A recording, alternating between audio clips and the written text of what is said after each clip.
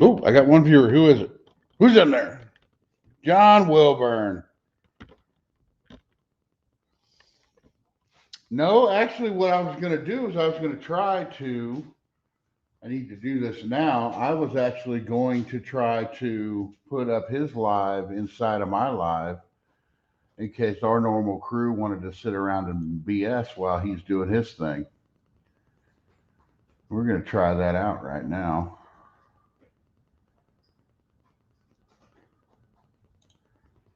There's Ruben's live. 43, right lane. I'm going to turn it down for right now.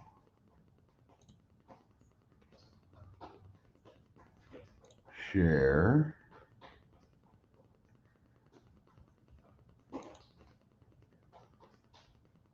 Oh, both of you?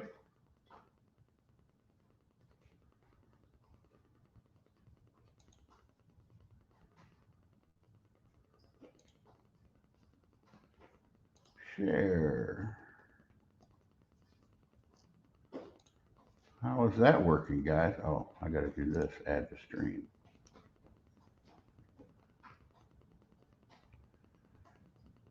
Oh, here, I can fix this.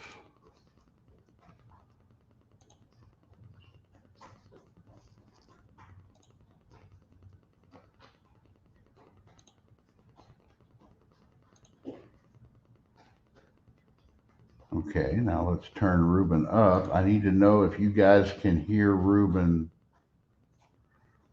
Let me test this here.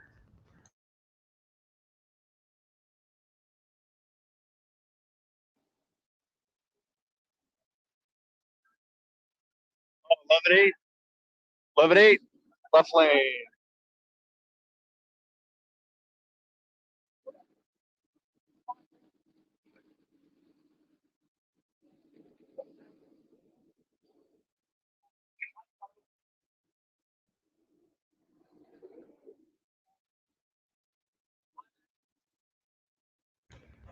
All right, that sounds cool. Can you guys hear Ruben talking on his stream? Uh-oh.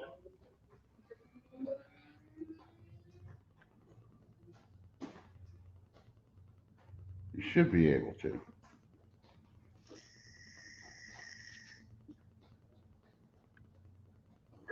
Yeah, I'm actually wanting Ruben to host a live tomorrow. And well, it's not tomorrow I'm going to see. Well, I'm going to be leaving out to go see Jed tomorrow, but we won't be getting there till late. Let me fix this. Oh yeah, this whole place is. We just had a huge rainstorm come through with tornado warnings and shit, and everything is covered in fucking moisture inside my shop. I guess that didn't help all that much. Get off the light there, but yeah, on the trip there, my wife's got something that turns her car into a Wi-Fi hotspot. So I'm actually going to be trying to be part of Ruben's live tomorrow on the drive out there. My wife's going to be holding the laptop, and I'm going to have the camera pointed at me, and we're going to have the sound. Did you see that guy hit the brakes on the end? And he still went at 10-3. They were going to throw him off the track. I just had to say that. Yeah. They said the guy with the white Tesla that needs to get kicked. I didn't see any tornadoes. All I knew was a warning. Wow. Yeah. I was didn't here. see my trash can start blowing down the road, so I sent my stepson out to get it. Pulled in here and ran. She ran like a 8 something. Let's mute and unmute. Can you guys hear me okay over the top of the stream? They were Ruben's screaming. stream? She looked like she just drove off the freeway. Like Where's she my just remote? seen I'm it, gonna turn drove this off the down freeway, here. went through tank, drove right in, ran like an 8 something and got kicked out of here. There we go. Probably went to Starbucks or Chick-fil-A after and like nothing. That's insane. Yeah. You don't even hear it. Yeah, nothing. Well, they say in 2023, no more Hellcats. Sorry, guys. I'm setting up here. They're coming out with an EV version, electric car version. of the Challenger. How's life going with you, John? And they're saying in 10 years that they're not going to be making gasoline cars. 2030 is their goal, which is crazy. The country doesn't have the infrastructure for that. No, that's not doing. Dude, California has rolling blackouts. And what happens to that state when Well, damn, 2 I or need 3 to go cars anyway. are plugged There we into go. every house? That's what nobody. That works. Like nobody that takes 50, 60 amp circuit. Yeah. Yeah. And then Sunday Yeah. afternoon, They're going to have, But everybody's going crazy. Yeah. I'm pretty sure if everything works out right and the stars are all and they aligned, think that every Tesla, because the Sunday people that have the afternoon Tesla or now have so, money. And their Tesla's morning in a or garage. afternoon, whenever I get Well, what waking up happens to to the do it, families that have, probably mom going to and be dad doing have a the live car, from the Jed's teenage place. kids both have cars, there's cars in the driveways, and you're going to run an extension cord into your house? Yeah. So I'm bringing her computer out. I'm bringing my camera that I use for lives, and then my little internet box there. And we're going to be doing a live from the Scott Speed Shop World Headquarters. Ruben, get your finger out from underneath the. Oh, Ruben, So you're we such can a walk fucking around while they're amateur. cleaning up the track.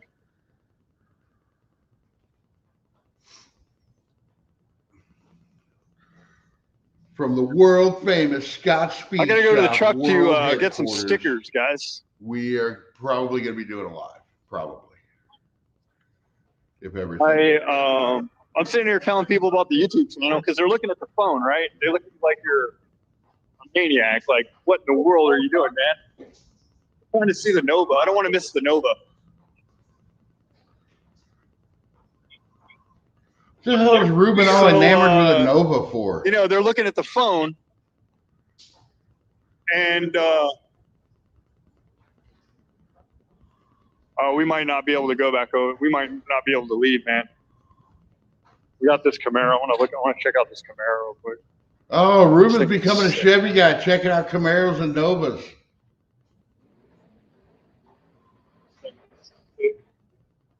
Hey, look at these freaking youngsters in this old school car, man. You gotta give these dudes props, man. Hey, man, it's nice to see some young cats driving some badass fucking rides finally, bro. This thing is the shit, dude. Love this thing, Those man. kids in there smoking pot in that car, and Yeah, Ruben's awesome, busting man. up on them like Nice the to finally meet police. some young cats with some fucking taste, bro. You know, fucking get some old school muscle. You know, because you guys are the next generation that's supposed to keep this shit alive, bro. You know what I'm saying? I mean, there's not enough of me out there to keep it alive, man. You know, we need your guys' help, man. Instead of your Mustangs and shit, go out and buy some muscle cars, man. You know, what are you running in this thing? The kid don't know. Oh, okay, cool. First He's time on the probably in track. trouble because he stole Daddy's car out of the garage and take it to the track. Okay. Cool. What's up, Awesome. MM78? Awesome, man. Well, good luck, brother. Yep.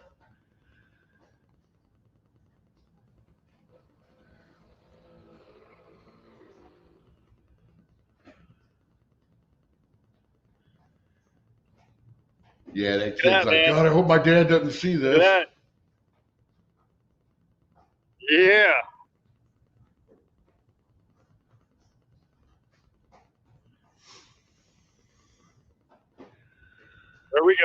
There we go. We're Mystery Science Theatering Ruben's fucking. Damn, Ruben. All right, man. Oh, the You Nova. just can't pass a Chevy up, can you? Nova's going to go next. We got to get up there.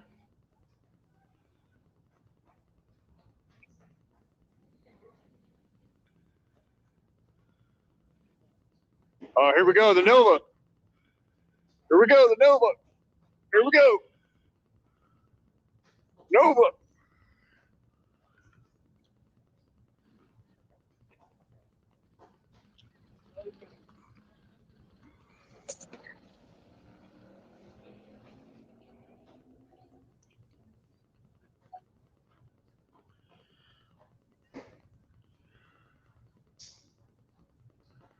Oh man, the Nova's gonna race the Tesla.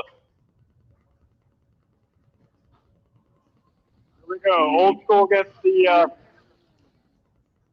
Now that Tesla race, I was a little bit impressed with that. Earlier, That's the Model S in against the Rubens Nova. Live, those things are fast. You can't deny it Not fair at all. because they don't make performance parts for those now. That's just what that thing does.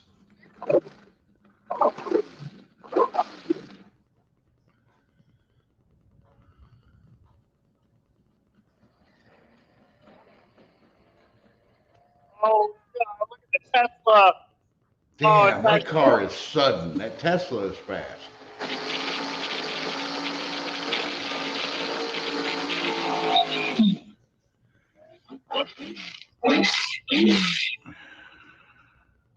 The Nova ran 11:34. Still got smoked by the Tesla. God, I hate Teslas. Oh.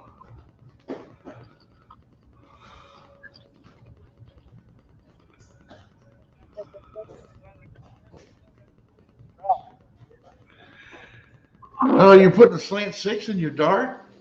I thought you were building something fast.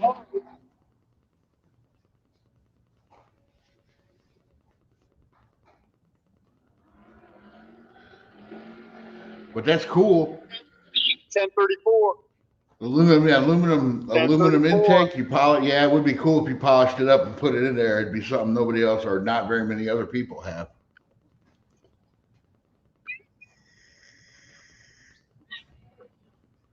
Thank you guys for tuning in, man. Appreciate it.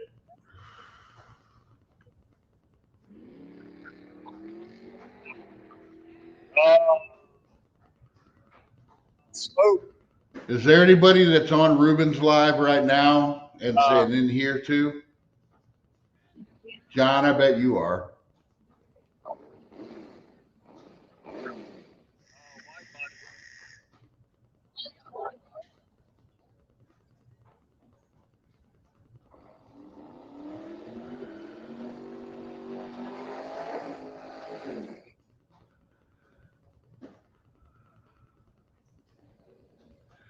Yeah, that sounds good. And they make, I think Mr. Gasket still makes the mount and it's cheap. Like you could buy a whole V8 K-frame for, I don't know how much they're going for now.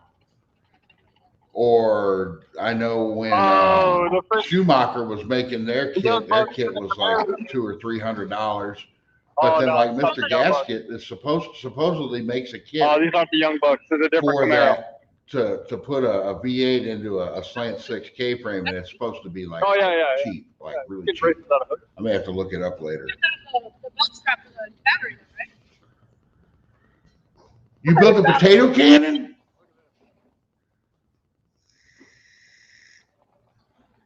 Did I ever tell you about my dad's potato cannon? My potato cannon story?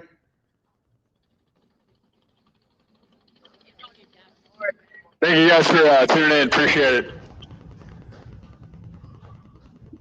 If you like Transdat hit that mount. subscribe Yeah, it's button. not Mr. Gasket. It's a Transdat mount.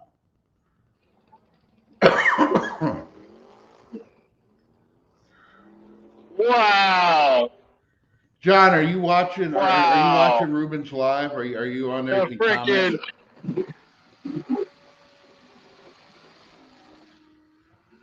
You should, if you can, comment, right tell here, him I'm on live talking shit about his. Show. I'm trash talking his live. Oh, dude, this But is like see, Muscle this does City work. now. Look at what we got outside. Look at what we got right here. All right, here we go. 69 Camaro against 55.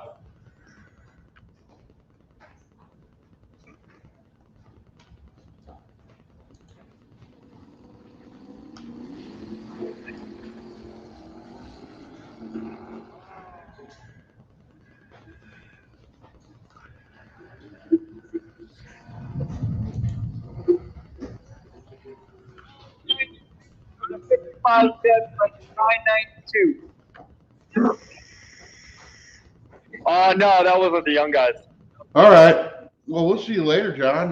Like I said, Blue Nova hopefully I think me against and Ruben, Silver or Chevelle. Ruben's going to do a live tomorrow night, and I'm going to jump on. It's going to be our normal round table, sitting around talking about cars live.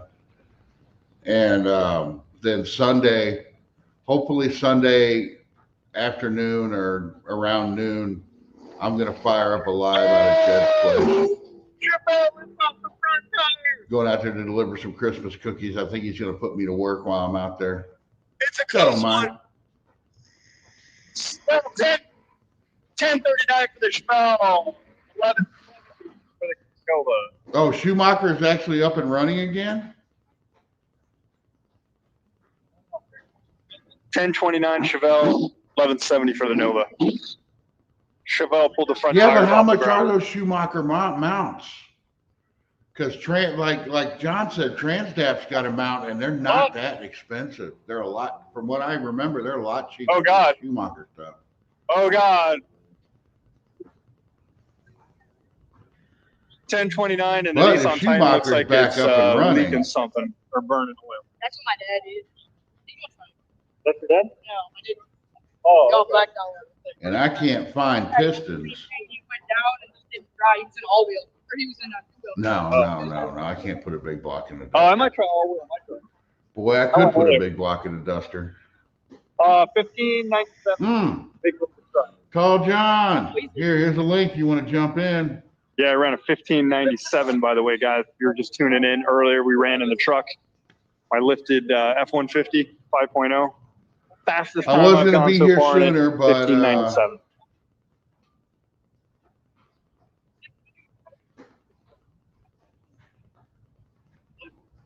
I was going to be here sooner, but Yeah, I Zero, fell come on asleep down, sitting at man. my computer, and then when I woke up, the Doing it once a tornado month, warning guys. went off.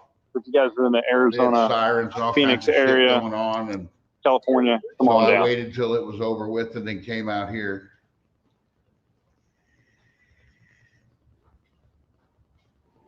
It's like I'm curious to see the times on this truck because we might have a drug race on our hands. Oh, Ruben's gonna fucking Doing challenge a this burnout. dude at this truck. Oh, Oh, shit.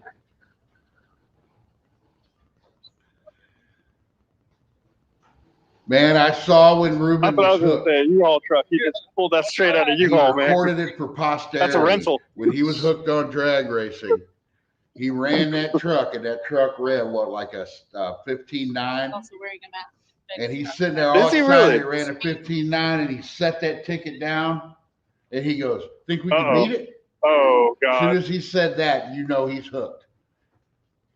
So the guy in the white F-150 No matter was what wearing a you're mask. driving, no matter how fast it is, if you look at that time, Oh, the I'm first live thing on the that comes to internet. Your mind is, I've got I like a wonder if I can TV go show faster going. than that. No, you're fine. You're good. You're good. Then you Well, know. people are looking at me like why I'm talking to my phone.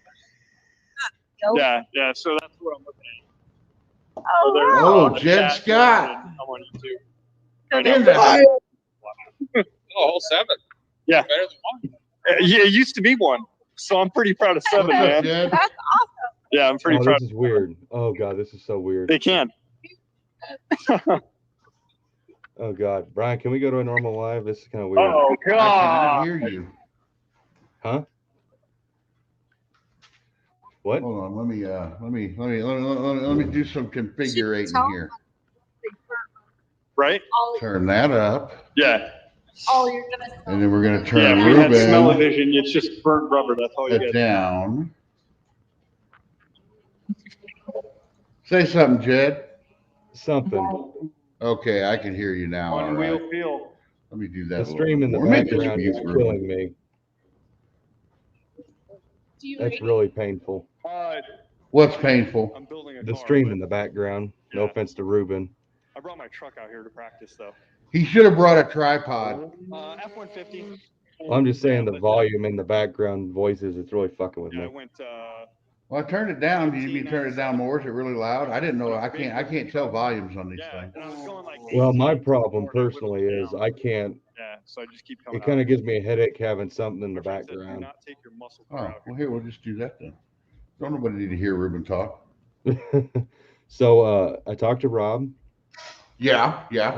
I got the base pay wrong, but I told Rob that, you know, I don't know why you'd be against it, but if he wanted to pop in here and actually talk to you about it, I gave him that opportunity so that way you guys could actually talk about the job deal. Yeah. And plus, Well, it Rob doesn't is matter. also On here, I could call him Monday about it or whatever. well, he works Monday. Oh, But there he is. said, There he is, right there. yeah, I was gonna say, I told him if he wanted to come in here, I could shoot him that link you sent me. Here, I could throw it up right there. Hey, Bigfoots. Oh yeah, you can just There we go. You go to that link, you jump in live. I always wondered, have you ever met Rob? You ever seen him in person? Do you know what he looks like? I've only ever seen pictures of his sexy self on Facebook. If he has a webcam, No. World. Rob does not want to be on camera. Oh, why not? Kind of like job. I don't. It's just like me. I don't want to be on camera really all that much. Well, he could go to that link even if he doesn't have a webcam, and it'll just be like because there's a couple times you've been in here where it'll just be his voice. It'll just be his voice. That's what I told him. Disembodied Rob voice. The audible chocolate. Yeah, he could actually turn whenever if he goes to that link, he could turn if it does come up with a cam, he could turn it off. It gives him a thing to do that. Let's see, I gotta send you this picture. I don't know why Mr. Foots doesn't come into these anymore. I know. Where are you? What is the deal? We need more freaking marks. Does he just not like us anymore or what? He just wants to do like I was doing to Ruben and sit back and talk shit on the live? I don't know. I need to tell Ruben because Ruben's starting to he was looking at a lot of fucking Chevys up there. Oh, I need to tell him what comes along with being a Chevy guy. If you like Chevys, you know what else you like? Men. I'm heading to work in 14 inches of snow. And that's just a normal thing for you up in Minnesota or Wisconsin or Wyoming or any of those states. Iowa. 14 inches of snow. That's nothing. Those are starting numbers. I don't want to live. I wouldn't want to live in it. I wouldn't either. Let me keep the Midwest. We just went through tornado watch. Okay, big deal. I was standing outside talking to you on the phone and looking for the tornado. With the American flag between your butt cheeks. No. Oh, you didn't go full Kansan on that? No. I'm in Illinois. I had to be in Illinois, and no, if I was in Illinois, and I would have been in my basement. You are in Illinois, though. Well, where'd Tall John go? He was Tall John.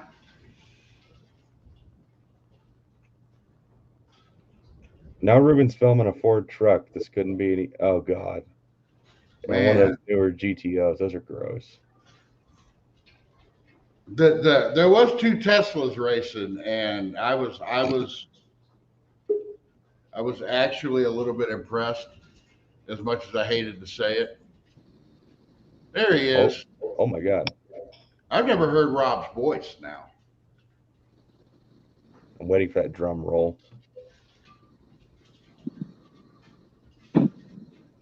The anticipation is killing you guys, isn't it?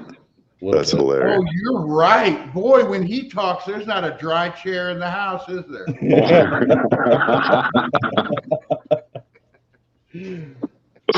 What's going on, y'all?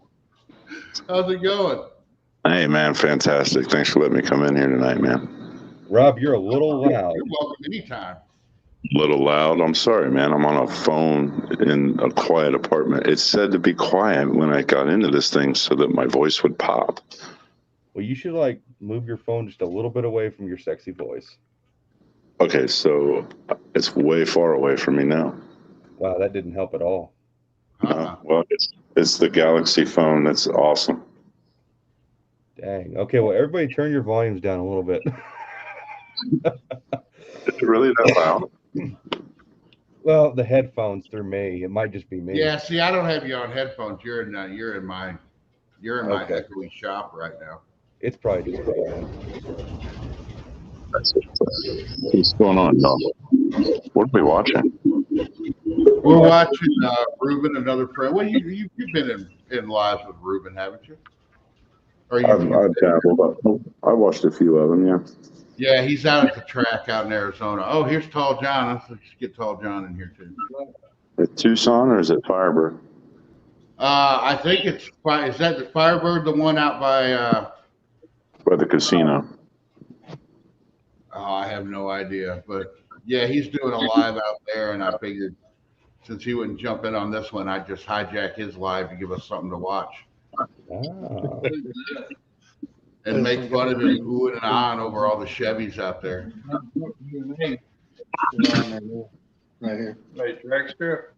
Yeah, well, one guy's walking around the dragster. What's up, guys? Hey, What's John. up? John. What's Hey, going Brian. on? Brian, I sent you a Trying to get picture this on camera. Facebook. You sent me a picture. Yeah. Oh, you did. You should pull it up on the live.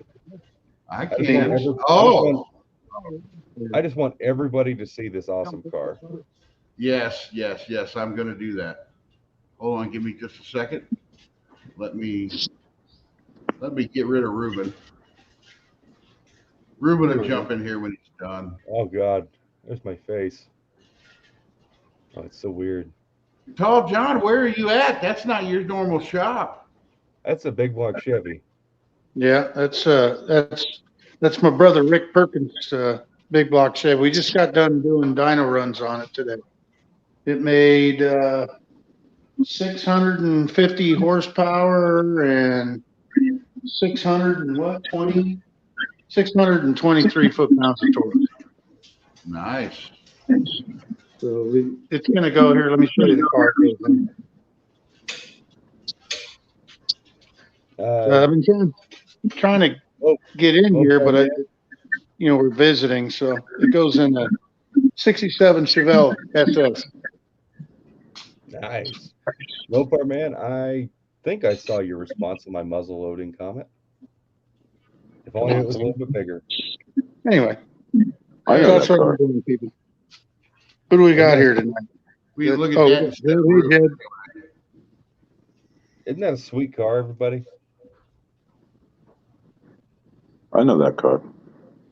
That's Rob's What is car. it, Cornet? I got one. 73, yeah. 45,000 miles on it.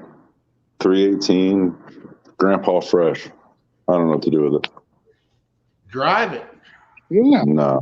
take the family to nice. the drive-in theater. Take them to dinner. What the hell? The family hot rod right there. Put a motor in it. And Put a big block, full cage, race it. Oh But then God. it's not original anymore. And then I'm Uncle Tony. Yeah, okay.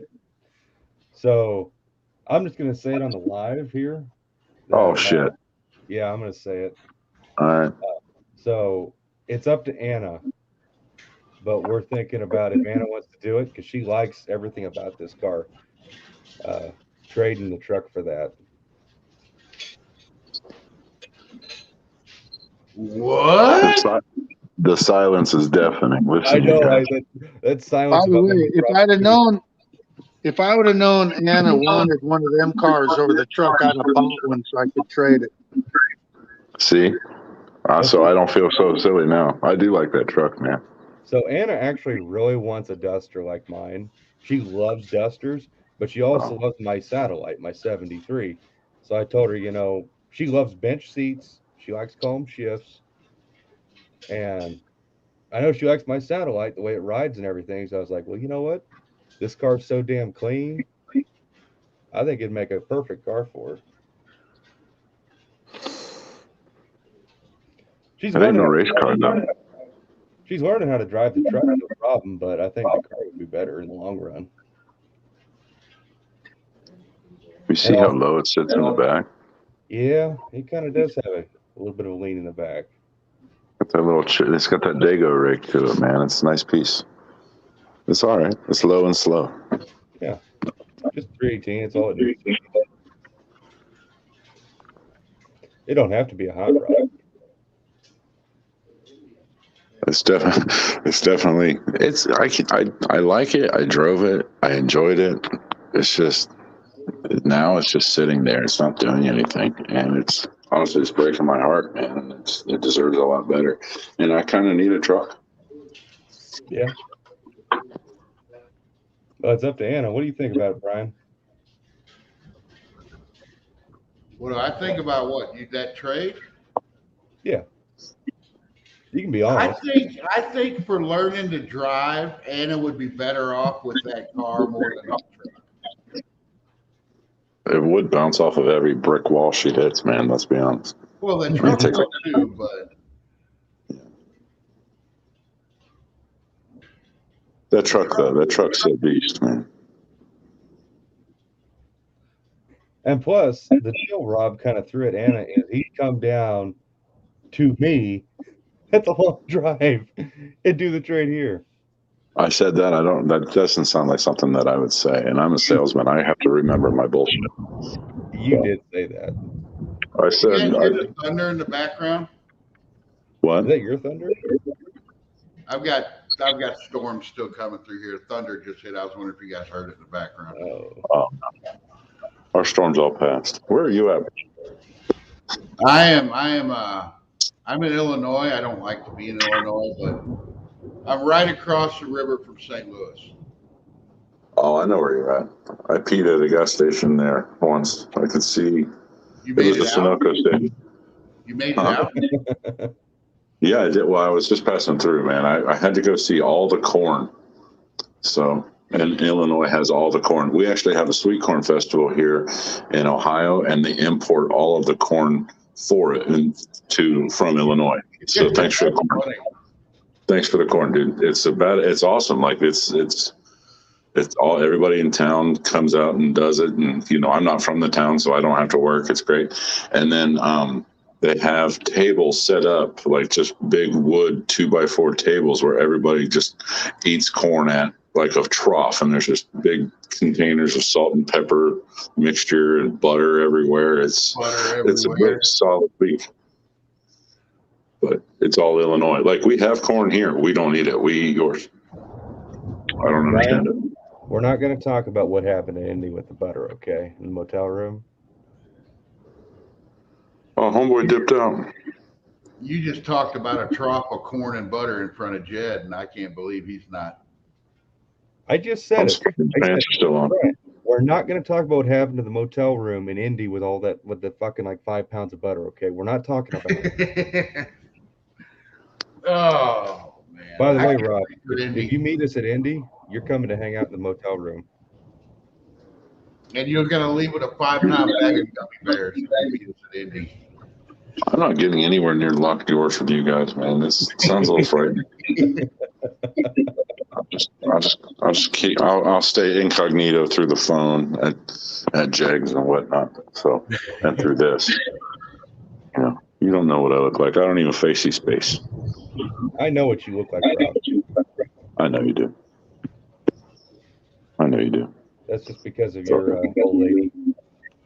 My former one, yeah. Yeah. I wasn't going to say any of that stuff on live deal. No, it's all good. We're not doing all that.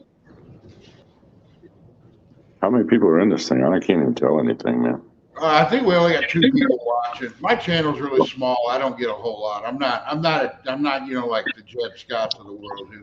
I know that could do this freaking thousands of viewers and. He's a sensation, ain't he? Yeah. He's gonna make me blush. In Indy last year, I had to be his handler and beat the adoring fans away.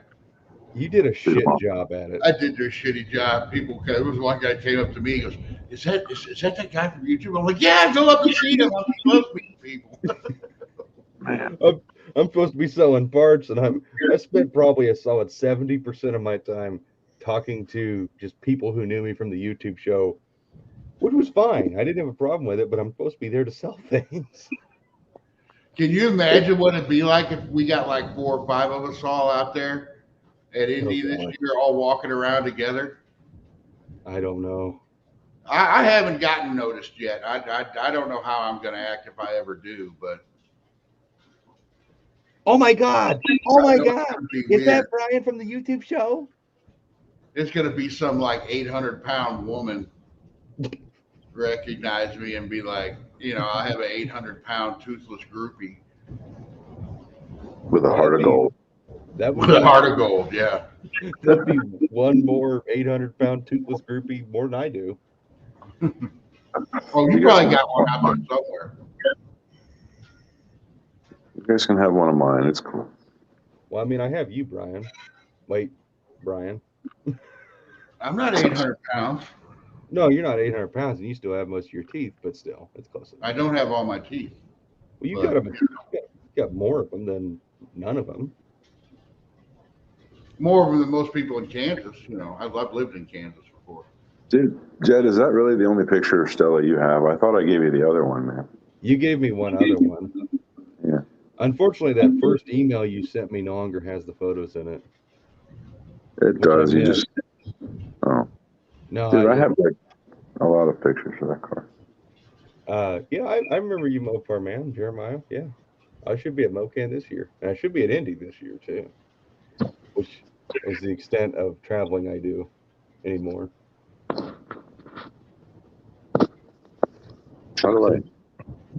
You guys want to talk about this shit's all backwards. This is weird. I'm in between people. Well, we lost him.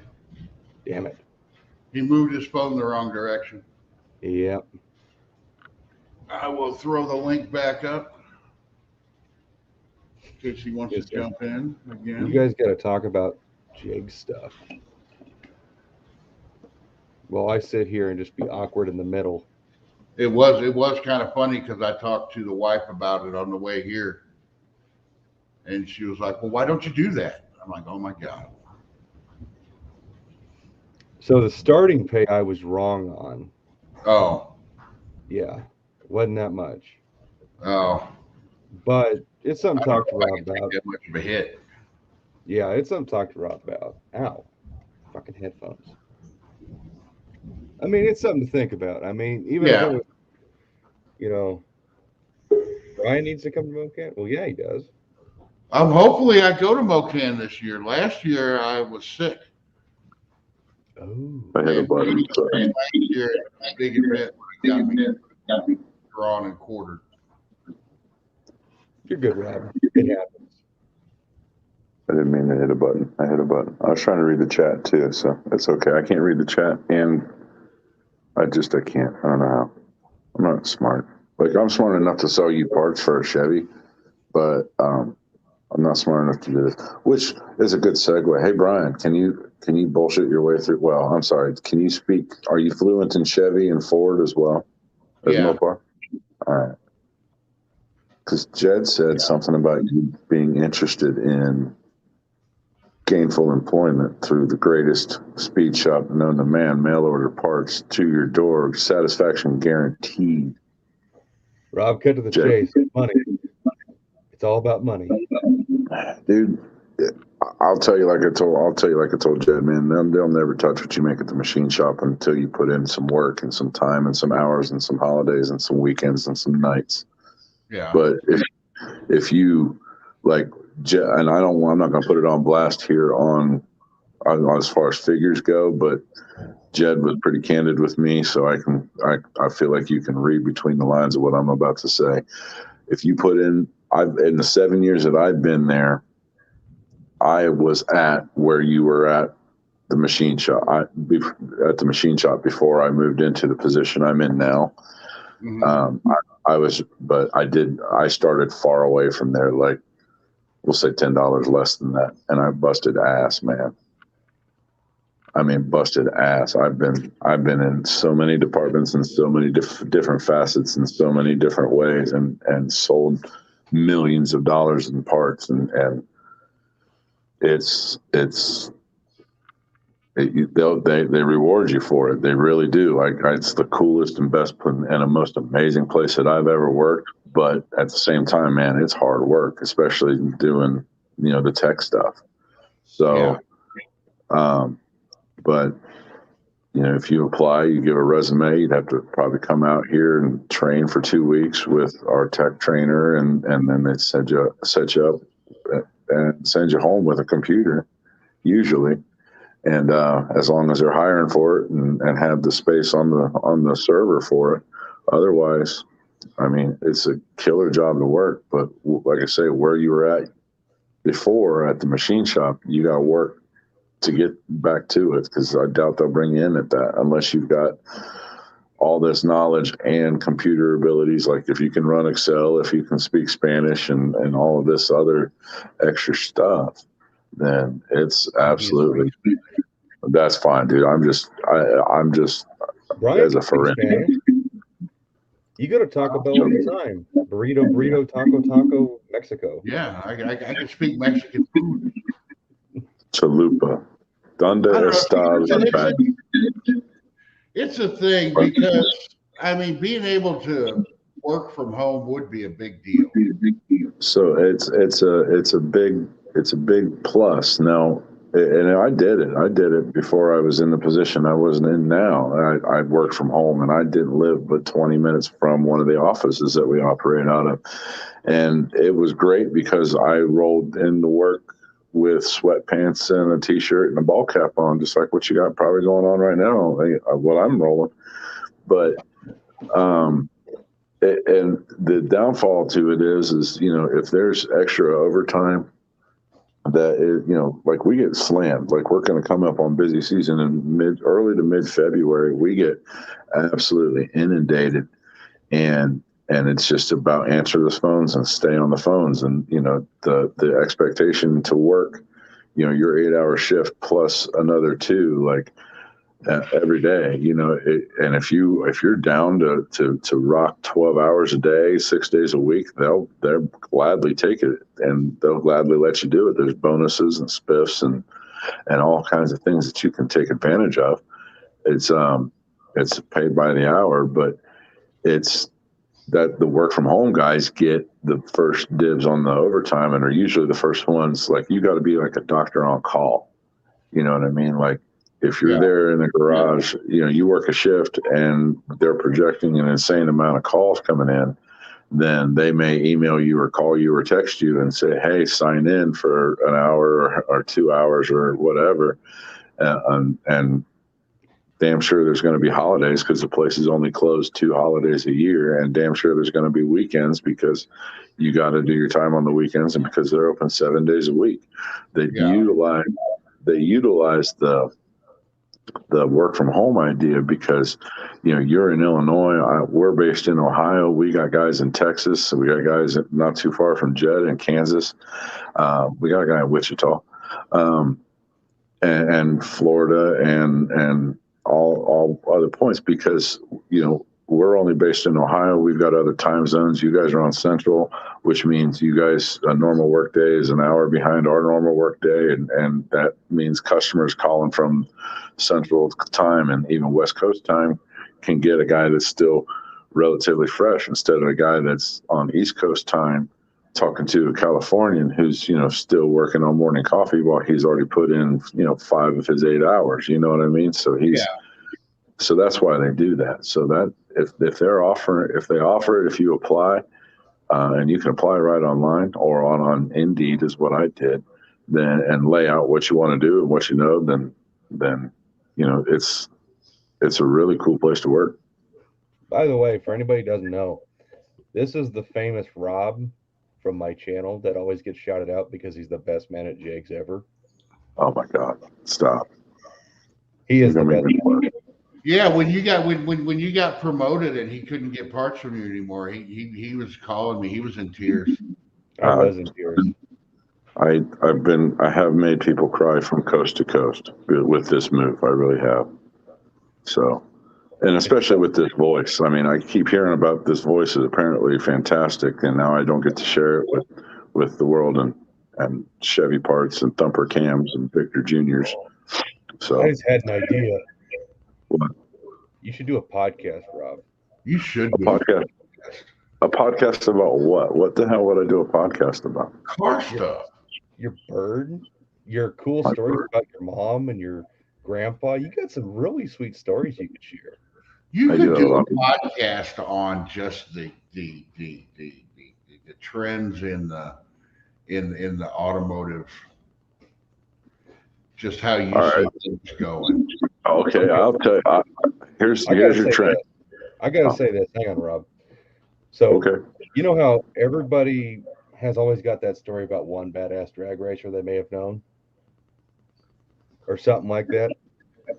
Rob's mother is definition coolest chick ever to walk this planet. Not only for the car she raised, but just how freaking cool she is. And Rob's There's like a lot. the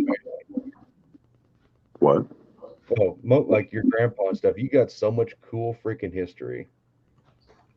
Oh, man, it's just life and stories, man. It's just what we did, what we do. Needs to be shared, man. Well, that's all Jed's doing. Is See? sharing life and stories. That's all I'm doing. I'm just Exactly. sharing it with half as many people or a quarter as many people as Jed is, but Nobody wants to hear me ramble on about shit like that. The only thing good about it is apparently the voice. I Oh, well, do. thank you.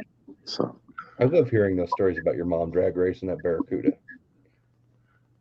you know, it was funny, and Jed can attest to this. When I started this YouTube channel and I got like 20 subscribers, I was called Jed up. I'm like, I can't believe 20 people want to see me do stupid shit with cars.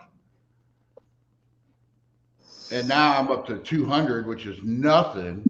And I'm just like, oh, who are these people? they're your adoring fans, man. Adoring fans. That's 200 people that chose to hit the subscribe button. Yeah. 200. I'm one of those 200, bro. I'm one of them. Because I don't this put is, out as many videos as I should, but no, it's all good. it's going to happen. Well, and I'll say this. If anybody in Brian's live or anybody who watches this wants to see a live video, potentially, if it works out, Brian is going to be at my place this Sunday and talking about maybe doing a live while we work on Dad's Boogie Van. Yeah, I didn't know what we were doing. I kind of said, I said, if all the stars align and everything works out, I'm going to bring out some of my. Tomorrow. And Sunday we may be doing, if everything works out, we may be doing a live from Scott Speed Shop World Headquarters, the world famous. Coming in remote. That's fantastic. So, can we do this where I can just like ramble on in the background while you guys actually do things? Yeah. Yeah. When I do lives, it's like this. Anytime you see me pop up, or actually if you see Ruben pop up and you want to jump in and BS about cars and stuff, you know, we put the links up, and this is how we do it. This is my fun. This is one of my two escapes, is sitting here talking cars with my friends, and I play video games. That's the two things that I do. Rob, you could narrate us as we scoop rat poop. Oh, I could do that. Oh, I could so do that. I'm doing this. My Sunday is clear except for laundry. I'm good. All right, gangster. Do that big. Yeah, I'll do that. Hell yeah. I don't do And any. that'll be the middle of the afternoon. I may actually get a whole like 10 viewers or something. You'll have 11 because my bird will watch with us. There we go. Your bird needs a YouTube account. Then again, if people find out that I'm at Jed's place, they'll jump on just to see Jed, because Jed doesn't do enough lives. I mean, we could always do the live off of my deal if you wanted to get a bunch of viewers, but I like the idea of doing it on your channel. Just it ain't to me. It ain't about the viewers. It's about this. This is the only reason I'm in YouTube. Is the well, it people gets you a little more exposure, talking and having fun, and that's the only reason. If I wanted another job, I got a job. True. You know, I don't want to do YouTube as a job. I don't either. And I don't know if I trust YouTube to pay the bills every month. Hey, J Ray, what's up? Ruben's still out at the track. Yeah. Ruben's usually in here with us, but he's He's having his fun out at the racetrack. Now, tomorrow night, Ruben's supposed to be doing a live. And if the technology works like I think it will, because when I got my internet out here, my wife bought something that turns her car into an internet hotspot. So we're going to try when I'm driving out to go see Jed tomorrow evening, before we get there and get the hotel room, me and my wife, not me and Jed. I want to be on live for the whole 4-hour trip. Oh God. Mopar Man, you order from Jack here from the East. I finally figured out how to look at comments. Mopar Man, order more from Jack's, please. That'd be fantastic. I have bills to pay. Yeah, never mind the fact I had to buy stuff from Summit. No, we're not going to talk about that, okay? That's going to be like that one drunk night in Vegas. Well, you know what? I will say this. We did get Summit to price match that. I'm pretty floored by that. Yeah. Uh-oh. I mean, so we got them to price match, but that doesn't mean they're going to win my business. Yeah. Uh-oh. And so we got them the price match, but that doesn't mean they're going to. John, your YouTube's going off in the background. We're getting an echo. And Fixed. oh, right. that was worrying me. I was gonna say, Rob, I was talking to a buddy about that, and from now on, if I need to buy something from Jags and it's not in stock, No, really. All right. So you realize what kind of an undercut I really like. We make nothing off of what we sell you, especially where I'm at. I got Hello, Jerry. a little scared. So I was gonna say we can start like if you guys don't have it in stock and ain't got availability, hit me with the best damn quote possible, and then I'll take it to Summit and make them lose money on it. well, I'm good with that. I mean, yeah, they got enough money they can use it to lose it. That's fine. It's an I'm idea. good. It is an idea, but you know what it also means is that you're not buying from me, which is a problem. Well, it's just availability. You know, you guys didn't have the rods, so I kind of need the rods. I know. You have rods. It's cool though. Yeah. Everybody says the 340 needed better than stock rods to go 7,500 RPM or better, so we got better rods. Good. How are you, John? Reasonably well. What's the deal with the cornet on the screen? Oh, that one's mine. Yeah, Jed feels the need to showcase it. Thanks, man. I like it. Thanks. 44.5. I don't know. 40. The mileage is in the original 40,000s. Yeah, I can see that. It's real. It's nobody ever cared. Well, people cared about the wrong cars. You know, if we want to talk about odd cars, like, you know, nobody ever cared about a Hemi Cuda like they did about this 73 Coronet. Let's be real. You know, this thing probably got waxed and buffed and oil changed every 1,200 minutes, and a Hemi Cuda was just a Hemi Cuda sidestep the clutch and throw a rod through the oil pan and try it again with a warranty block, and now they're out. And now look at the 72s. So Which engine you got there? Oh, it's 318 cubic inches of unadulterated Fury. Awesome. What year is it? 72, 3? It's a 73. 73? It's the last of the good-looking fuselage noses before they went to the squared-off, weird Roscoe Peak whole train look. The rear bumper is nowhere near as cool as like the 71 or 2. They had individual cutouts for the taillights, and that picture, that one's got the long slat, which is fine. But that car actually, with as low as the taillights are in that car, and the S-shaped leaf springs and it having that low rider of flavor, I actually had to wire in a little homemade style third brake light. It came out really kind of cool to keep from getting rear-ended by SUV drivers while they're applying makeup and talking on their hands-free Bluetooth cell phones. So, checking on the status of the Jags orders. Oh, yeah, hang on. What am I didn't read it. Oh, yeah, come on, man. We got an order status line. You'll talk to some really nice people, Yeah. and they'll tell you that it's on back order. Everything is on back order. So it's all in the ports, man. I mean, unfortunately, everything is coming from China. I don't care who it is, what it is, unless it's Holly. The stuff is coming from China, and there are live feeds that you can pull up and see the shipping piers and see, 50, 60 ships just waiting to get unloaded with everything from prescriptions to carburetors to Beanie Babies that people are still into, man. It's disgusting. It really is. So COVID? Huh? Is that No, it's not. COVID started the ball rolling, man, and we can get into a whole nother ball of wax, and the words Marxism and communism will come up in it. But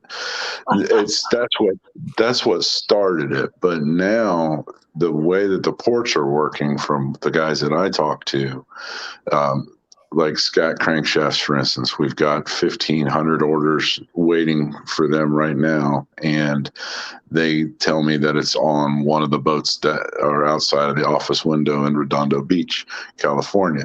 And the problem is it used to take anywhere from 12 to 16 hours to unload a boat. And it used to take 1 to 2 days to get an appointment to unload that boat. Now it takes 2 to 3 weeks to get that appointment set. And it takes anywhere from 24 to 48 hours to get that boat completely unloaded, simply because people don't want to work. COVID started this ball rolling, and now people, it's easier for them just to sit the hell at home and collect. Yeah, exactly. So I'm busting my ass, John and Brian and Jed too. We're all busting our asses so other people don't have to go to work. Well, now this is causing a backlog of this and that. Sheet metal. Does anybody need sheet metal for any of their cars they're working on right now? Hoods, fenders, deck lids, quarter panels? No? Okay. Okay. I'm sorry about the price of it. I don't care what it is, man. It's all coming from China, Taiwan, or whatever. And the price on them has gone up 40 to 50% every, 3 months now for the last 9 months. So, and that's because of the cost of the material and the cost to ship it. It used to cost $200 to ship one of these big truck-sized containers, and now it's costing in the thousands of dollars just to ship one. And all of that is being passed on. So everywhere that you look, like I can give you a page in the Jegs catalog right now where the prices are great on some of the sheet metal. And unfortunately, there was a snafu and the prices increased dramatically right the same day that the catalog was distributed. So I got the distinct honor of getting to go in and fix all of that and make a lot of people very upset because they see a fender for a 69 Camaro that looks like a great price, like it will price that it ought to be, a couple $100, maybe another 50 to 100 to ship it, and now it's a $300 damn fender. Yep. So it's nuts. It's all because COVID started it, but a different conversation will lead us down the path as to why the hell we're here right now. And it's disgusting. And I read a thing on Yahoo Finance. This is the headline. It says hundreds of black women in Georgia will get $850 per month in guaranteed income. And it's a program called In Her Hands, and it's just giving $850 a month to people. I think you have to be black and female to be eligible. It's $650. You have to be black and female, but it gives them $850 a month for 2 years, just for nothing. I mean, we have the COVID payments. There are jobs everywhere. Yeah, everywhere. Why do we need this? I now identify as a black female. It's $13 million, and there's jobs everywhere. I just don't understand. The other thing that COVID did, because you paid people to stay home. Yeah, those people had time to find better jobs too. There are some of them out there that found different jobs. So you're telling me that the people in But this you still program, got other people who got used to staying home, and they're going to stay home. They'll find a way to stay home. So, the people in this program are getting $850 a month plus whatever they're getting from COVID, plus whatever they're getting from probably Social Security, disability, something like that. They're making a good living to not do anything. absolutely. I mean, Hey, Rob? you talk, huh? Do you have headphones or anything you can put in your phone? Why? Oh, because some of the sound is coming back through your phone. Yeah. mic. It's probably because I'm streaming it through my TV. Hang on. Oh. Yeah. I was going to say, the Feedback. phone should be canceling it. The phone can't cancel it if my TV is making it happen. And no, I can't do headphones because I need to charge my phone. And so the headphone jack on my phone Yeah. doubles as my charging That's port. That is the one thing I hate about the phones you and I have is there's no auxiliary headphone jack. How about I just stop streaming it too? I got this. I'll figure this out. Maybe if I go on the dole like all these programs, I could afford that left front fender. Well, I mean, it's crazy. It's easier to not do anything. I mean, so it all comes down to this. I mean, COVID started all of whatever the hell we're starting, or what has turned into. But the greatest analogy, my mom and Jed, you know how philosophical and wonderful she is. She said it great when all of this started to happen. She says the lobster doesn't know that it's getting boiled if you put them in cold water first and then slowly turn up the heat. And now you see these people in the government, and nobody's using the word regime. They used it when Obama was in charge, but they don't use it during Biden now. I don't know why, because it's more of a regime than there's ever been. But these people that are, telling us that we need to get used to shortages on things like toilet paper and cheese and Lucky Charms, and that, our hot rods are, they're not all that important, and we can afford to pay for them with, all of this extra money that they've thrown at us, and that to have $3.30 a gallon gasoline is a privilege. It's turning into the USSR, and it's disgusting. It's again, they're slowly turning up the heat where they're not letting us know that we're getting boiled. We're just going to be lobsters cooked and fed to the wealthy, and that's, you can't say that it's not happening, because every one of our bank accounts and pockets, wallets, and lifestyles has been affected. We got to move back to cars, Rob. No offense. Okay, so the coronet there. So you see that. So let me walk you through what I've done. I wish, Jed, I had a way to put up a slideshow of what I had on it. That car originally, that came from a guy. Here's a car story. That car came from a guy at work at Jegs, where I work now, obviously. And he had it for 2 or 3 or 4 years. We're kind of fuzzy on that. But he had that for that amount of time and couldn't get it running, not for very long. Like, he was only able to ever get the thing running with like a jumper wire from the coil to the battery, and he melted boxes out of it all the time. He had it for all that time and couldn't get it running. I had it for 4 hours, and I was driving it around. The steering wheel was off 90 degrees, and he had the ignition switch all buggered up. But all I've done to that car is maintained it, and I put the wheels and tires on it, because it originally had 14 by tiny little skinnies on it with the hubcaps, which I still have. And then I put 15 by 7s on some Mickey Thompson raised white letter tires.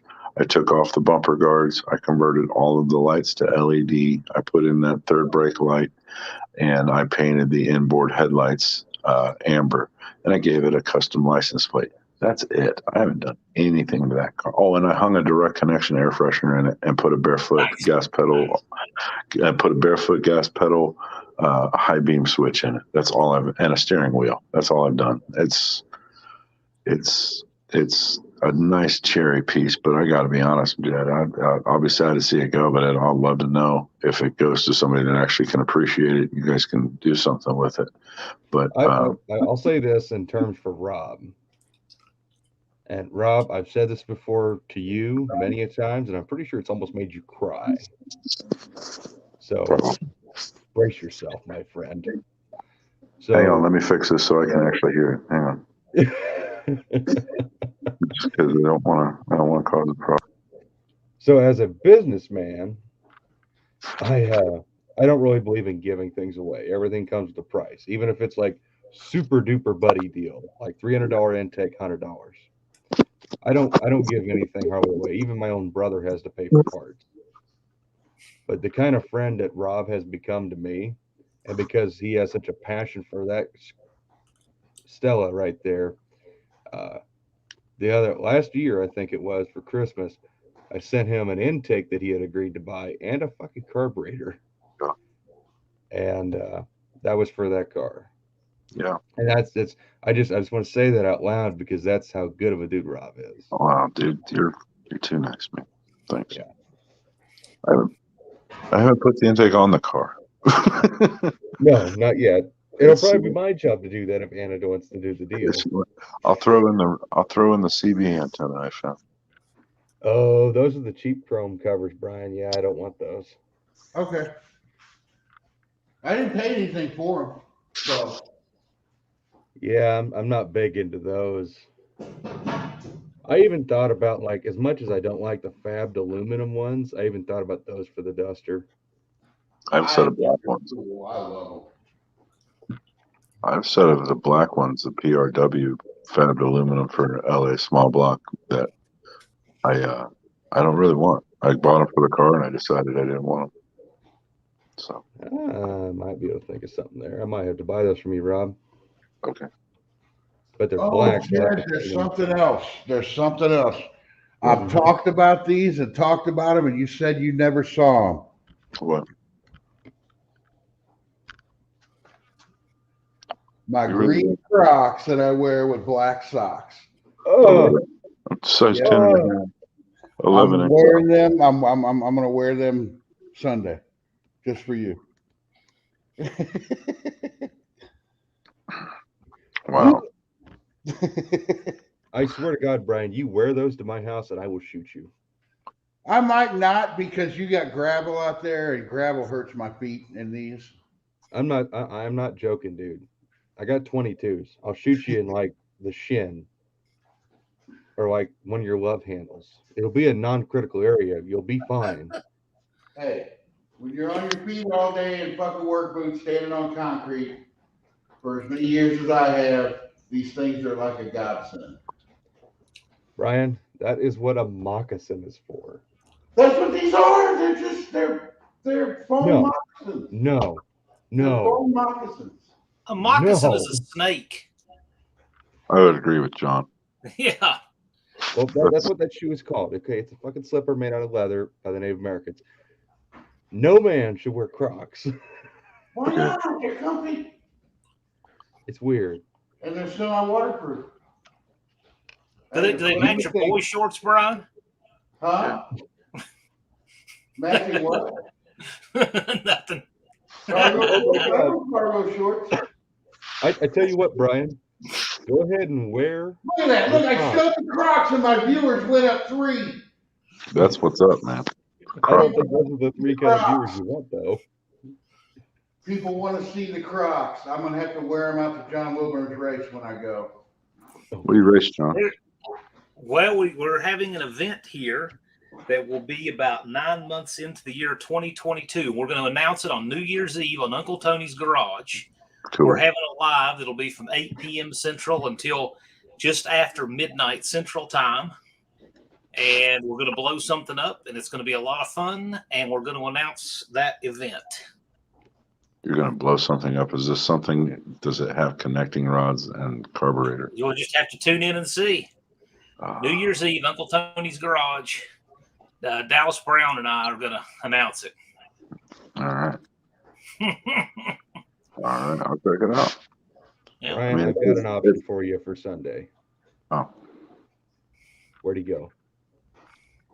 I don't He know. always disappears when I have these fantastic ideas. Write it down. So, John, I'll tell you, if it is a Chevy and you're going to blow it up just for fun, I know where you can get parts for it. I know a place.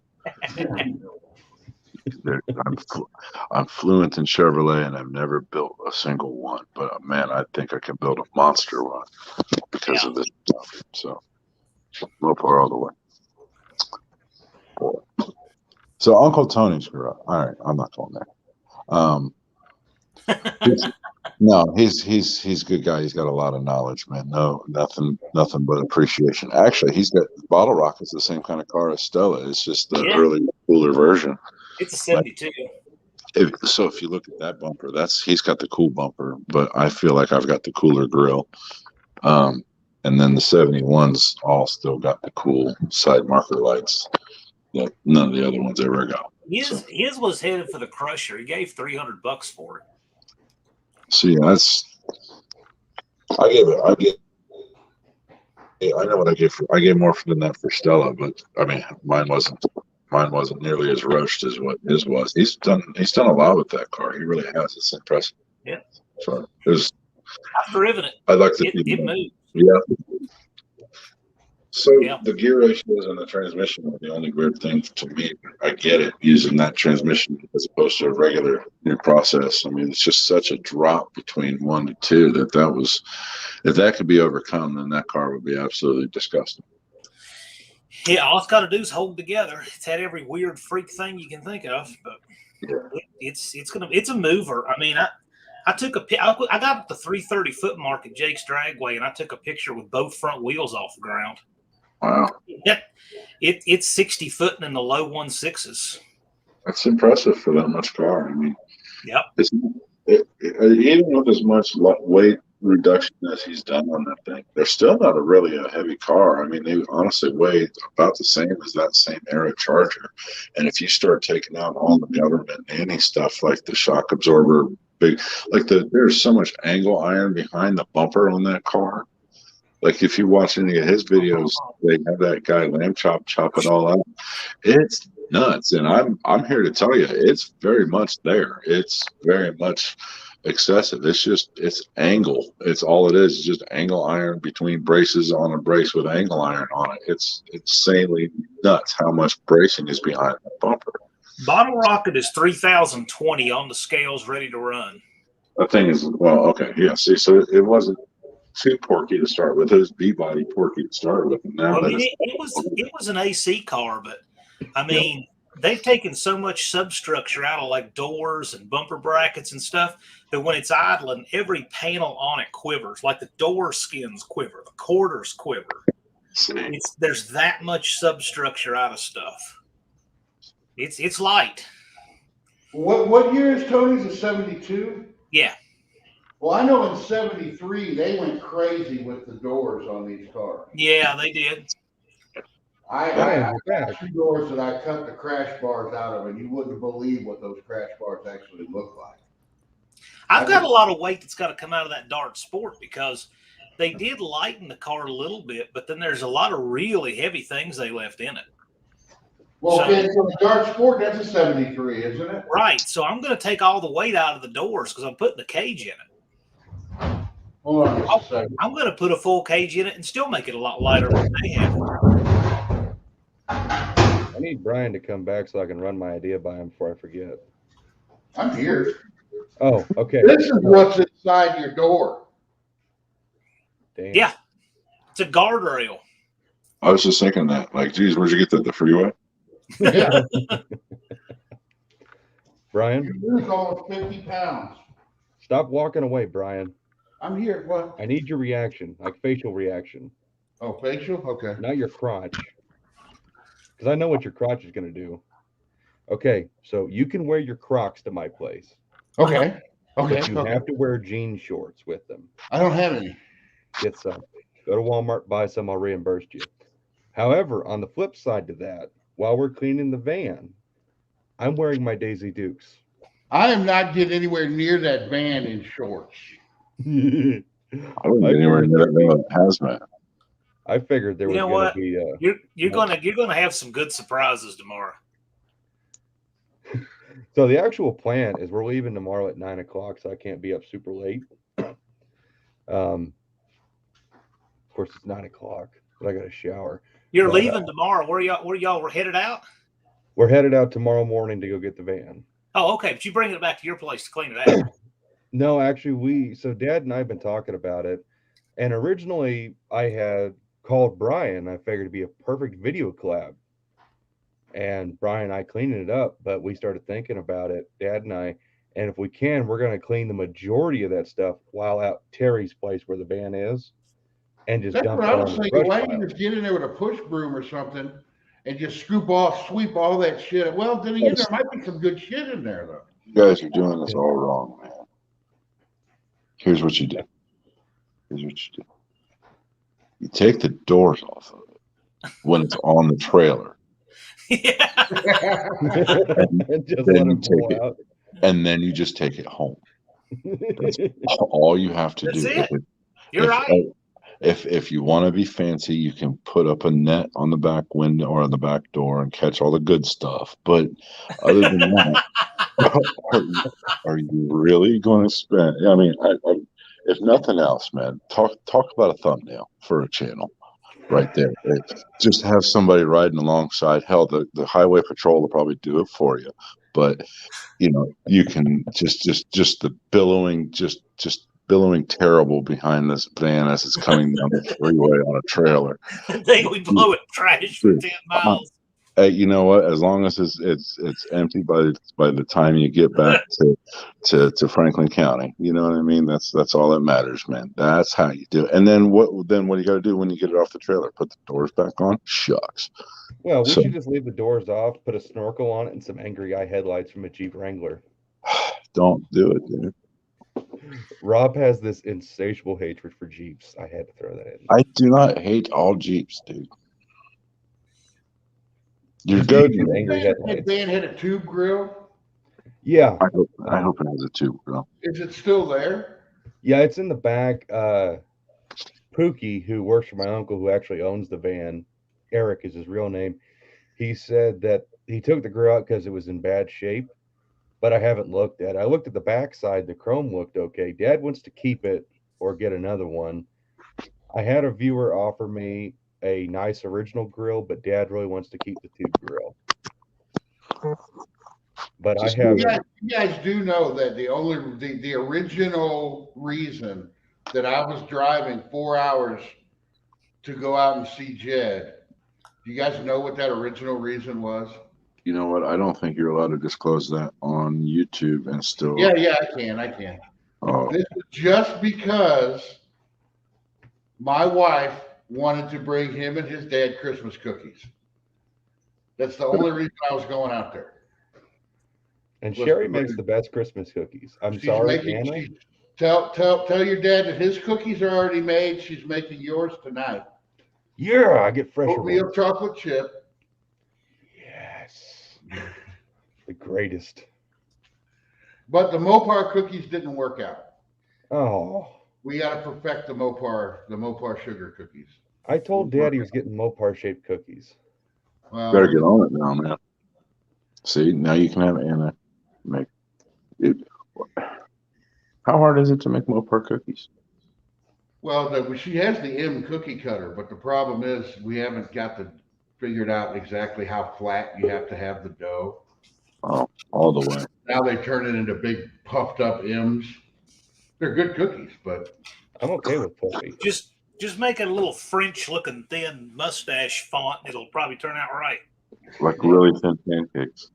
Yeah, like like crepes. Like crepes. Hey, it's Tall John's gun shop. That is funny because it still does that. When I go to search, I put a Tall John's gun shop comes up. I click on it, and his is the first thing on there.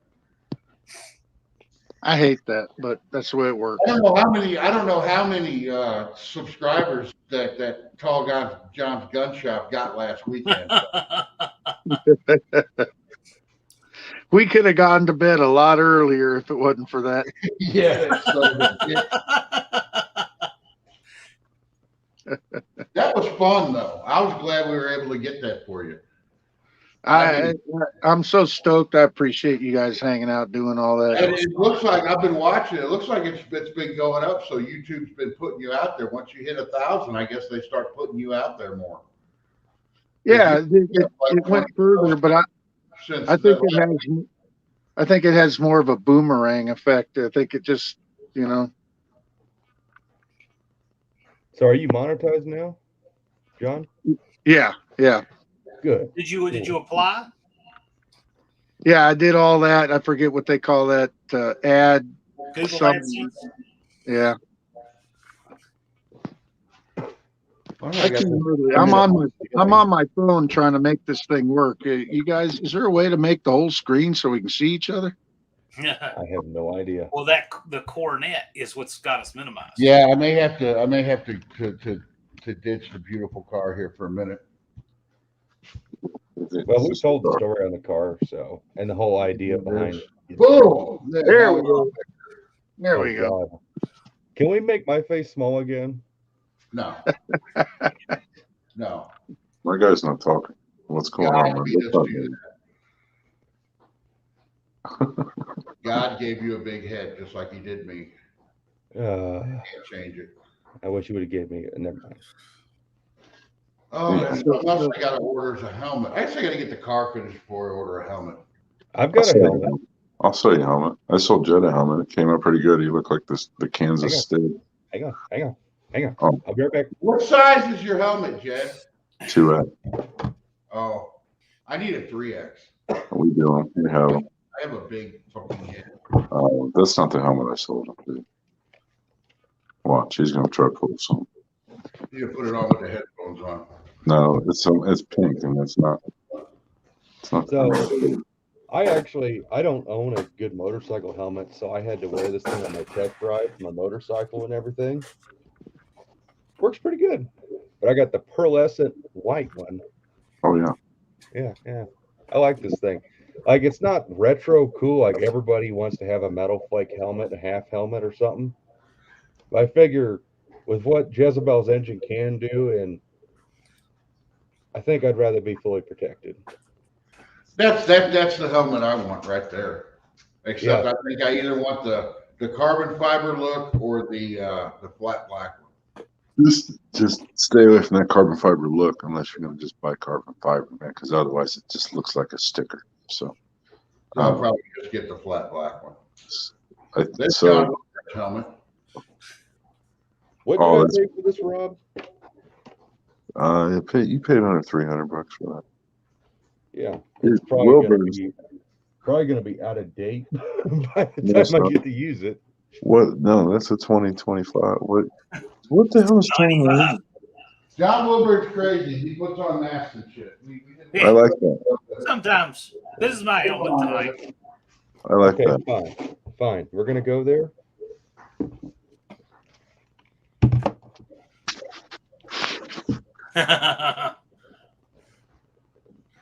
Raker SS74. Raker, he comes into SR, Street Race. Yeah, that kid with the S10, he comes into Jegs all the time and gets I can't hear anything. I love that guy.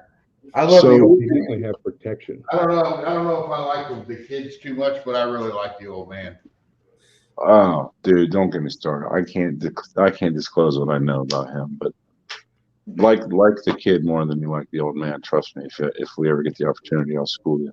But what kills me about him is that kid he goes to the racetrack. Like, he lives 5 minutes from the drag strip. The drag strip that he lives by, that's here, is one of the only ones in the country with an active intersection with a road, and actually there is a traffic light at the end of this drag strip. And he will go to this drag strip, and you can look it up online, National Trail Raceway. You look it on Google Maps, and there at the shutoff there is a road that crosses over. It's a county road, and they shut it down when cars are going down. But this kid will go to the top end of the racetrack. He lives behind it, and he'll just launch it there. That's his street race launch pad, is right behind the drag strip. He turns around at the gate to get into the back door.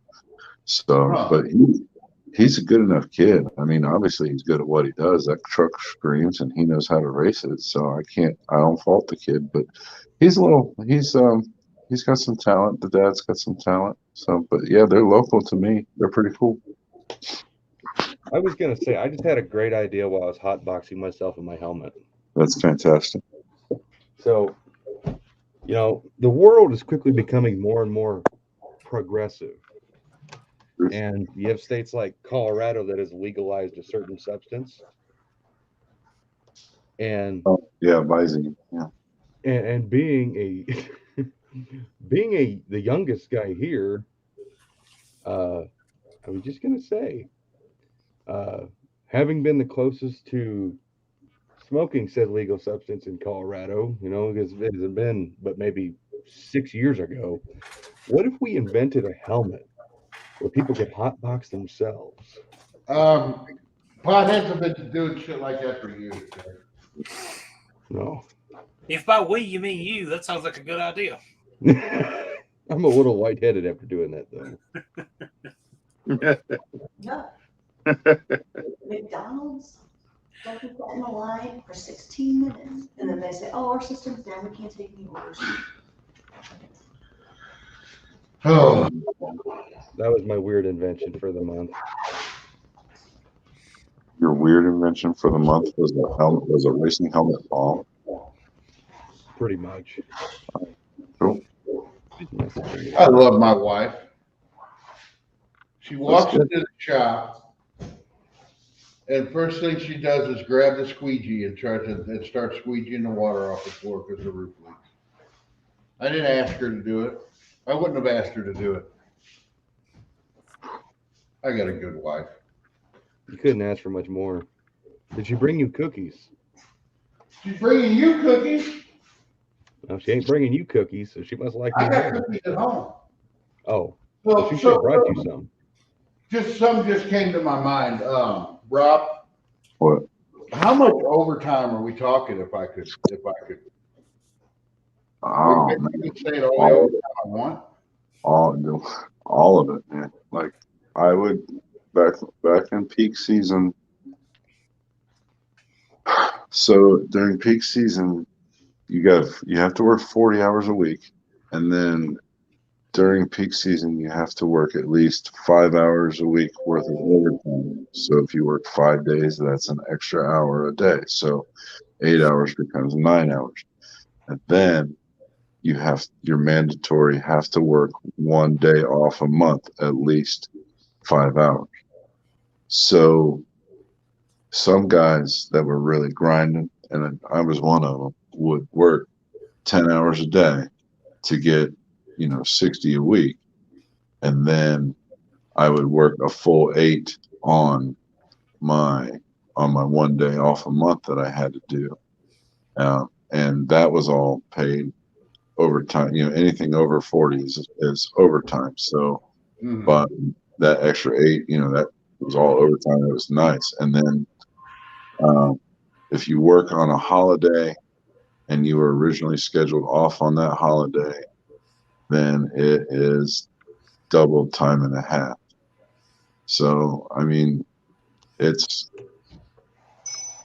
you can grind, man. You can do it. I mean, they offer it up. If you're willing to do it and you're capable of doing it, then they're not going to give you a good shift. Like, you'll probably work late nights, but I work late nights now.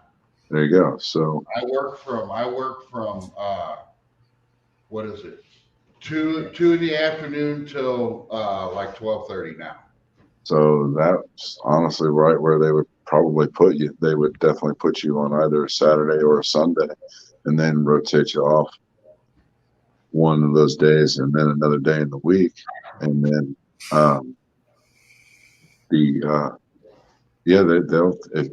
the other thing about that though is if you are able to prove yourself, that you're capable of selling parts and being nice to people and being cordial and all of that, then they'll move you off of that terrible shift. You know what I mean? But there's trenches you got to crawl through, man.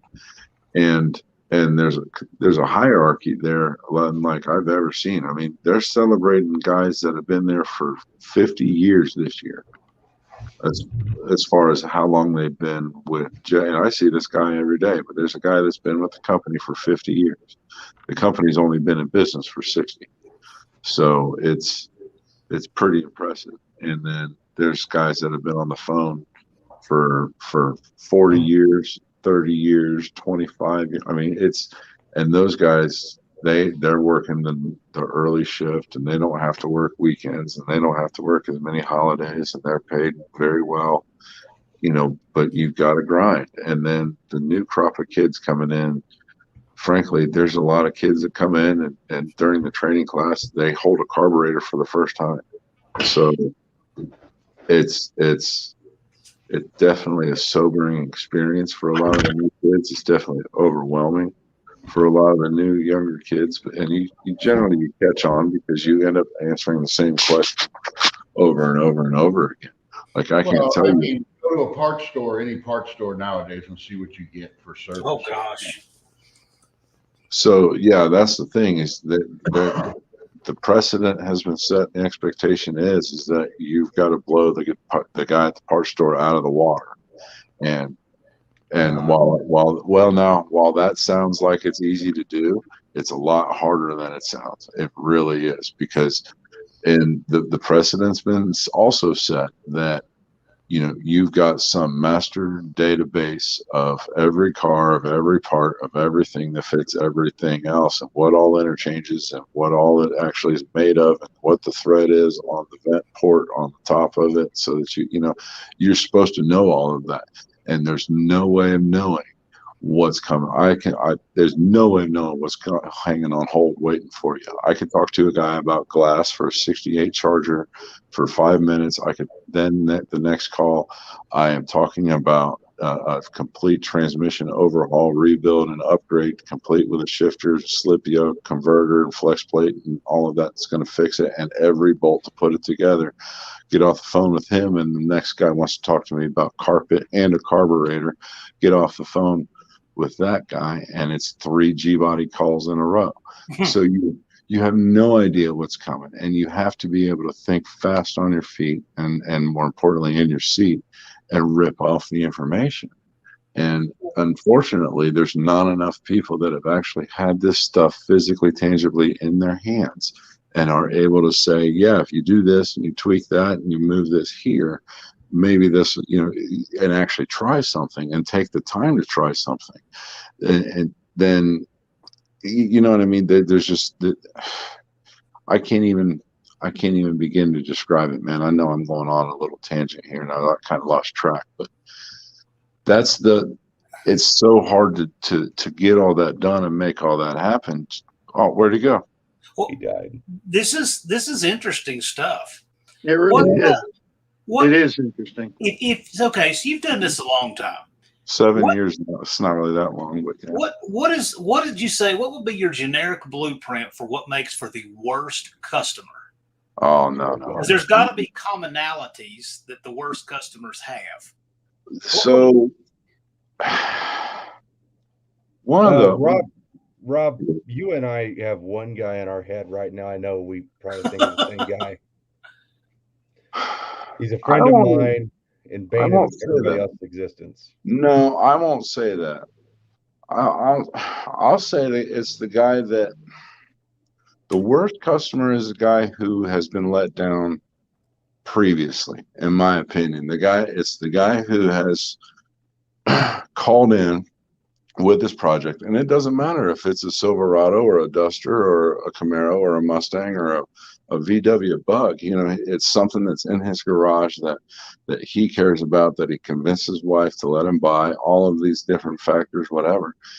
And he's called up, and he's exhausted all of his resources as far as his local parts store. He's not really internet savvy, and he's not really too keen on what's new, and he's really not mechanically inclined. He went to school to be a businessman, and his dad was the one who was the mechanic, and he didn't follow in the steps, but now he thinks it's cool because all of his buddies have Camaros. So he calls up, and this is where the story lies. Is he will then call up with whatever it is that he's working on without a whole lot of knowledge, and he'll get somebody that has just enough knowledge to be dangerous, or one of these new kids, or just somebody who's on an off day, and gives them some information that isn't complete or isn't thorough, and the guy purchases this stuff and again convinces the wife to let him buy it and goes through all of the rigmarole therein, and it finally shows up and he takes a day off from work, or he clears a Saturday with the family and his buddies all come over and they got beer and pizza coming and open up all the parts, and it's all wrong because somebody didn't know what they were talking about, and the guy already established that he was one of them. So you call and get with the expectation that you're speaking to a professional, and then to open the box and just want to pull your hair out. That's the worst customer, because he's one that you're potentially going to lose, and he's not somebody that is going to treat you nice, and he's not somebody that is really going to want to listen to you and work with you.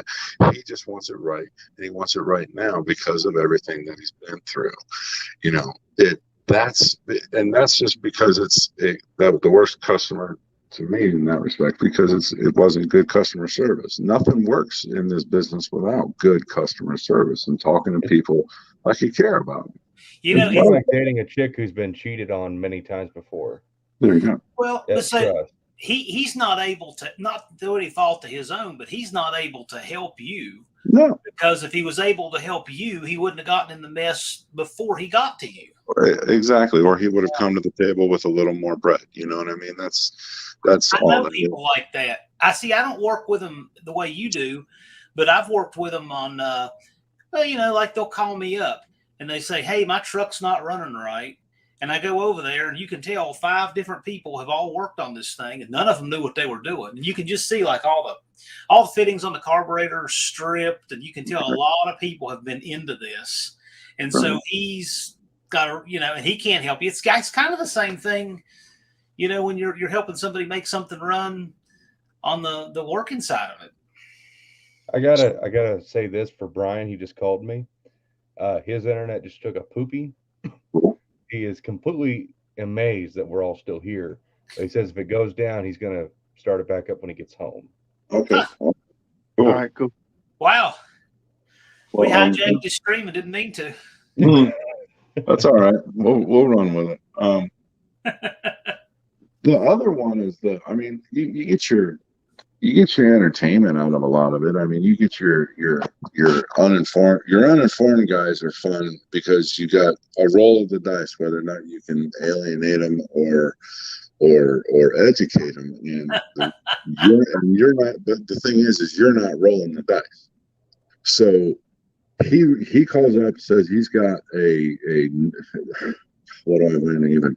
And don't get me started, Jed, but 88 Chevy. So first of all, 88 Chevy, automatically, he says 88 Chevy, your mind has to go to Silverado 1500 with a 350 with a throttle body. It doesn't matter. He may be nice and say that it's a 1500. He may be nice and say it's a 4-wheel drive, but he will call up and say it's an 88 Chevy. Automatically, you have to think pickup truck. If you assume Camaro or Beretta or Corvette, your ass is grass. Your ass is grass because he's got a truck. What kind of a man doesn't? So, that's great. And that guy is going to ask you for something that will hit a lick in the camshaft. Well, okay. Yeah, all right. So, you want a thumper cam, you want a rattler cam, you want a bootlegger cam, a voodoo cam. They all want something that just sounds like it's going to cut right the hell off, and that's fine. It's cool. It sounds great. And then you start asking them, the hard-hitting questions. Well, do you want to change your converter? No. Okay. Well, do you want to change your valve strings? No. Okay. Well, are you at all interested in changing your fuel injection and maybe talking to me about changing that to a carburetor? No, I want to keep your fuel injection. Then what I can sell you is not much more than what you're going to have, and you're not going to be real happy with it. And what do you do with those people? Huh? Because I've had people tell me, like I got a guy right now who asked me, he said, I want you to freshen up this Chevy small block I have. He has a 13.5-to-1 iron-headed Chevy small block for his street car. Holy And he ran shit. Cam 2 in it when he used to drive it about 20 years ago. Like, so that's just nutty to begin with, right? Probably solid He says, flat yeah. top, solid He's electric. like, yeah, he says, I want to change the pistons in it, and I'll give up a little bit of power, but not much. And I want a cam that sounds like this. And I'm thinking, you just have an impossible order. I just don't think there's anything I can do for you. You want fuel economy, you want power, you want the thing to sound wicked. What do you do when people call you with just some unreasonable expectation you know they're not going to be happy with? How do you keep them as customers when they do that stuff? I lay it out. Absolutely lay it out on the line right there. Like a guy will say that he wants to do something wild, then I lay out, well, this will get you this, and this will get you that, and there's a little bit of in between, and you let them decide. Yeah, that's all you can really do. There's plenty of options for them as far as that goes, depending on the size of the heads. 64 Stacy chamber and a flat top piston, like something nice and forged from like Icon is a good price on a lot of stuff, and good availability too lately. But you've got to find out what he's willing to give up. You've got to, does he want to have power brakes because duration in the camshaft's right out, and does he want to have? You've got to there are options. You've got to find what he's willing to give up and what he has to have, and then find that happy medium. It's there, and you just got to steer them. It's like therapy almost. You got to steer them to the answer. You know what I mean? To the realization within. So it's tricky as far as 13-to-1 and all of that. I mean, again, you've got to lay out what's the expectation. Does he just want to go get ice cream and look cool and do burnouts in front of his buddies, or is he going to try to take the family to Wally World? That's what I tried to do with this guy. His expectations were just too high going in. I mean, he wants something he can drive 200 miles. He wants good fuel economy. He wants reliability. He wants 600 horsepower to flywheel. I said, you know what? I said, why don't you just get a crate motor? Because you're out right now, and that's probably why. There's nothing I can do to help this guy. Well, that in that situation, it's going to come down to money. It's going to come down to whether or not he's willing to spend. Like, he can get the fuel economy that he wants if he's willing to spend the cheese on some real serious badass. And I hate to say these words with Jed Scott, carburetor God present, fuel injection, Holly Sniper, Holly Terminator, any of it. It doesn't matter. You. I'm sorry, man. I don't mean to hurt you, man, but like I say, this is where you roll the dice, or this is where the dice are being rolled, and you're not the one rolling them, because at one point or another, you're going to tell this guy something that he's not going to want to hear it, and ultimately, that's where you either alienate him or educate him. So if any advice, it would be an opportunity to educate him and find that happy medium, and then when he rolls the dice, he sees what they land on, then he'll treat you accordingly, and he may dole out and say, okay, I can live with this, because I got to have that. I mean, the kicker to me, what does it for me in a lot of cases, and I don't work off a commission, never did, but I would still speak to these guys in terms that they can understand and put things to heart, like they can understand and relate it to something. And I would bring it down to a real hardcore, stuck up on his ways kind of guy, and say, all right, man, how about this? Here's a scenario for you. You're out with your buddies at a car show. Your wife came along and she's got the matching tent and up and all that stuff, and everybody's got their shirts on the same color as the car. And then you and your buddies want to go have a few, and maybe you put down a few too many, and this is the only car that you brought. And thank goodness your wife is here, but do you really want your wife driving a 13-to-1 solid lifter 4-speed car in traffic, overheating and going crazy while you're puking your guts out in the passenger seat, worried about? So find what, and then when he starts thinking about something like that, well, maybe the missus does want to drive it. Maybe I do need power steering. Maybe I do need power brakes. Maybe I do need a cam with a whole restoration. Ultimately, man, for what he wants, put him in, find a set of head. Well, if it's 13-to-1, then the heads are probably really tight chambers. So like 58 or maybe 52. I don't know what's on it. If it's iron heads, it can't be that exotic, but put some flat top pistons in it and put a nice cam in the 270 duration range if he's going to go to power brakes, if he's wanting to do that, or in the 290s if he's got to make a bunch of noise. He's going to give up a lot on the converter, and he's got to go play with that gear if he really wants to take it far. And if it's a power glide, he's out. And if it's a turbo 400, then get him the biggest bat, or 700, talk him into a 700, or just get him the biggest, baddest cooler that you can find. I'll sell you one. And and make sure that it's cool, man. He's just got to spend all kinds of money. I like that. You said a power glide, he's out. He's out. You're not afraid to just rule out some things they want to do that just don't even work. Absolutely. Well, and there's a lot of them guys out there, and I know quite a few of the older guys where they believe everything has to be big compression. Yeah. And the gain you get on like 10.5 to 11 to 1 compression, you can still kind of drive that with iron heads. But when you start talking 12, 13, even 14 to Never 1, keep them cool. Yeah, you can't keep them cool. The amount of the fuel you got to run, and if you want to run E85, then you got to keep that in mind. It's going to turn your carburetor into a pile of nothing and dust if you don't maintain it. But they think that you get like 50 horsepower benefit from that kind of compression, but you don't. Engine Masters just proved that you get like 10. And to me, even if you get 50, get it somewhere else. Yeah, I think that, I would happily, just that tiny gain you get from that extra point of compression, but then you got to, instead of going to get pump gas, you got to go to Sunoco or BP and you got to pay $8 a gallon. It ain't worth it. I mean, there's guys making 1,000 horsepower on pump gas. Yeah. So the idea of ever having to run anything more than 10 or 11 to 1 with an iron head is just ludicrous. It's absolutely, and there's just no flow. Again, I mean, everybody wants that real big, choppy, nasty cam. They want that Victor Juniors, like on the case of this small block. I can almost picture it, man. It's probably got double pumper, monster double pumper. I'm thinking somewhere in the high 8s. If it's a fancy one, then Holly put the 70 instead of 50 at it, and then a Victor Junior intake. Raised up valve covers, full roller valve train, and if it's not a solid lifter cam, it's probably solid roller cam. It's if it's an old race car from back in, you said 13 years ago or whatever it was. Yes, it's a Bowie back there. Yeah, so then it's probably solid flat top, and he'll want to go to roller. Well, there's a $2,000 bill right there. I mean, it just comes down to how much he wants to spend. You can build it.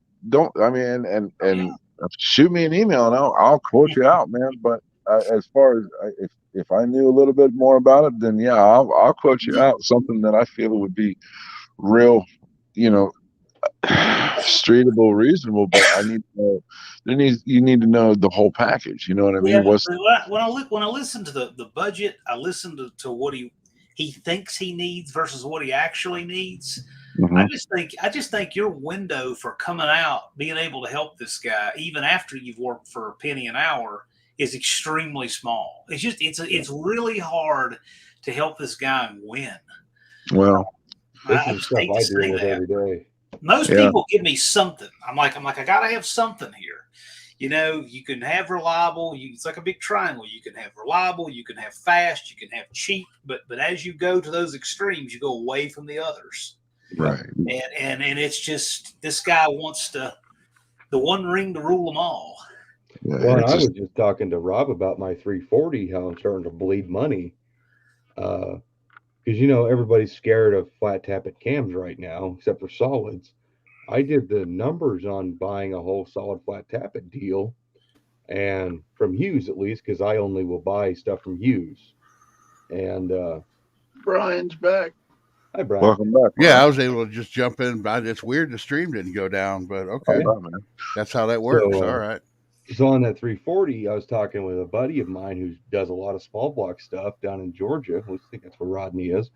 And he told me about Competition Products. They got a sale going on solid roller small block Chrysler lifters for $299 for $300 for a set of 16. And they're retrofit for LA, and they're made by Johnson right in Michigan.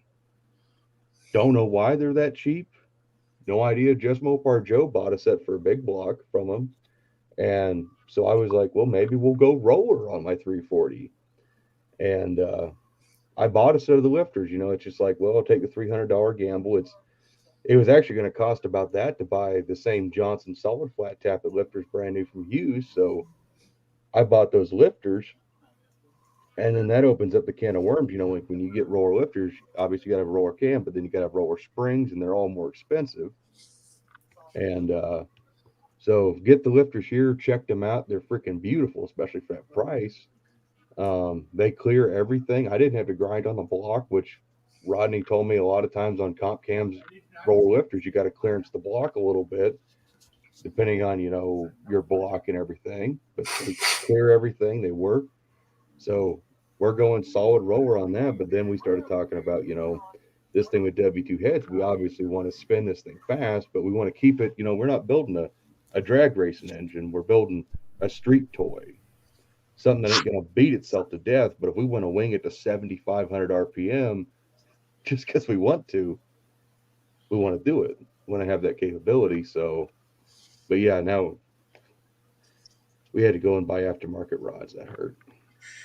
What is it? Johnson's the company that makes them? Yeah, Johnson. They're Taylor, Michigan. Yeah, they make really good stuff. That's all Hughes sells as far as lifters go. Not many people know that they exist. You know, there was that big myth that only Morel or whoever makes lifters in the U.S. Nope, Johnson makes flat tappet lifters too. So I'm looking at them on my phone. Made in America. Don't be fooled by imitations. Yep. Huh. Interesting. And if you want to go roller, Competition Products only has a limited selection of those lifters. And I had a buddy of mine who told me I should buy every single set they have, just because I got the money and I run a business. But I told him straight up that I'm not going to do that. You know, I could buy them all for $300 and then mark them up to $500 and sell them. But the way I looked at it is, yeah, I can make money on those lifters, but say Brian decides he wants to build in LA and he wants to run roller cam. I know Brian can afford $300 for a set of lifters, but can he afford $500 for a set of lifters just out of the blue? Or can that son and father afford it? So I was thinking to myself, I want to put this stuff out there and hope that maybe, you know, that next low buck guy needs a set of roller lifters because he's scared of running a flat tappet. Him go buy a set of them lifters and him get the freaking stinky good deal instead of me buying them all up. You know, I think that's part of the problem with all this stuff. Like when toilet paper had a shortage, everybody would go out and buy it all, even though they didn't need it. Well, I don't need fucking 10 sets of small block roller lifters. Guys, what in the world is Raker talking about? Guy doesn't want to use forged pistons in a street engine because he said they'll only last 30,000 miles. Sounds dumb to me. Well, I do know that, you know, forged pistons, they don't fit, I guess, as tight in the bores as like a cast piston because they obviously expand. So as they heat up, they expand. So then they fit good. So I know at like cold, they would be slapping around just a little bit, which is the thing on forged pistons. But I've never heard of that 30,000 mile crap. No. I know what that's every performance engine in the 60s and 70s had forged pistons from the factory. I'm just calling that busted. Yeah. That's just another one of those stupid words. There's 4 words to describe it. Yeah. That guy that put out that video that said that, he said these 4 words, or somebody said these 4 words to him, and now he took it as gospel, and then it became a phone call to a place like where I work. The 4 words are as follows. My buddy's mechanic said. Yeah. That's like the guy. So I do firearm training. That's like the guy said, well, my gunsmith said. I hate that. I said, your gunsmith, that's the guy that you send your gun to and it comes back engraved and still doesn't work, right? That guy? Hey, Jeremiah, Mopar man. If you want to buy a set of them lifters, you better hop on that before they sell out. That whole theory about forged pistons not living so many thousands of miles, when I first started building engines, I did a 383 and I bought some pistons from Mopar Performance. I guess, back then it was the real direct connection. Yeah. And they had a thin ring in them. And you just can't put a thin ring on the street. They're just going to wear out. So we would have the grooves, take it to the pistons to a good machine shop, and they'd cut the grooves, the ring grooves, wider so we could put standard thick rings in them. Well, it turns out that Vortex Chevy piles of garbage will go 250,000 miles with the same thin rings that Mopar was putting out in the late 70s, early 80s. So, you can't believe everything. so that whole thinking process that it can't make it ain't right. And usually when a piston's loose in the cylinder, they lubricate the cylinder better. That's one of the things I hate about the offset wrist pin is it holds the piston at, so it can't clink back and forth, but it won't allow oil between the two surfaces. Yeah. There's no real way to get oil there. It keeps scraping the oil away. And so, a piston, just turning a piston around allows that to fix, but putting a forged piston in allows looseness that oil can get to the cylinder walls and lubricate the skirts. And, and as far as loose pistons on forged slugs, that looseness that you put in at 6 to 8 thousandths clearance, that's made for pistons that are at wide open throttle getting hot. What do you do on the street? They stay loose. And they ain't wearing out faster than 30,000 miles. So I don't know where all that comes from. Ignorance, I guess. I don't know. Yeah. Tall John, I saw your comment on one of my videos about getting rods. Was it you who sent me, I bought a set of rods from, or was it someone else? No, it was somebody else. Okay. I couldn't remember who I bought them from. Yeah. I saw that video. When I commented, I had just seen that video and I was way late to it.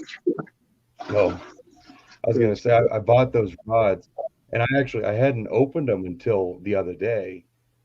And I was talking to my buddy Rodney. He's like, you got bushed rods, right, for floating pins? I'm like, well, I bought original 340 rods, so they should be. He's like, double check. So I go and I open the box for the first time in like a month and a half. And I pull out these 3 very atrocious looking rods. And one is like 1, one is 4, and the other one is 4. And my heart sank. And I had a moment. And these rods had just been like sandblasted, and they just looked like crap. And then I looked in the bottom of the box. There's a bunch of paper towels. So I started lifting them out. There's rods in them. And I'm like, okay, Rodney, now I'm starting to get worried. Did I buy just a mixed match set of rods?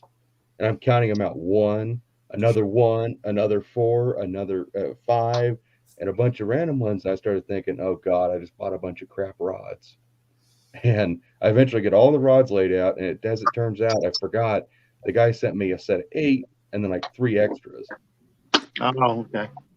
But now I don't need them. So if anybody needs 340 connecting rods, I've got a really nice set. Because apparently they won't survive to 7,500 RPM.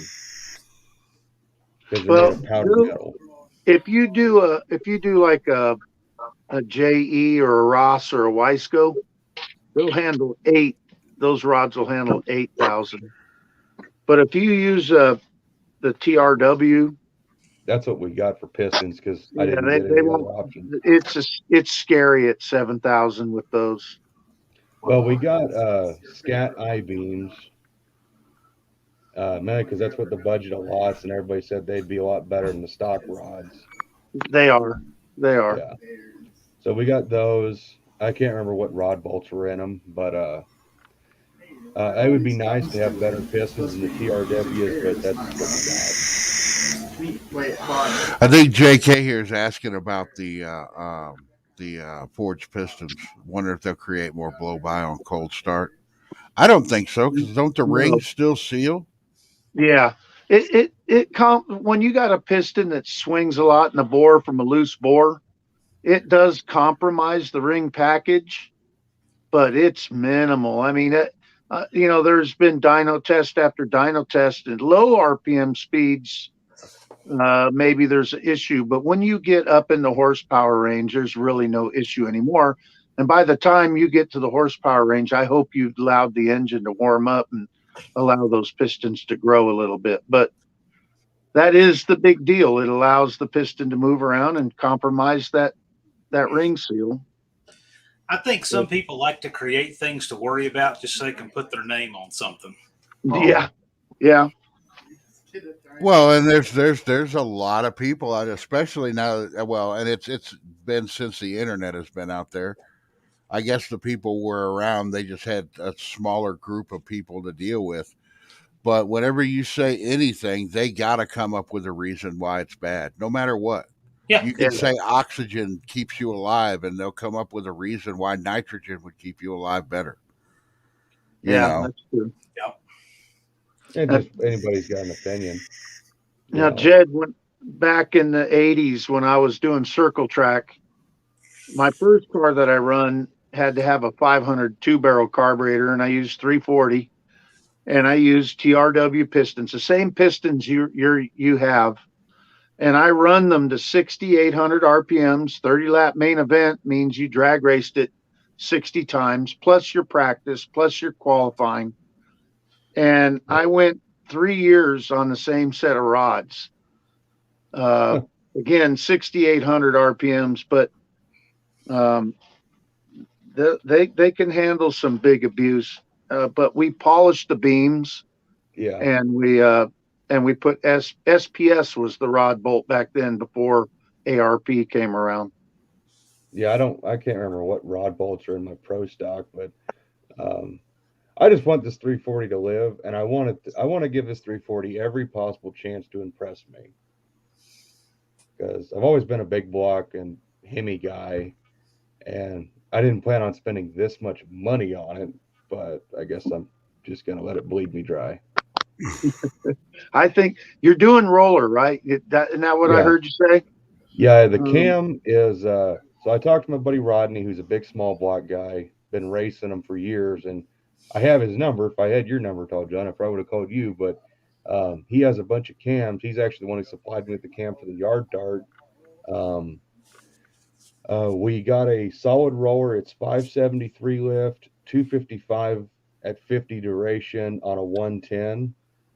And it's more lift than I really wanted, but he said we need that kind of lift for the W2s, even in unported fashion. How sad are you going to be when the proper way to play kids lift? So I don't know. I don't know what everybody's opinion on that is. So no, W2s they can handle unported. They will max flow at 550, 575, something like that. Okay, that's good. So that number sounds right. That number sounds right to me. And I thought about it. He even said, see what's good about the machine shop I use. The guy who does all the head work is a master Mopar guy, like a guy who could I hate to say this on a live, but I guarantee you Bob could out-talk Uncle Tony Mopars. Mainly because Bob is very monotone, but that man knows a lot. It's scary how much he knows, and he's actually got a W2 headed 340 at the shop. So I was thinking about just handing Bob my heads and being like, here, you see something that needs done to these heads, just go ahead and do it. Because he's the one he's the one who actually fixed the pro stock heads. 340s with the X and J heads are impressive as hell. And W2s, holy cow, you're going to love that thing. I have a feeling. I can't wait to see that video. I can't wait to see your eyes bulge out past your glasses. You're going to love it. Well, I got one buddy in particular, and Brian and Rob knows exactly who I'm talking about. He thinks it's an absolute crapshoot of a build. He says I'm going to have no bottom end. I'm not going to have that good a top end because it ain't got enough compression and the heads don't flow enough because the heads aren't fully maxed out. And I don't know. I'm just kind of hoping that the whole thing comes together. I figure, it's a small engine, being a 340, and it's 30 over. And we're just going to wing it high. I'm not building it for horsepower. I'm just building it I want to be impressed, I guess. It'll do it. No, you're gonna love it. You're gonna love it. I also don't want to hog my heads out, because when was the last time you saw a set of W2s that haven't had epoxy in them? Yeah. The first set of W2s I ever saw that I ever worked with they were unported, and the guy put them on his pickup truck with a 360. Oh. And I took that truck for a drive, and I couldn't keep the wheels from just street tires, but still, you'd hit the throttle and it's like, what the hell's going on with this thing? And it was just one of what they call the E58 360, which is basically a police interceptor engine with W2 heads and the Holley manifold on it, and a 600 vacuum secondary Holley. It was responsive. It beat my dart. Let's put it that way. And it was in a pickup truck. I'm going, what the hell are these things? So eventually, when I was doing a circle track, I started with the J heads, and then I eventually went to W2s, and I ported them, and I was blowing away all the Chevy guys down the front straightaway. The best place to handle in circle track is on the straightaway. Yeah. And I killed them down the straightaway, just absolutely ate them up. And people you pop the hood and you see, look, a magnet sticks to my cylinder heads because everybody was running aluminum. You're going to love it. You are going to go, wow, I think you will. Anyhow. Yeah. I hope so. Now, John, Tall John, do you have any W2 headers? No. You know what I do, Jed, is I get the headers I want. I don't get the TTIs because they're expensive, right? And I'm going to cut them up. But if you get on, last place I looked was eBay, and you can buy the W2 flanges. Yeah. And then you just, because I've seen you weld, I know you know how to weld. Yep. And cut the flange off of a regular set and tink them in place and put them in. I'll quote them out to you, Jed. I'll send it to you on Monday. Oh, do that. Well, see, also, Rob, we have to replace the headers on the Duster because they got that ripped up collector from all those speed bumps in California. So no matter what, I got to buy brand new headers because I'm not going to build this engine and then just slap the old dirty broken headers back on it. I know we need at least a 3/4 tube. What like a set of Doug's or something. It's funny, Jed, is I was watching a video and you were, I think it was the one where you were doing the carburetor, and I busted up laughing because that camera hit that license plate. And I, wait a minute, I'm from that shitty state. Hang on, Tall John. Back it up and look, is that California? Rob said Doug's. Yeah. Yeah. I caught that. Rob? Yo. Looking at you. Oh, Stella's pretty, isn't she? You know better. No, I'm looking at you. You know better than to mention Doug's. Aaron, I didn't get to see a tornado tonight. Hey, JMR, what's up? Rob. Diana, what's up? What kind of feedback do you get on the various brands of headers? That's a really good question. Well, we could sit here and ask Rob questions all night about stuff like that. I would love to know what customers say about small block Mopar headers. Rob, I've always wanted to have a little that's car hard clue. to fit. You guys talked on each other. What did you guys say? Oh, I was just saying you've always wanted a little car club of friends you can hang out with. Yeah. Welcome. Yeah, you found it. Apparently.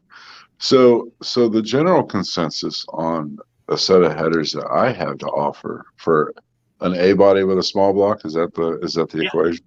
Yeah. They're all garbage. Everybody everybody hates them. It doesn't matter what it is. Everybody hates them. And nobody wants the one set of headers that everybody wants is the TTI, and the one set of headers that nobody wants to pay for is a TTI, and I don't even sell them.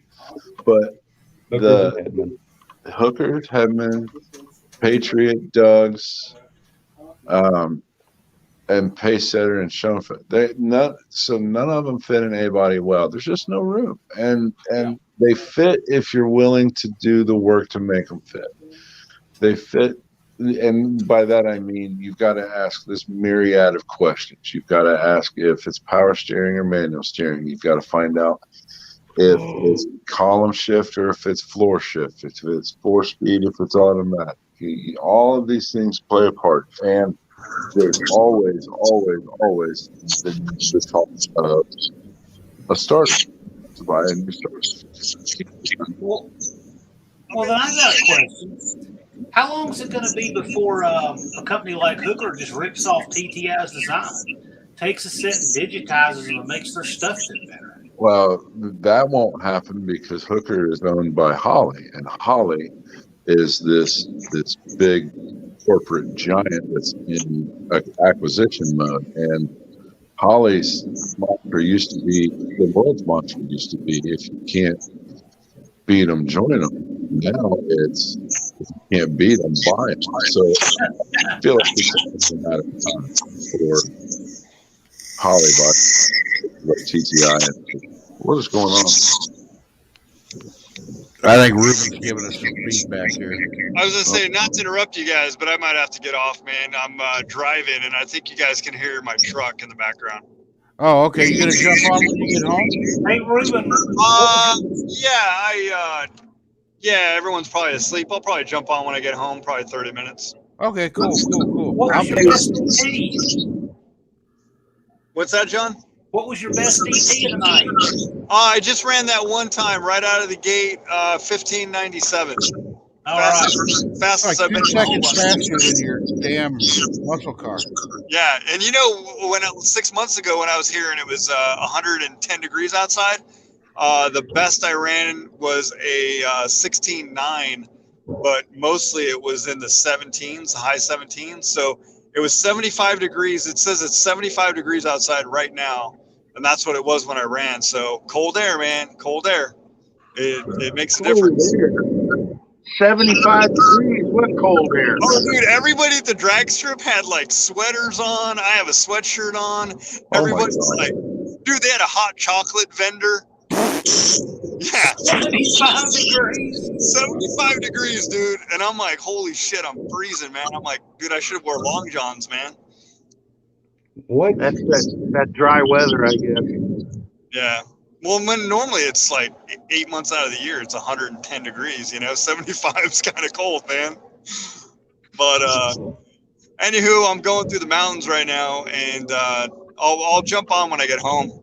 He said anywho. All right, I'll see you guys.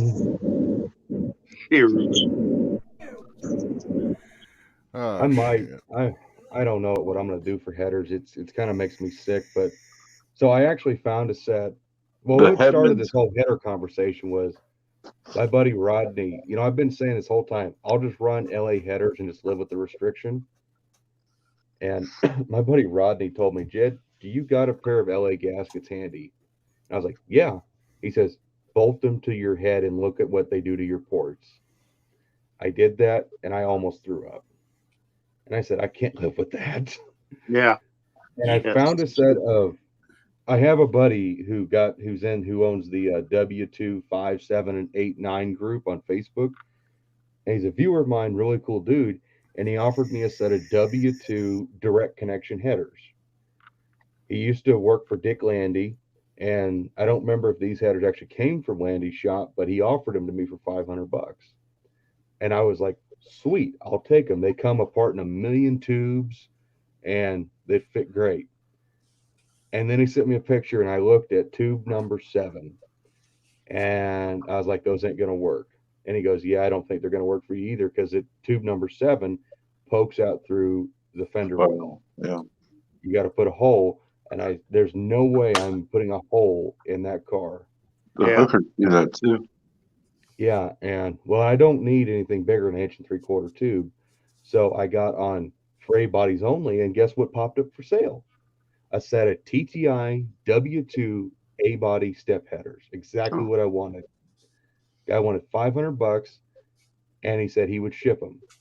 So I shot him a message, and then I looked at the thread, and there was one guy before me in Topeka, and his name was like A-body Jim, and I recognized that instantly. It's like my buddy Jim Henderson in Topeka. He's gonna buy them. Sweet. I'll give Jim an extra $100 for him. And then I messaged Jim on Facebook, and he goes, "Yeah, don't even waste your time, Jed." And I was like, "What do you mean?" He said, "The guy won't ship the headers." And I was like, "That's weird." So I get on A-bodies only, and I check my messages, and the guy goes, "Yeah, there's two guys ahead of you technically. There's a guy in Topeka, and there's a guy local, and then there's you." And I said, "Okay, so what's going to happen?" He said, "Well, I don't really want to ship these headers. I don't know how to ship headers." And I'm like, "So why would you put you will ship them in the ad if you're not willing to ship them?" So he ended up blowing Jim and I off to sell them to a local guy. And that kind of pissed me off. You know, out here, we have a UPS store, and you walk in there, and they take care of the shipping. Yeah. You know, you that give 'em a- pisses me off too. It sucks. We got They'll wrap them and box them and everything. Yeah, you can walk in there with a cactus and they'll ship it for you. Just like with a cactus and the just sticks and all, whatever the little pokey, whatever they're called. The spines is the word I was looking for there. And they'll figure out a way, put it in a box, put it in a truck, and get it to where it's got to go. That's what we did when I sold these those marker lights that I had for sale. I just had my wife take it and take them in there. They boxed them up, shipped them out. It was like, there you go, done. They don't like some of the things I bring in and ship. Well, you can't send live snakes and stuff. Have you ever seen those 427 side oiler 64 Galaxy exhaust manifolds? They weigh about shit. They're like 50 pounds a piece. Yeah. I had a set of those that I'll tell you the story later. Anyway, I had a set of those, and I sold them to a guy in Florida on eBay. And I walked into that store, and they figured out a way and shipped them. Huh. So, I don't know how they did it, but they did it. We're talking about headers. I can't remember the name on these headers, but I could get a set, and I looked them up. I think they're either Hooker or Hedman. They're small block headers. They got really big primaries, and like one of the tubes comes off. That's the same one. Hooker Super Comp. Yeah. One tube comes off. And those cost like $700 new, right? Yeah, those Is that W2, Brian? No. I think this would be just for a regular for LA. Yeah. The TTI starts at $775. Well, see this guy that I know, he has you guys would shit if you saw all the stuff that he has in his shop. But he used to do powder coating, and I sent Jed a picture a while back. It's been a while, but he's just got a rack full of headers that's just sitting there, and they're small block headers. He was gonna ceramic coat them, and there's a set of those headers. I asked him about him. He said $300 I could have them.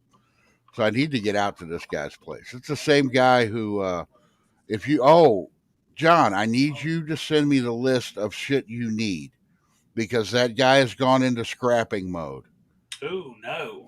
Yeah, I know. He's gone into scrapping mode. So send me that list of stuff that you need ASAP. I need to get out to his place. Okay. I actually think he scrapped a Demon shell. Oh gosh. It didn't have a title or anything, and I don't know how good of a car it was, but yeah. So I need to get out there. Why is he scrapping? Because he's tired of the shit laying around. I might just buy the TTI headers. I'm spending so much money anyways. The only other thing I would have would be like some Hedman Hustlers, Jed. I mean, they'll be W2, but they'll still be a fight.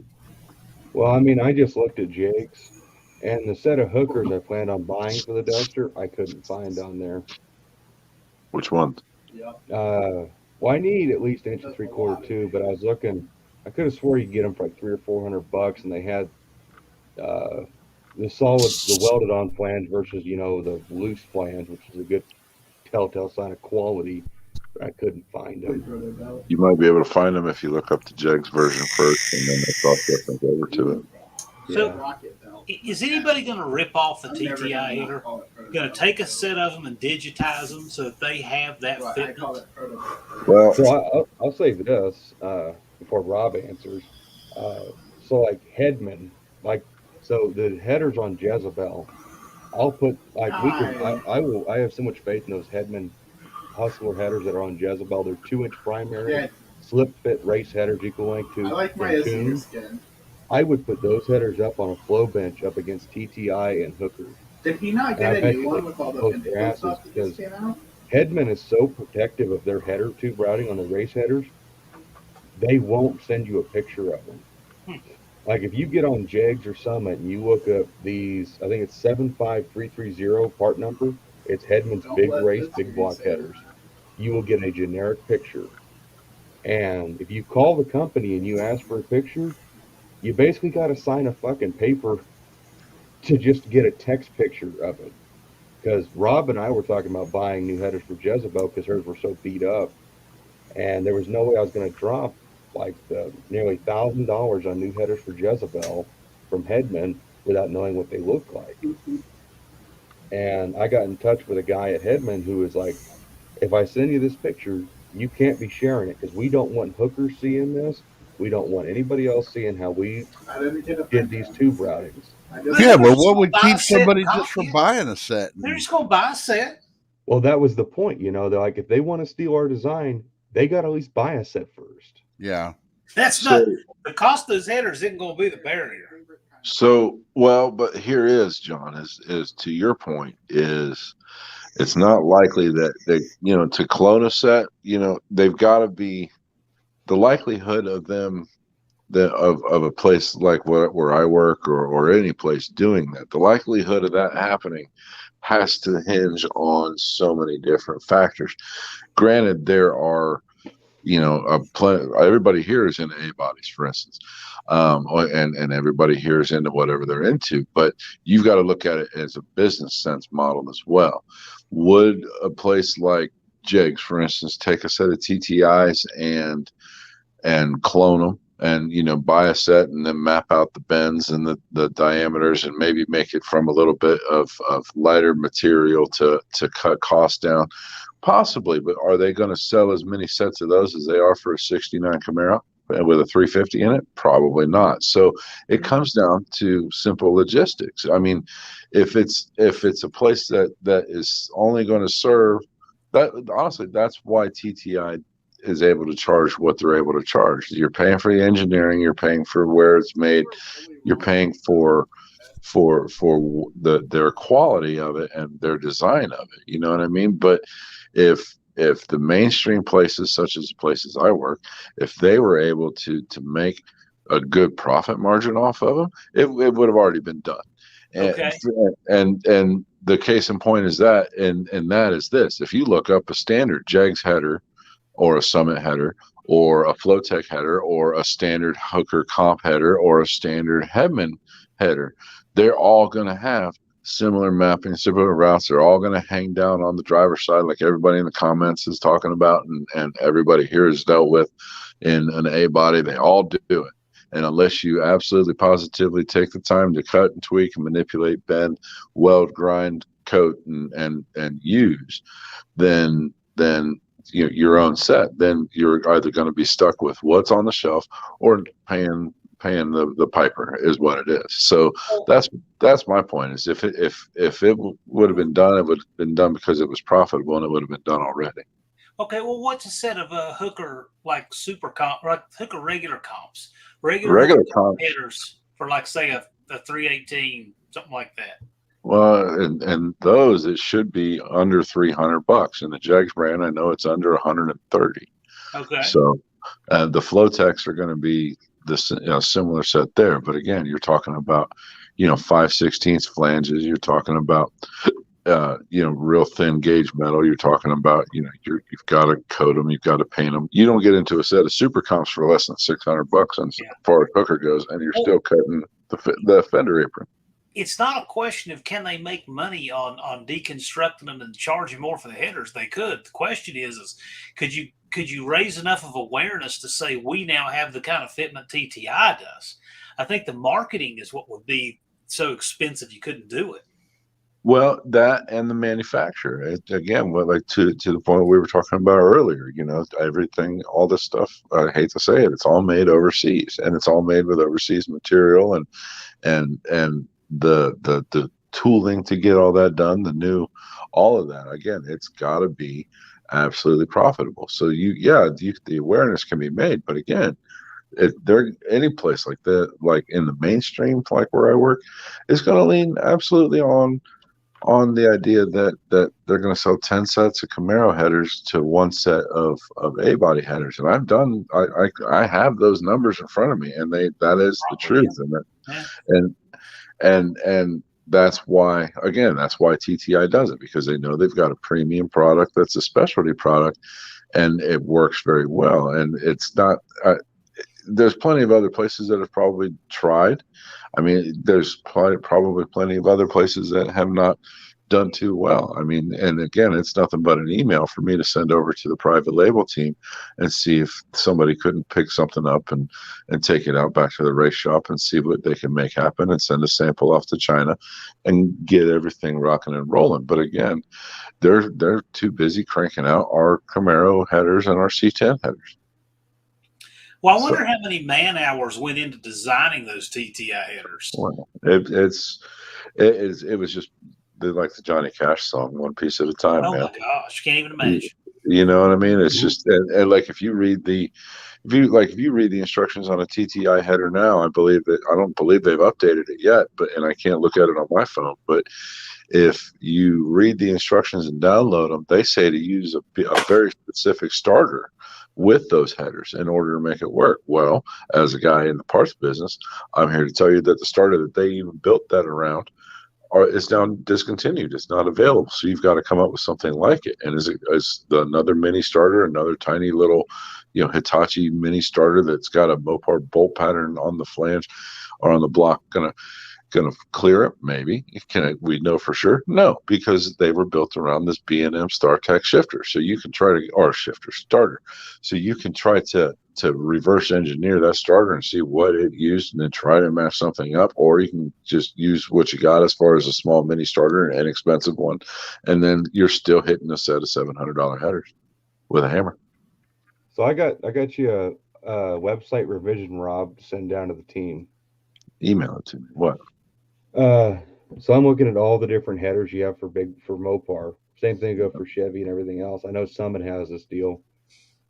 I want to look at a certain tube diameter. You can't. It's a pain. Yeah, you need that. I know. I want to look at all the 1 3/4 tube diameters, not 5/8, not 7/8. And well, here's the thing: are you getting an option for 5/8 and 7/8? I have no way to select it on the website, so I'm just going through all the headers and picking them out. Usually they do them with tube diameter.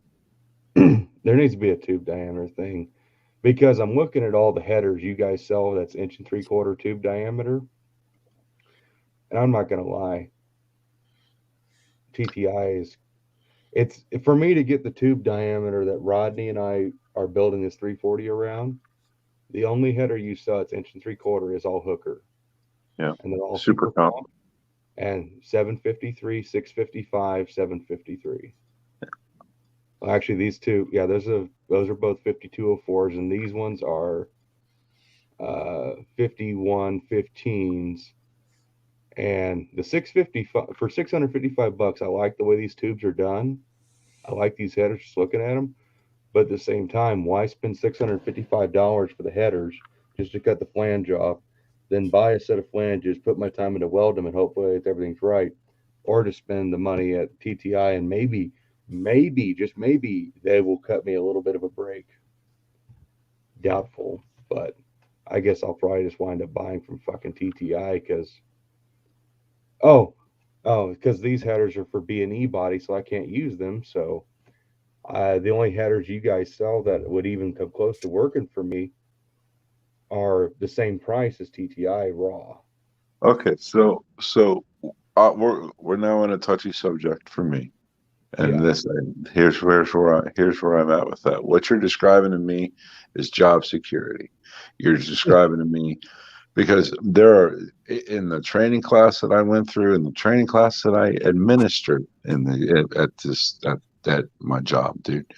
There's a few things that you do not look up on the website. It does not happen. It does not work. I don't care how much bandwidth or content team or spreadsheets that you throw at it. Okay. It's just there's too many variables with a few different things. One is pistons.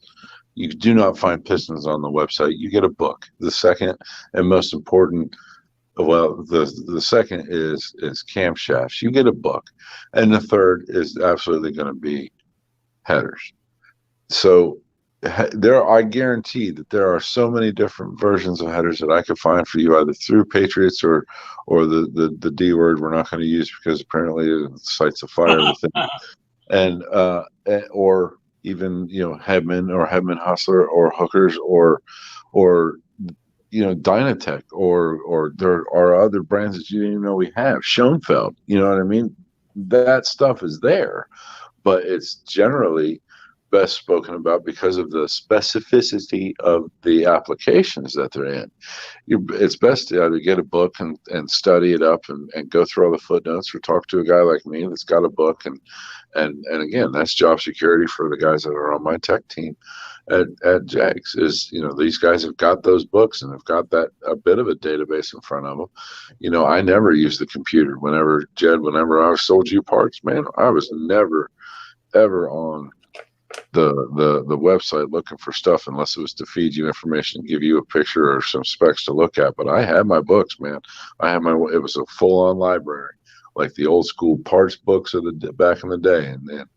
And you guys here in the channel will remember the guys at the Napa store that just had the huge catalog rack, and you tell them what you had, and then you have to tell them what you need, and then they have to go run through all the books and find it. They find it a whole lot quicker than looking around on a computer, because unfortunately there's just so many different variables and there's only so much information that you can put in those little blurbs on the website, or it just takes time to do.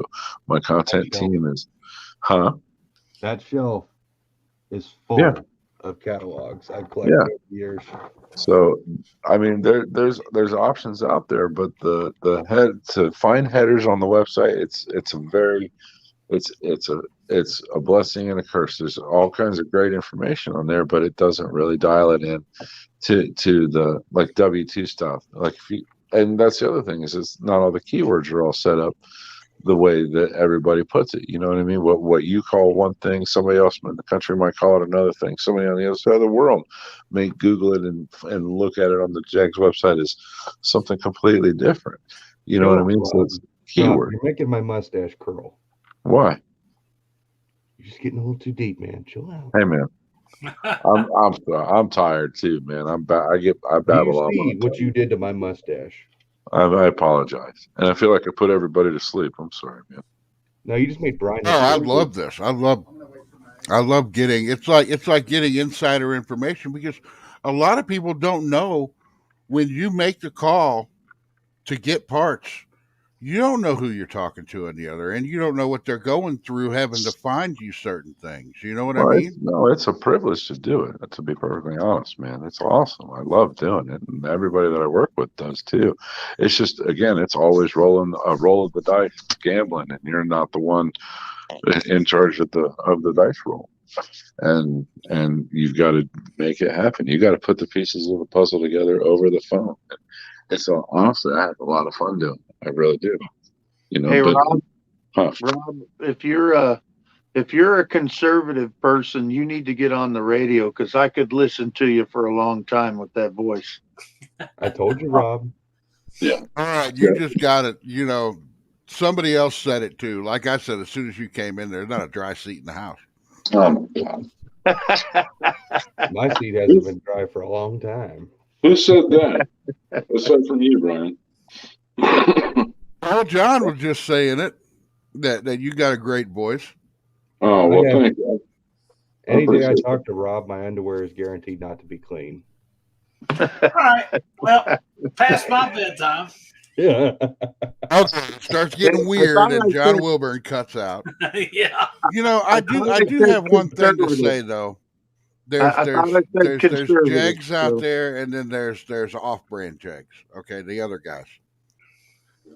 The other guys do got a lot easier website to go through. Their website looks like ours. No. Yeah. I'm on your website right now, and there's where's where I could just put in what engine I'm looking for. So Parts Brian, Summit did a redesign of their website where it looks more like jigs, but what Summit has over jigs, sorry Rob, is the selection on the left-hand side with all the criteria boxes. That's a little more detailed and better set up. Where right up there at the top it says vehicle engine search. Oh, I never use that. I use that thing constantly. Thank you, JMR. And if Jegs had that, it would make at least me happy. Well, okay. I'm not anybody, but I'm in pretty good with the content, guys, and I think that is in the works. I mean, the new year always brings some new changes and new things, and there is, I don't know what they're working on. The IT team has been really ramped up, and the content team is coming on strong. And again, I'm really good with the content team, so, but I'm pretty sure something like that's in the works, but I can't really say for sure. I don't know, but I mean, it's not like we're not it's not like I'm not aware of that thing on this side, but at the same time, you know, we're still that family business. You know what I mean? We're still that guy that actually is able to know what you're talking about, what you're calling about. You know what I mean? There's 2 offices full of these guys that have been in this business, you know, guys our age, your age, younger, older, all of it. Again, 50 years on the 5 months. And everywhere in between that you call in and you actually get it sorted out. You know, the website, any website can only do so much. You know what I mean? You can't account for everything and every variable like W2 heads in an A-body with power steering. You know what I mean? How are you going to overcome that? Oh, you've got to cut headers up to do it, or you got to pony up for a set of headers that are available only in particular places. So that's kind of where I'm leaning on that. You know, you call a place, nothing against anybody that does the same kind of stuff, but you call a place like Summit, that's all they're doing is rattling it off from the website. And the information on the website is only as good as the person that was given it to put it in there. And that's part of what my new position entails is assisting the content team to put information that is relevant and accurate on the website in an easy to understand manner. But I still get my information from the book. You know what I mean? And same with all the techs that sell parts every day and everything that you were talking about doing, Brian, too. If you apply, it's you know, you're gonna have those books. You've got to dig through all those little notes about it. Does it have this? If it has that, it needs this bracket. If it's got this bracket, then you've got to move this linkage. You can't, it's only, again, the website is only as good as the information that is put in by the person who put it in that they were given, and not every application is the same. See, now what you're talking about, looking that stuff up and finding this and that's fun to me. It is. That's what I do. Brian, Rob, you need besides being a machinist. I'm serious. Brian needs a quote on every single purple anodized AN fitting you guys have. I do need that. Actually, anything that is purple spark plug wires. I love purple. Everything's purple. I need to get you guys all on the black and yellow Jegs fittings. So the Elite series. Yeah. Well, I actually tried buying a set of those just for Jezebel's engine because I just needed the black side of it, and I was just going to put the gold one on my desk. Yeah. One of your sales guys dropped the ball and said, "Oh, we actually have the all black ones in." And it was cheaper to buy the all black one. I was like, I was going to buy the gold one, but I guess not. Raker, Rob works. I don't know if I should answer that for Rob. That's up to Rob if he wants to answer. No, I don't. I work at the corporate office. I've learned all kinds of stuff. This is very interesting. Hey, well, hopefully I'm not saying anything that's going to get me in trouble. I don't. No, this is interesting stuff. I mean, we all have bought parts for years and years, and this is cool. This is cool. It's very interesting stuff. But I need to crash out, so I'll catch you guys later. Yeah, man. Good night, I'm about to do the same. Y'all good. Have fun cleaning out that van. Yep. Oh God. Hey, John, before you go. Yep. Did Ruben talk to you about my a horn? Oh yeah, the horn. I'll see you Sunday, and we can talk about horns. How about that? That sounds good. I'll see I just looked. Hey, later, John. I just looked at some comments. I want to throw some. All right, so JMR, you should take Jegs. Dude, you probably still have a Racer account, or if you did, you might be able to get it reactivated. Rabbit Transit, I love you for that, man. I do too. Thank you, Jay. That's awesome. And then record. No, I used to work in the office above that store. I swear. But then I like I said, I've been moved up to the corporate office there. Polo and khakis. Hey man, you gotta be professional. I see all the brothers every day. Jake Coughlin says hi to me every day. It's a beautiful thing. It's a cool place to work. So I gotta know. I will ask this. No, I'm not telling you what. So John's out of the chat, so he feels at the right time. Don't forget When to you remind guys them are in that the I'm better at TSP when than you I guys am are in the at bathroom together, do you ever just like have that awkward moment? Like when you're at two urinals, like if you're already there, does he stand next to you, or is he one of those guys that actually goes a couple stalls down and has the courtesy to do that? The man law is in full effect at Jegs, bro. Thank God. Okay, so like I don't know why we can't just invent like urinals where they're like instead of Double just like space. side by side, yeah, they either spaced out. Yeah, double space. No, there's it's funny you say that because at every one of them there is like between the two offices they all have like kind of identical bathrooms. Now, are And, your bathrooms in the corporate offices, are they painted Jags themed or are they just plain boring? they're just corporate. They're just clean. The bathrooms need to be yellow and black. Like the No. yellow Everything else is yellow and black, and the everything else is yellow and black. But the bathrooms are actually like nice corporate, clean lighted bathrooms and nice fixtures and nice countertops, and it's actually a nice place to be. But every one of them has three urinals, right? So boom, boom, boom, and there's always the man law is always in full effect. Well, why can't it be, women when they go pee, they get to go in their own little closet and go. Why can't they give men a closet like with a urinal in it? I don't understand that. John just burned us. Yeah. Now, and speaking of the other thing though, the color, when I was on the road working on printing presses, we were in Fort Lauderdale, Florida, and we went to Vince Neil's bar. And I paid $8 for a hamburger, and they gave me potato chips with it. I have a problem with that. But when I went into the bathroom, the urinals were black, and the toilets were black, and it was the coolest thing I ever seen in my life. So they do make black urinals and stuff. So you could, yeah, you could redesign that and have black and yellow everything. all the chrome, like where your handle is, that could be gold. Just like the fittings. The trough urinal is the worst urinal ever, John. I agree. Yeah, that's horrible. So why are we talking? I don't know why we're talking. Brought it up. It's Jed's fault, right? Right over here. He wanted to know. No, This he wanted guy to know if everything was yellow. He wanted to know if everything was yellow and black. No, it's not. Everything is yellow and black everywhere else, though. It's cool though too. Like every conference room has a cool name, like a car name or a car related name. Is there a Mopar room? Well, there's a Hemi room. Oh, okay. And there's there's a Hemi room and a Challenger room. And then you know what though? Mopars are more than just Hemis. Okay, I wish people would come come to these terms. There's some Mopar guys out there that don't want anything to do with a Hemi, don't And those ever want people to are own a wrong. Hemi. Those people are wrong. Every No, Mopar guy, deep down somewhere, no, there is not an inch of me that wants to own one of those overpriced, underpowered motors.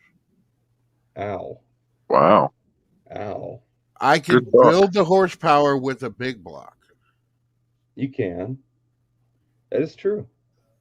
And money I spent don't want to get into that. The money spent, that was the whole thing with Dad's car. I mean, you can build, say if you got $15,000 budget, that $15,000 will go way further on a big block than it will on a Hemi. Or a small block. Well, the small block I don't include because you'll never make the torque that competes. Yeah. So you can't really compare a small block to a Hemi. Just like really you should never compare a big block to a Hemi. Just like it's not really fair to compare a small block to a big block. You know, all those stories, you know, about 340s waxing Hemis on the street, it's because Hemis were never designed for a freaking street engine. You know, they're a high RPM, make a lot of low end torque, which is one thing that a lot of guys don't realize. So that was the whole thing I got on was when we built Dad's car. It's, you know, we can build you a nasty wedge, but at the end of the day, it's still a wedge. You pop your hood, it's just like Jezebel. I popped Jezebel's hood. Oh, tunnel ram big block, that's cool. You pop Dad's hood, you see those valve covers, and you just drop to your fucking knees. At least I do, and most guys at the shows do, because the fucking Hemi. I'm not saying they're not cool. They are overpriced. They're very expensive. I'm just saying they're not me. Yeah, well, they are an expensive engine in that regards. Yeah, it's not for everybody. And just the whole thing of hunting down parts and stuff. If I wanted to get into that, to where you're hunting, I'd be an AMC guy because AMCs are cool. But it's just I don't want to go through the parts hunting. I did it once on one car, and oh my god, you're not thinking big enough. You're not thinking big enough, man. You want a real challenge. Studebaker fan. Yeah. Not that bad. Huh? Actually, Dad's cousin, John David, owns a helicopter leasing company. He is a Studebaker man through and through. Catalina wine mixture. He apparently, yeah.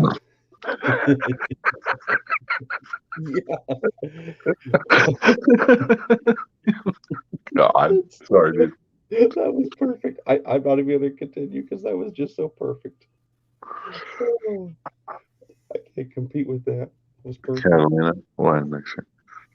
All right, gentlemen, it has been a pleasure. Hopefully, I didn't get in any trouble with my rants tonight. Hopefully, nobody restreams this and like, hey, Rob was And I don't know how you could have gotten in trouble. You impressed the hell out of me. It was interesting. You are welcome here, and your opinions are welcome here anytime. Well, I didn't mean. I'm glad to have impressed people. It wasn't my intention, but I'm glad I did it. So that's excellent. I appreciate you guys' time and your consideration. Man. And you actually have me seriously considering a profession change. Well, again, man, frankly, I've never worked anywhere as long as I've worked here, and I've never been treated as good as I've ever been treated as a place. I can't say enough good things about it. It's the coolest place to work. You get to talk about cars and be a car guy all day, and you don't go home dirty. It's pretty neat. Well, and my thing is, okay, here's my big thing. Okay, you're talking about 12 hours a day. I would much rather do 12 hours a day sitting right here than 10 hours a day at my job I have right now wearing work boots and standing on concrete. Well, I mean, my body is hurting from doing that, and this I could do a lot easier and have a lot more fun doing. I sit in front of the computer for 12 hours at a time. Sitting in front of the computer is nothing for me. Well, again, there's a lot to it, man. It's you've got that customer service aspect, you've got that good attitude, you got to have that good demeanor, you got to have, above all, man, it's you got to have patience. Again, you're gonna if you go that route, just as a primer to it, if you don't feel completely overwhelmed for like the first 6 months that you're doing it, you're not doing it right.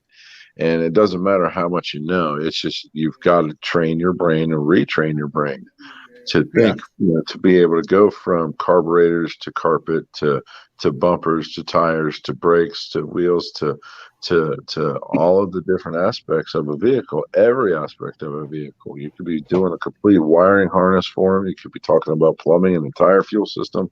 And the guy's at work on his lunch break and he's got his credit card in his hand and he's called you because you got the answers, man.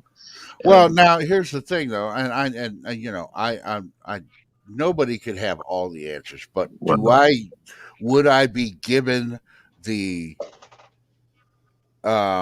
materials that I need to give out the answers as well? Without question. Yeah, without question. I mean, okay, because like you were saying, looking through books and stuff like that, and I would have no problem doing that. Well, then that's what I did. Now, whether or not they send you back to Illinois with a whole catalog rack, it kind of remains to be seen. You may, but there are digital versions of it available to everybody, really. And okay, that's not a problem for me. But more importantly, is with the wealth of knowledge that's in the building and within the company, the answer is just an email or a phone call away. Yeah. So there's not anything that hasn't been seen. It just hasn't been seen by you. Yeah. And somebody in the building, somebody in the company, somebody that has an answer or knows somebody or has heard it or something. You at the very least, you get a carrot dangled in front of you, and you're that rabbit chasing after it, man. And you go down that rabbit hole, and some of them pan out, some of them don't. So it's all about, again, patience and honestly a little bit of grace as well. You know what I mean? But above all is the willingness to actually care. You know what I mean? It's that's another thing too. That's kind of why I do my YouTube. It's another reason I do my YouTube. Okay, I don't care if I get 1,000 viewers. I don't care if I get 1 million. Not money wise. I don't care about doing it for the money. But it's like doing these things here. I have Tall John. I'd love having Tall John around because I want to have 1,000 people watching this because it'll help them out. I don't want to, and it's like there's people out there, and I'm not going to name any names, that'll put out fluff video after fluff video after going to my buddy's western town for fucking a half-hour video. No, not you, Jed. But they're doing it just to try to make money and try to get views. I want to put out videos where somebody's going to learn something, or maybe I could help somebody. I'm that kind of person. I don't want to do this for money. I want to help people. I like doing that. Well, again, man, mine and Jed's friendship stemmed from that very thing. You know what I mean? And maybe Jed, you can attest to this, man. I found you on YouTube and you were ordering from some places and I wanted to be able to help you out. You know what I mean? I wanted to be able to offer you, not that you necessarily needed or even asked for my help, but I wanted to be able to help you out. And I wanted to be able to offer you cool stuff through a cool place to a fan of yours, man. And it kind of blossomed from there. And by doing that, my hands, or at least my heart and my hard work are in that car. Yeah. And some aspect or another, Jen. Hopefully you can agree with that. Maybe not. Oh, he looks Hang on. Just to go with that, Brian, I'm going to send you a picture. So I need you to put it up just for Rob. Oh, God. No, it's not me and my Jags Man thong. We just but, and honestly, if I was into big block Chevy Fox body Mustangs, I would be doing the same thing and trying to help other people out. But I mean, that's it. I mean, it's about your hands have been your hands and your heart and your hard work. Like I said, it's in these cars and these guys, and they're scrimping and scraping and put the stuff together, and they want something that's going to work good, and they don't know what to spend it on, and the tax check is coming, and they want to put something cool into the truck, and the wife. Oh yeah, I forgot about that damn tax season. You guys got to be busy. Oh, dude, it's a great time. But more importantly, man, you get that guy. He doesn't know what direction to go. You got to then dangle that carrot, and you've got to send him down this rabbit hole. You know what I mean? And you've got to care enough to do it, and you've got to be able to do it right for him. Man, he's your customer. You want him to call back, because if he calls back, then he buys more parts. He buys more parts. You get more sales. You get more sales. The company's in a happy place, and then you still have a job, and blah blah blah blah blah blah. And then you got guys all over the country talking to you about your car or their car, and then your hands and your hard work are in their car. This is working because you said it would, because you did the research and you gave it to them, and you took the time to do it. So that's what I think is so. It's not just the hunt of the parts. It's not just the looking for stuff and talking cars all day, man. It's actually helping a guy do something that you're passionate about too, and all over the world. I've talked to guys from Australia. I've talked to guys from Ireland. I've talked to guys from England. I've talked to guys from Dubai. Sold them parts, all of them. And, now here's another question I have for you. How many? And I know you want to get going, but this question just popped into my head. Question just popped in my head. How much have you learned from the people who were calling you? Oh my God, I can't even go. That's the best thing. Is the job is a paid education. 100%. That's funny, Mopar man. Really, if I could swing this thing money wise, I would really like to do it. I think I would enjoy it. Brian, pull up the picture on stream for me. Oh, okay. Sorry. Now, nobody pay attention to the really crappy patch panel in this trunk. That was like the first thing I repaired in Jezebel with a really crappy welder. Now it's just got like 2 tons of seam sealer holding it in. So this is how much of a Jigs man Rob made me, and not just a Jigs man, but I did this just for him. When the trunk is open on Jezebel, I would never ever do this to any of my cars if I wasn't loyal. And Rob made me a Jigs man, and it's just our friendship and shit. So, all the yellow and black. I sticker bombed my trunk panel, my roll cage, everything. It needs more, man. It needs so much more. I have enough. Rob sent me like a metric shitload of Jig stickers. You bought a bunch, and then you bought more than I sent. It's true. I have so many Jig stickers, it's not even funny. I'm glad. Oh, the chat says I should do radio. I have the face for radio. I really do. So, the face for it. That's why I don't have my picture on, because I have a face for radio. Hey, Rob. What's up? Rob, Sir. Have you ever met Jeg's driver? Which one? Like Jeg Jr., TJ, or Eric? Junior's driver? So, Jeg Jr., like Jeg Coughlin Jr.? Yeah, he says hi to me every day.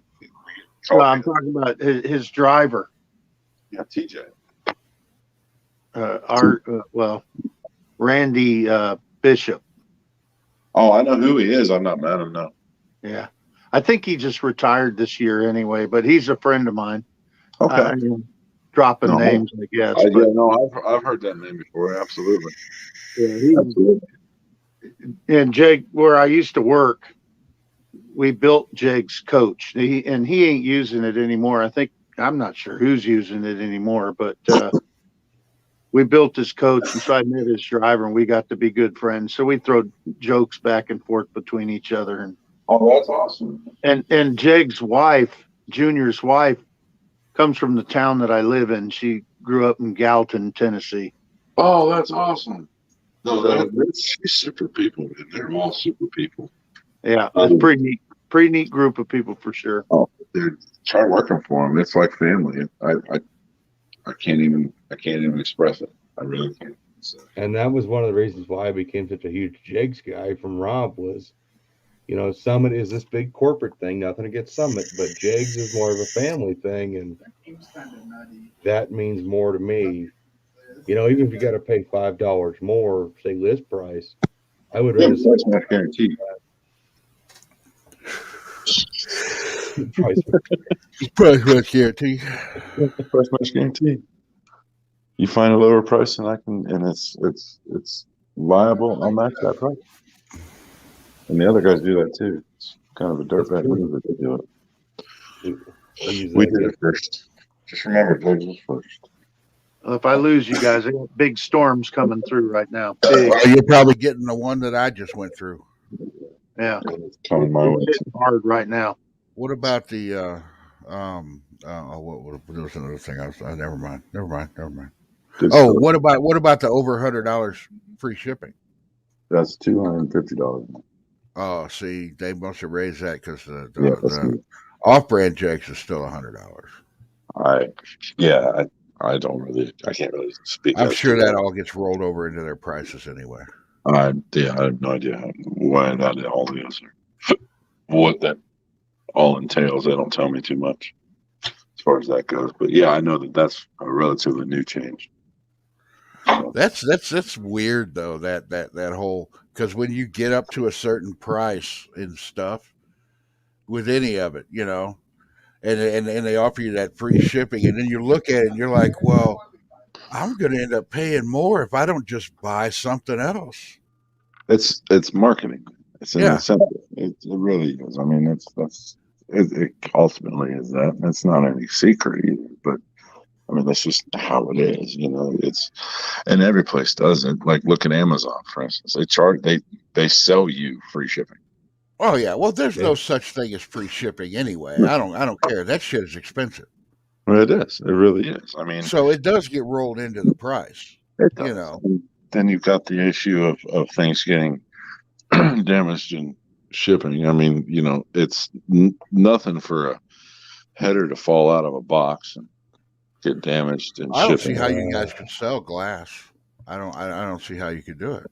It's honestly, I don't think. You keep bringing up this whole Doug's thing. I'm not the one who made the thing. I'm gonna get diarrhea from that. Well, I'm not the one who made the thing. No, the glass. Honestly, I don't take as much glass issues as I do sheet metal issues. And then, well, yeah. I mean, it's sticky there. You know what I mean? Because the freight companies are so rough on things, and the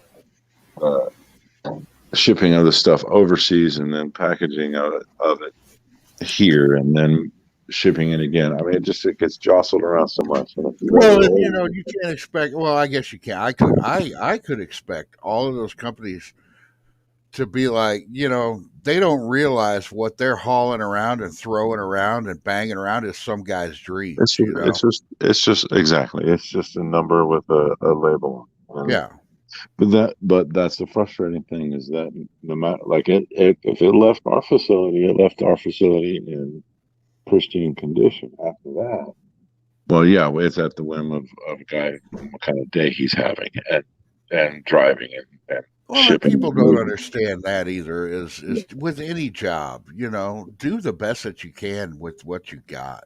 That's it. I mean, even people at fast food places, I hate it when you pull up to the damn window and the person on the other side is just so, you could just tell. It's not my fault that you've got a minimum wage job, but do what you can with it. When I had a minimum wage job, I did the best minimum wage job I could do. Well, it's just like when I pack parts, it doesn't matter if you spend $10 with me or you spend $15,000 with me and you need the part shipped.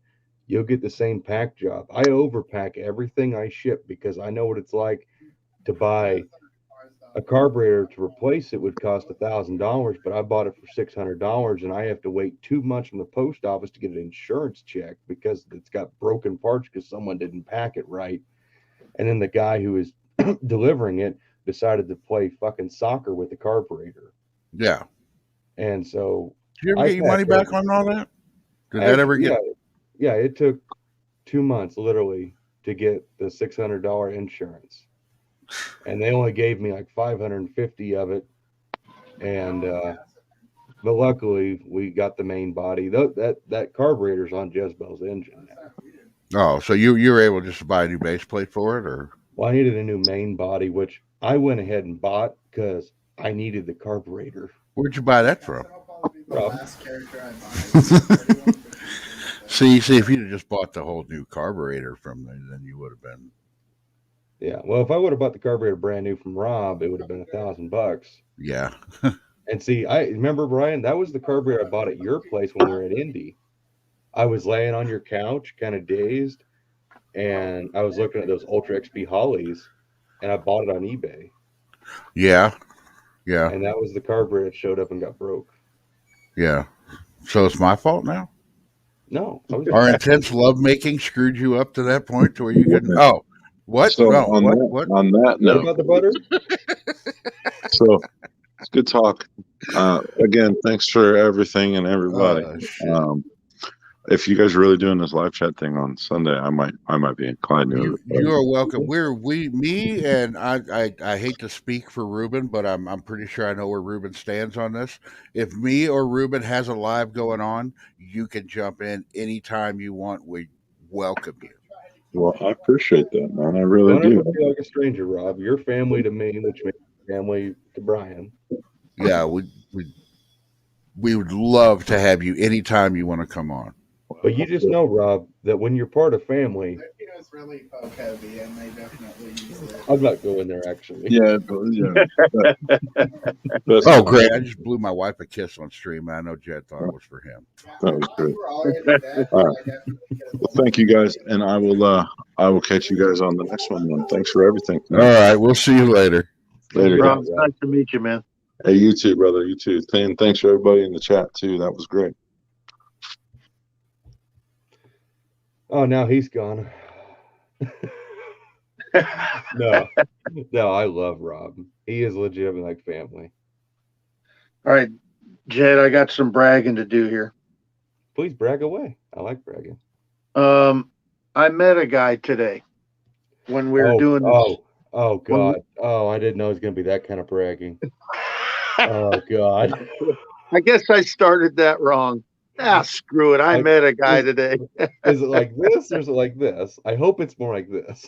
It was, let's just put it this way. I didn't meet him in San Francisco, so I'm all right. Okay, thank God. All right. So when we're doing this dyno shit today on this big block this big block Chevy. Yeah. Old man come walking up and he was listening to, what was going on and everything. His name is Ward Edwards.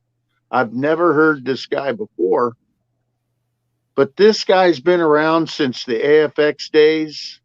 Huh. He campaigned a 68 Hemi Dart, an original SS car. He still has it. So I talked to him for quite a bit. He gave me his phone number. He gave me his address, all kinds of stuff. And he's running a car in the group of guys that I race with. It's a 66 Barracuda gasser. Wow. So anyway, I get to talking to him and he starts telling me this and and the stories were awesome. Well, he lives in Arizona is where he lives.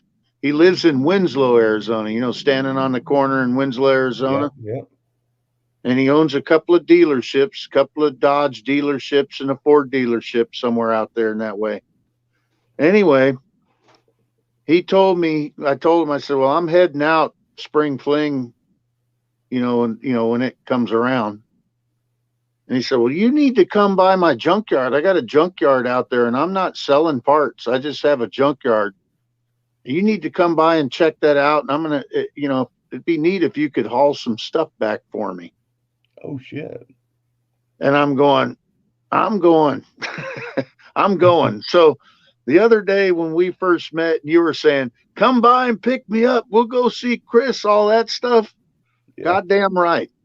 We're going to go out that way and we're going to go visit dude's junkyard and go hang out with these boys. Are you saying me or are you saying you? No, I'm saying you if you want to go with me. You give me a date. So, well, spring fling, we got to figure out when that's going to be. I don't know what the date is. I'm sure they got the date already, but I need to look it up. Yeah, you give me a day, at least a couple of weeks in advance, and I can try and clear schedule. All right, we'll get it figured out to go. I mean, really, if we got enough room, whoever could fit can go. But, it's just I a can, Dodge pickup truck, so I don't know how many can go. I But can the whole, sleep just about anywhere, just not with another man. I'll buy you a room. You get the hell out of my room. I was gonna say, there's been 2 instances in my life. I'm not too proud to say it, but I'm also ashamed to say it out loud on live. I had to share a bed with another man. Not by Dad, choice. did you see this? These are your dad's cookies. Oh, that's a cute little snowman. Yeah, I know. You can see the cookies through the thing. Brian, you need to draw a Yours are little dick on the snowman. your cookies. Your cookies are in like a green butter dish thing. She just whatever we had to throw your cookies in. Your dad gets the cool box. Well, draw a little dick on the snowman for me. No, I'm not going to draw a little dick on the snowman. Anyways, what you were saying, Donald John. Anyway, so we're going to go out that way. That'd be cool. Or, I'm going out that way, whatever, to go to the Spring Fling, especially pick up my little Red Express, bring it home. But on the way back, I want to stop by his junkyard. He says, we don't sell parts. We got just a bunch of stuff. And the whole reason the whole subject came up is I told him I want to build a gasser. I'd like to do a Valiant. Oh, he said, I have a straight axle Valiant sitting in that junkyard. So he's going to work a price up and figure out what's going on. So there's all kind of, as soon as I heard it, I'm like, this is like, what the hell? Did I just get reborn again? I mean, this is exciting shit here. You never know what kind of guys you're going to run into. You never do. So now I haven't looked him up, just what he talked about, but I did talk to him about, hey, would you do an interview with me on YouTube or something? He said, oh yeah, I'll do that. That'd be cool. So that's going to be fun. So I need to go through and figure out what kind of questions I need to ask him. But we went through his cars. They're all parked here in Kentucky. I'm a few miles away from it right now. I got to look at the 68 Dart. He's got a 70 Swinger with a 340 in it. He's got an Aspen that used to be a super stock car back in the day. And so we're going to go through all those cars. This is kind of the bragging part of it. I really wanted to tell you about if we do go out to the Spring Fling. That's something that I want to go do. I would totally pitch in, man. Gas money, whatever. I don't expect a free ride. But, Donald John, you definitely need to shoot me an email so we can get phone numbers exchanged and shit. Yeah. So that way we can, both. I think, Brian, you got my phone number, don't you? Yeah, I got it from Ruben today. All right, shoot that. Because everybody else I can contact on Facebook, but yeah, I was gonna say you're anti-Facebook, so shoot Tall John my phone number. Okay.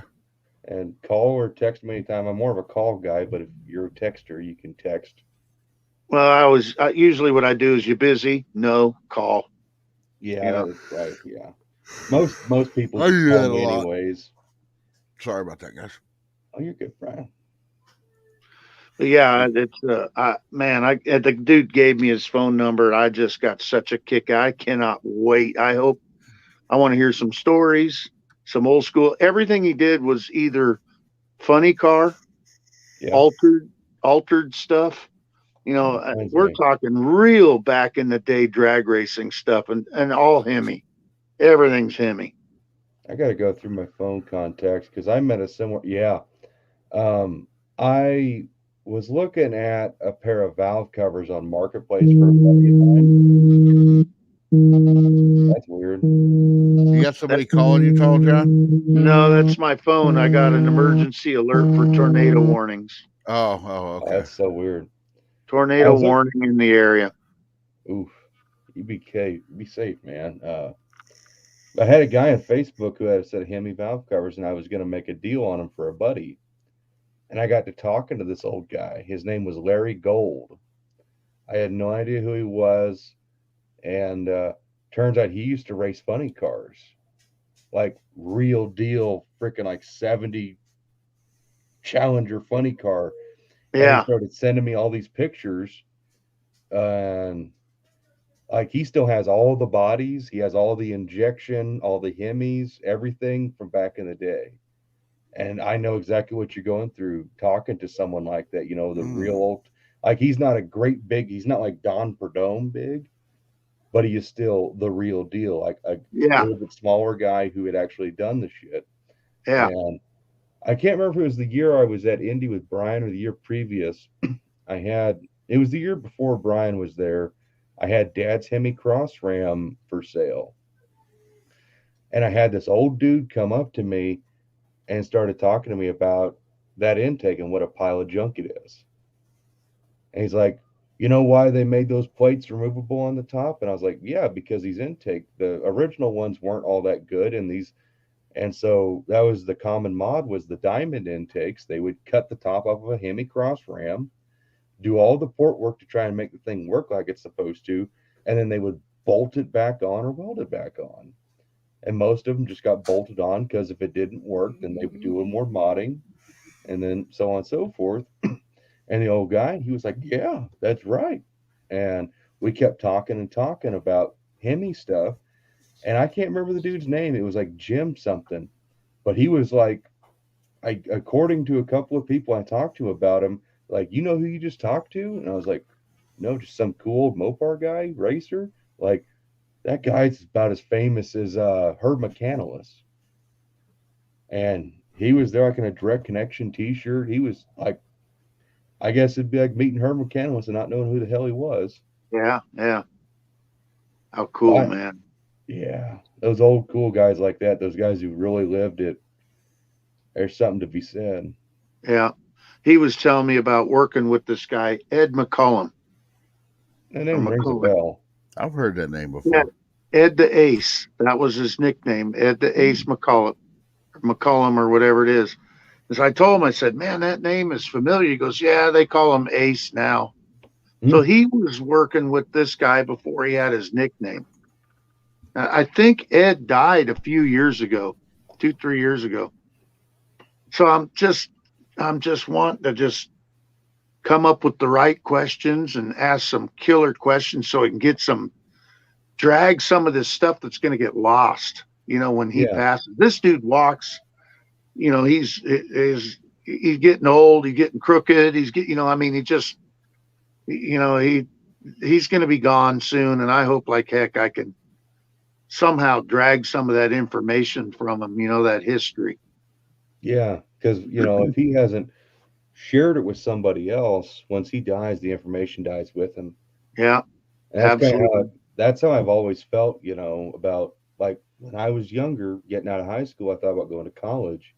And it's like, go to college, pay these professors to teach me something.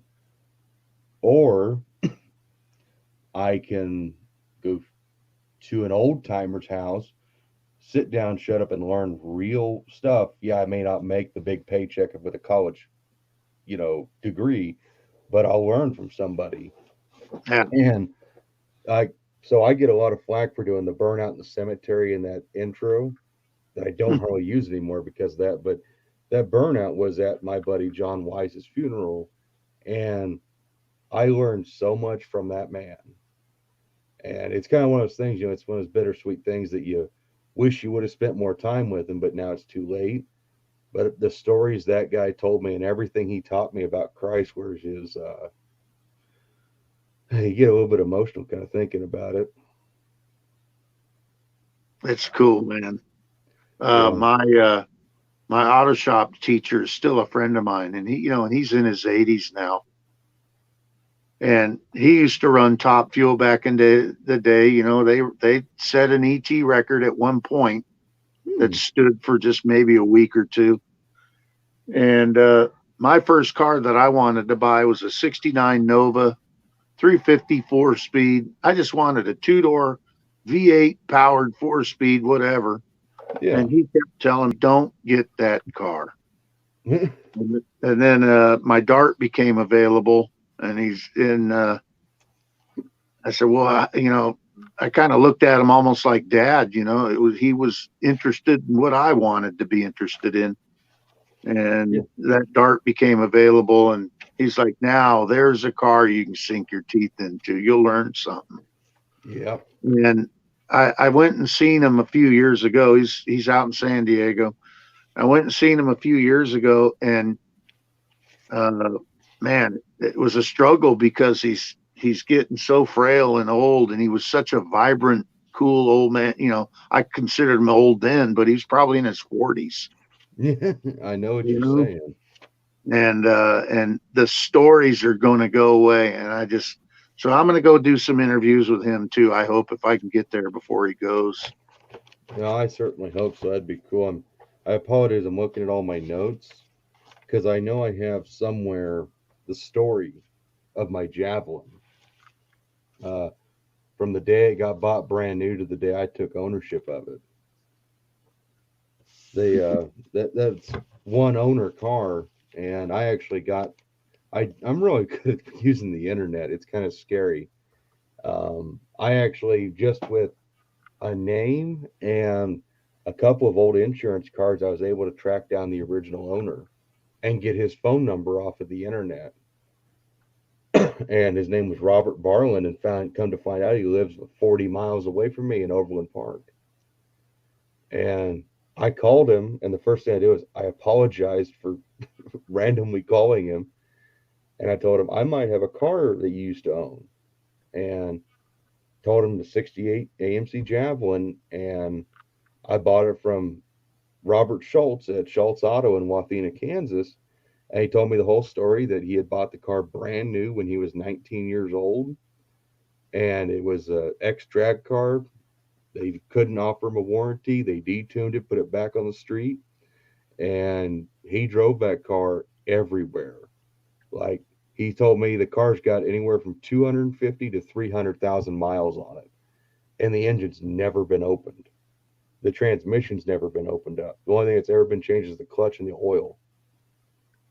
And I'm the second owner of the car. Robert sold the car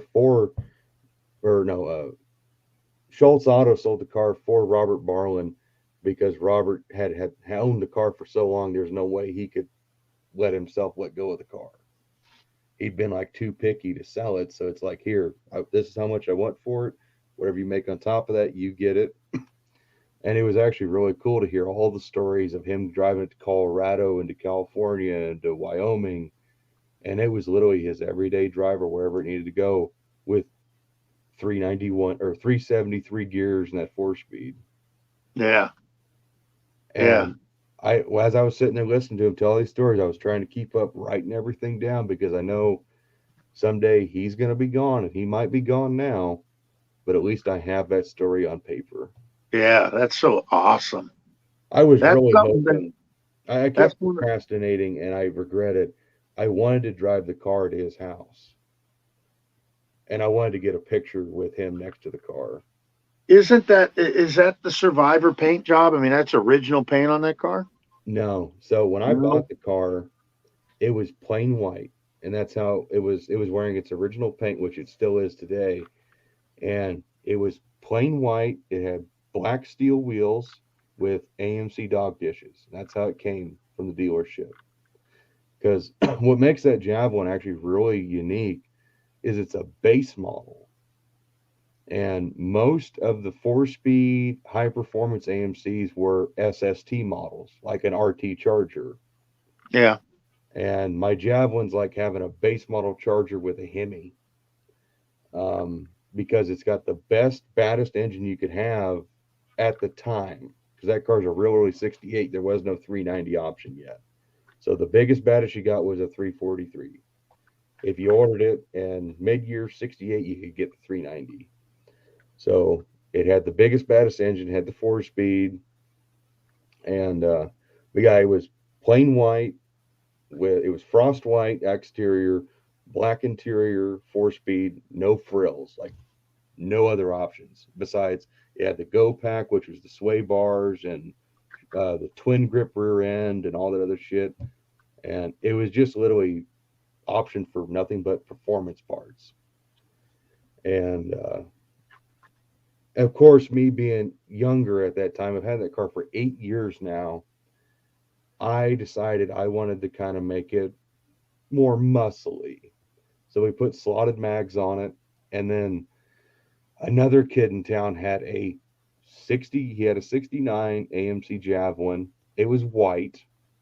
And the kid was about 5 years younger than me. And he liked to be an idiot. He liked to do donuts and burnouts in town. And I live in a small town, so every cop sees that white Javelin and they assume that's the only one existing. Right, And, right. And mine's a 4-speed with 343. His was a 292 barrel automatic. And one day I was at a buddy's house working on a car, and I had got egged on to doing a burnout in the middle of the road. And we were in an even smaller town of like 500 people. And so I pull out in the middle of the road, I do my shit, I put the car back, everybody's happy, and I go back to working. 5 minutes later, here comes county sheriff. Someone had called in the burnout. And I go out there, I explain myself to him, and he is just not having it that day. Everybody, all my buddies are telling him, no, we egged him on to do it. He doesn't do this kind of stuff because blah, blah, blah, blah, blah. Same shit with blowing up Jezebel. And he goes, no, I know that car. That car, I've seen it doing donuts and burnouts, and I don't know how many times I got to tell you damn kids to stop doing that shit in the street. I'm going to write you a ticket. And then it springs on me. There's another white Javelin. Yeah, dude. Took us forever to convince the cop that there was another car exactly like it. Yeah, guilty by association. So that led to, well, it's time for red and blue stripes. And I put the torque thrust on it and the wing. I tried to differentiate myself as much from the other car. Now, the other car doesn't exist anymore. But if I had my way, I had the time, I had the money, I want that car back stock. I would make it plain white. I would put the steel wheels on it, let it on be bigger, wider, and everything. But I do actually have a really rare thing. I have actual aluminum window louvers for that car. Wow. I want to put those on it with the spoiler, but I want to leave it plain Jane exterior. I know a lot of guys like the red and blue, but it's, I don't know, it's a little much for me anymore. Yeah. I like subtle. We got tornado sirens going off right now. Yeah, Brian was, it was pretty close to him. Hopefully you don't get hit by a freaking tornado. Yeah, I'm sitting in a motorhome right now, so I hope I don't either. No, you can outrun it probably. Or just do as I told Brian. If you see the tornado, go outside, stare it right in the face, and punch it in the dick. Well, you live right there in Tornado Alley right there. Oh, that's the biggest crock of shit. I've only ever seen one tornado in my entire life, and it was still a funnel cloud. I was driving underneath of it. I didn't realize it. I was on my way back home from Lawrence, which is a town 20 miles north of me, and I had just come getting parts, and I get a phone call, and my phone starts going off like crazy. Tornado warning, tornado warning. And my mom calls me, or Anna calls me.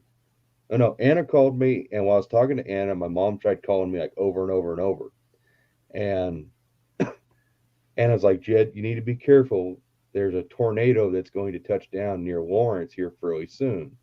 And I'm like, oh, it's fine. It's not a big deal. And I'll never forget, I look up while I'm on the phone, and I see a funnel cloud right ahead, right above me. And I'm watching it fucking swirl. And I told Anna, and she gets all freaking nervous. And I'm like, well, I could keep you on the phone, but I think I should probably focus on driving.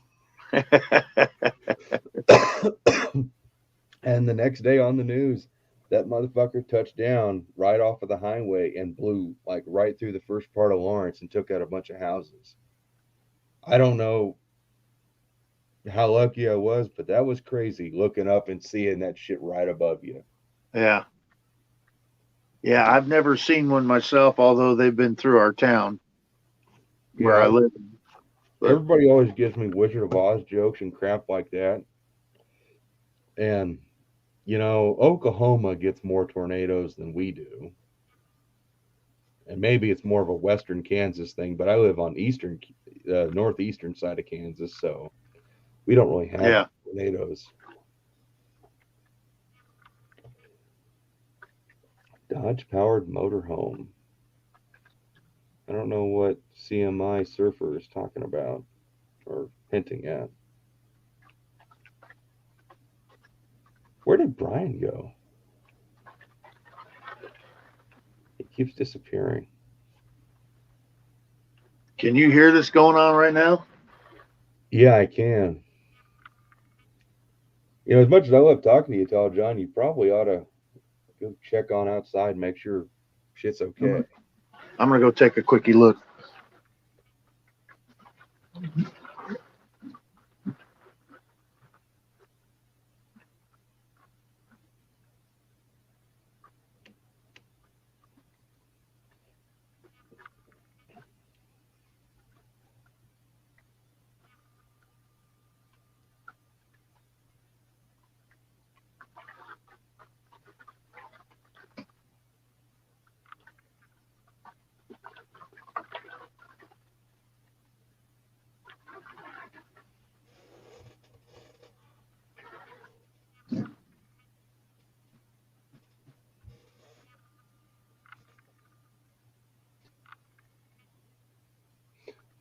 JMR, not gonna lie, dude, that was probably one of the best things I ever bought.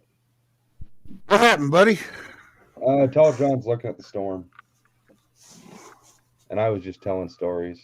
Oh, okay. I'm sorry. Yeah. Oh, you're. I had to have a serious conversation with the wife about a career change.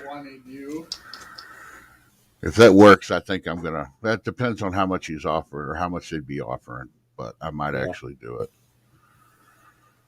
I've always thought about it. I just don't know if I could really sit up. I gotta sit at my desk a lot already, but I don't know if I could really sit at my desk that much. I could do it, no problem. Well, I don't like being on my ass that much. I always told Rob, you need to get a tall desk with a treadmill so you can just walk all day. So that way you don't get a beer gut. Oh, I already got a beer gut. I don't care. Well, I don't want mine getting any bigger. But yeah, seriously, JMR, Indian Scout, awesome bike. Running backwards. Excellent bike. Great. Like I'll go outside to the garage, sit on my stool, and still stare at that thing. I love it. Where'd Tall John have to go? He went to go look at the storm. Okay. So he's being like we would. Okay. I told him that if he sees a tornado, stare it in the face and punch it in the dick. Yeah. So I imagine with how long he's been gone, he's probably in a fist fight with a tornado. Punching a tornado in the dick. Okay. He's cool enough. I bet you he's doing it. Did you punch the tornado in the dick? It's warmer outside than it is inside here. So, John, you know what to look out for tornadoes, right? As far as weather change. What's that? Say again, No, do you know what to look for as far as tornadoes? Logan. Yeah, warm weather, hail. Well, I was just saying, like, it could sound like World War II is going on outside. That's actually good. It's when the weather dies and it becomes perfectly still. Well, that's about where we're at right now. I walked out there, it's raining, but it's perfectly still. You know, that's the thing. The tornado sucks all that energy up. Yeah, so the rain will be gone. Everything, it'll be like peace. That's when you need to start getting worried. Is when it's like real peaceful. I'm good right now. Then we still got rain coming down. That's good. That was one of the first things Dad taught me. Besides, you know, standing on your front porch with a gun and a beer and an American flag in your butt crack, getting ready to face down the tornado.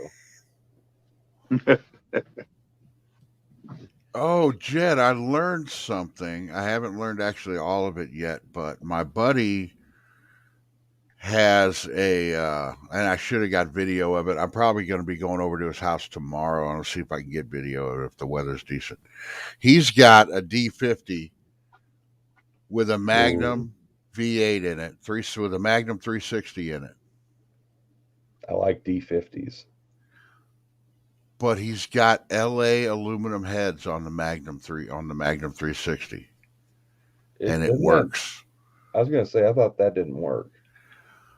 The oil, it oils up through the push rods, and the rockers have a hole where it runs through the rocker and fills up the rocker shaft through the rockers. Instead of oiling up through, you know what I mean? That's Instead of what he oiling said. up And I've through heard the the- engine run, and it runs fine, and it sounds good. Instead of oiling up through the oil galleys into the rocker stands and then into the Into rocker the shaft. shaft. Yeah. Instead of just like oiling through the shaft and then out the rockers, it's basically making the oil go the opposite direction. It's coming up through the push rods, just like you do on any LA or Chevy or AMC. It oils through the push rods, but then some of that oil is going through the rockers and oiling the rocker shafts. So I know, like on Jezebel's engine in my 340, my T&D rockers on my W2 heads, they have to be set up for push rod oiling. So the oil comes, it enters the lifter, shoots up to the push rod, Mm-hmm. then it goes through the adjuster cup into the rocker, and then it flashes from there. So it's not actually getting injected into the rocker shaft. Well, it might not be getting into the rocker shaft, but it's still oiling the rocker. Yeah, you know, where splashing. it's sitting on the shaft. Yeah. Yeah, it's splashing around in there. That's why, like, if you run a Chrysler engine without a valve cover, it's not going to coat your fender wells with oil because they're pressurized oil to the rocker shaft. But if you do it on a Chevrolet, because it's push rod oiling, it slings oil everywhere. Oh yeah, yeah. I remember my dad adjusting Chevy rockers, and basically he'll have the engine running, and he'd take the valve cover off and lay shop towels on top of the rockers, and you'd see the oils just start soaking through them. Yeah. Yeah, every good shop back in the day used to take a set of Chevy rocker arms and cut a slot in them, so you could put them rocker arms or the valve covers. What did I say here? Anyway, Yeah, I know what take you're a saying. valve cover and cut a slot in the valve cover, set it on there so you could get to the studs and adjust them, and try to eliminate the splash as much as possible. But yeah, I mean, and I'm like, well, wait a minute. If that works, then that's my one bitch about Magnum Motors. Is if I could use the regular rocker arms on them, you know, That's shaft my only bitch. instead of the pedestal mount fucking crap that they put on them. That's the only thing I don't like about the Magnum heads is I don't like the rocker system they went to. I feel like it was going backwards. Yeah, I do too. That's exactly what I felt too. You know, but every aftermarket cylinder head on a Chevrolet, they go to a shaft mount rocker. It's more Mhm. stable. It's better in every way. So I don't know why. I don't know. By the big pedestal. I don't know. I heard somebody talking about, when Mopar was eliminating the Hemi and they started looking into the ball stud engine. Yeah. And its similarities to big block Chevy. And my first thought was, well, they're not like big block Chevy because they didn't have a good port and a bad port. And they are like big block Chevy because they had stud mounted bull rockers, and I'm going, what a hunk of crap, That the ball whole stud thing is fine for stock everyday stuff. It's all good for, probably 6,500. Yeah. But when you start to push them up there and you put a valve spring in there to control that valve action, you have to do something about bigger studs, replacing the pressed in ones with threaded in ones, and if you go bigger than that, you're going to have to do stud girdles. By the way, Well, yeah, Mopars cost more because you're still using all stock shit, Yep. When I first started racing and I was turning my motors, say 6,800 RPMs, I had a 618 lift roller camshaft in it. And I used my first couple of years, I used 273 rocker arms because they were adjustable. And I still own them. I still have those rocker arms. And I went 2 seasons and they never broke. Now, I'm a big roller tip rocker guy because of valve guide wear. Yeah. Not because of the power they give you. They will give you a few horsepower in the sense that they're guaranteed to be 1.5 or 1.6 ratio. whereas the stamped steel and the other ones might have a little differences one way or the other. But those 273 rocker arms are badasses. I mean, it was 618 lift, at 6,800 RPMs, 30 lap main event. Again, I think I said this earlier. That's 60 drag races a night. And that's how iron that they were made out of with some shit. Yeah. And the only thing that I don't like about the 273 rockers was the stock adjusters. That's kind of like what started that whole myth about having to adjust your rockers every weekend. Yeah. Because there was no locking nut, so it's an absolute must, in my opinion, to put the like crane adjusters on them where they got a locking jam nut. Yeah. That was one worry I had about Jezebel's engine with its solid lifter cam was, well, I asked my machinist Mark, it's like, how often do I have to set these valves? He said, Jed, you check your valves once a year. Because solid lifter cams have come a long way. My lifters are cryo treated. They got the EDM hull. It's all push rod oiling, all that fancy stuff. And he said, you should never really have to adjust your rockers, especially with your rockers you have. If you have to actually physically make an adjustment and it's more than, say, a couple thousands, you're wearing your cam out. Yeah, something's going bad. Something's wearing you out. Never actually have to do a real adjustment on them. Now, those original style adjusters, you had to do an adjustment because there's nothing jamming that nut down. Right. Now, I never, I checked them every weekend when I went racing, but they were never way off. That was a little bit here, a little there once in a while. Yeah. And so I didn't have a big, a whole lot of work to do there. One of the things I like about the Mopar adjusting also is when you adjust at the push rod, you can stick a feeler gauge in your deal, and you can adjust it, rotate the engine over, and sit there and turn those adjusters until all the slack is gone, and then stop with the valve being open, set your jam nut, and then roll it around. Your feeler gauge come right out, and it was guaranteed to be exactly what your feeler gauge was every time.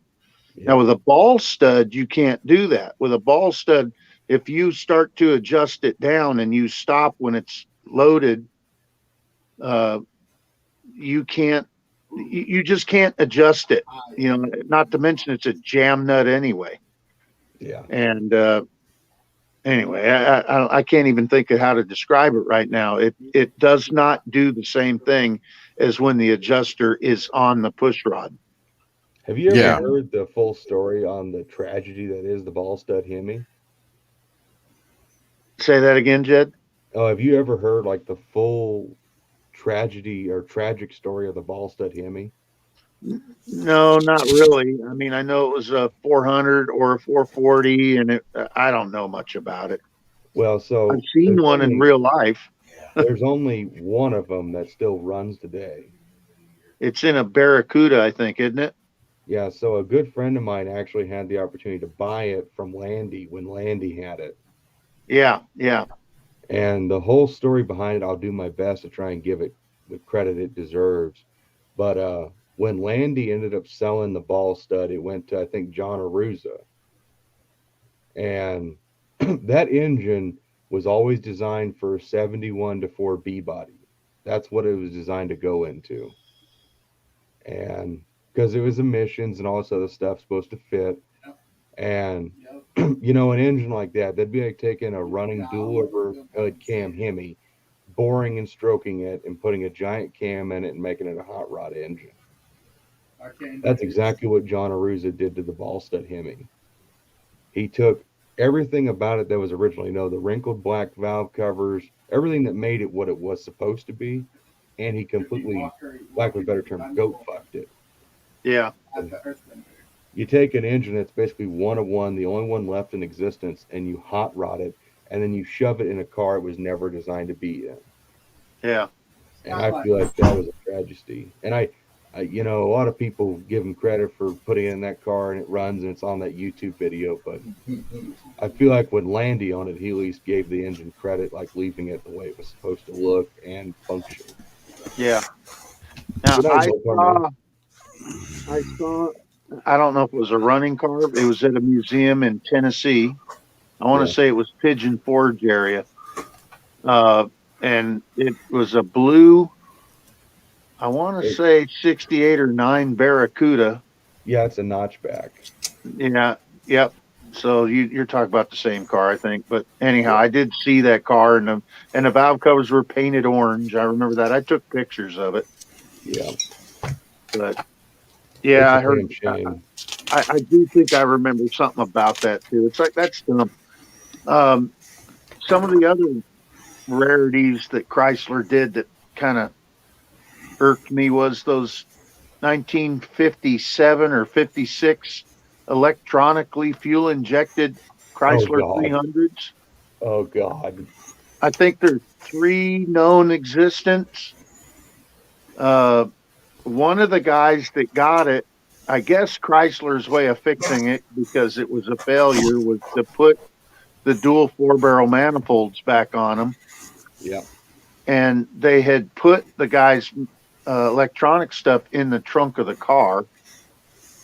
So he had put it back on, happened to be an electrical engineer. This is the story I heard. I heard this story too. Yeah. And so he was driving it or trying to make it run. And he noticed when he went under high tension electrical wires, it would screw it up.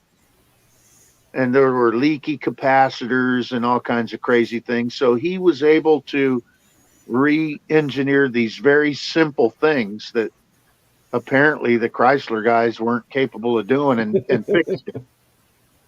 And so when he fixed it, I guess it gets 18 miles a gallon in a 5,000-pound tank with I guess they were 392 Hemis. I'm not sure what engine was in those. Yeah, the letter cars, yeah. Yeah. But, I guess there's only 3 known to be in existence. And I saw one of them at the Fall Fling this year when I met Chris, when I was up there at the Fall Fling. One of them was there. And I think it's the guy that works with Jay Leno's car. Oh, yeah. But the emblem is bitchin' looking. But electronically injected, apparently they inject fuel the same way as a modern electronically injected car does with the duty cycle, and it's There are no new ideas. Pretty neat stuff. Yeah, there's no new ideas. It's all just rehashed. Yeah. I will ask you this: speaking of early Chryslers, have you ever seen a 350 big block in person? No, I have heard of them. I've heard of them. I know a guy that had a 66 Coronet, and the VIN number was for a 350, but it did not have the engine in it. It had a Poly 318 in it. What year did you say? 66. So the 350, if I remember right, was only for 58. 58. Okay. Yeah, that was the debut year for the big block, and it came only in Furies, if I remember right. Like Christine, 58 Fury. Yeah. I don't know if they had a single 4 version, but I know so a buddy of mine, when I was in Indy last year with Brian, my buddy Jesse was building a 57 Belvedere, and he got a deal offered to him for a real deal 58 Fury dual quad car. The real McCoy, not some Savoy or Belvedere, a real 58 Fury dual quad car. Yeah, like Christine, that engine. Yeah, the exact same car. Yeah, and it's like the movie car, we'll say, not the actual car from the book, but yeah, he had an opportunity to buy one, and all the 58 Furies were all painted the same off-white color, gold trim. And that's what Jesse's car is. And when I go out to get Jezebel's 4-speed, I want to film his car, because his car there was only 3 or 4 known to exist. And his car is a 58 Fury, 318 Poly, dual quad, AC, like every option you can check on it. super rare. There was only 3 or 4 known to exist. He has number 5. Nice. Wow. Yeah. Now, And this, he just kind of stumbled into it, one of those Facebook deals. Now, here's what's really neat. I never knew this, but his 318 poly has a hot cam in it and like 10.5 to 1 compression factory. Huh. I never Wow. knew they built a hot rod 318 poly, and neither did he.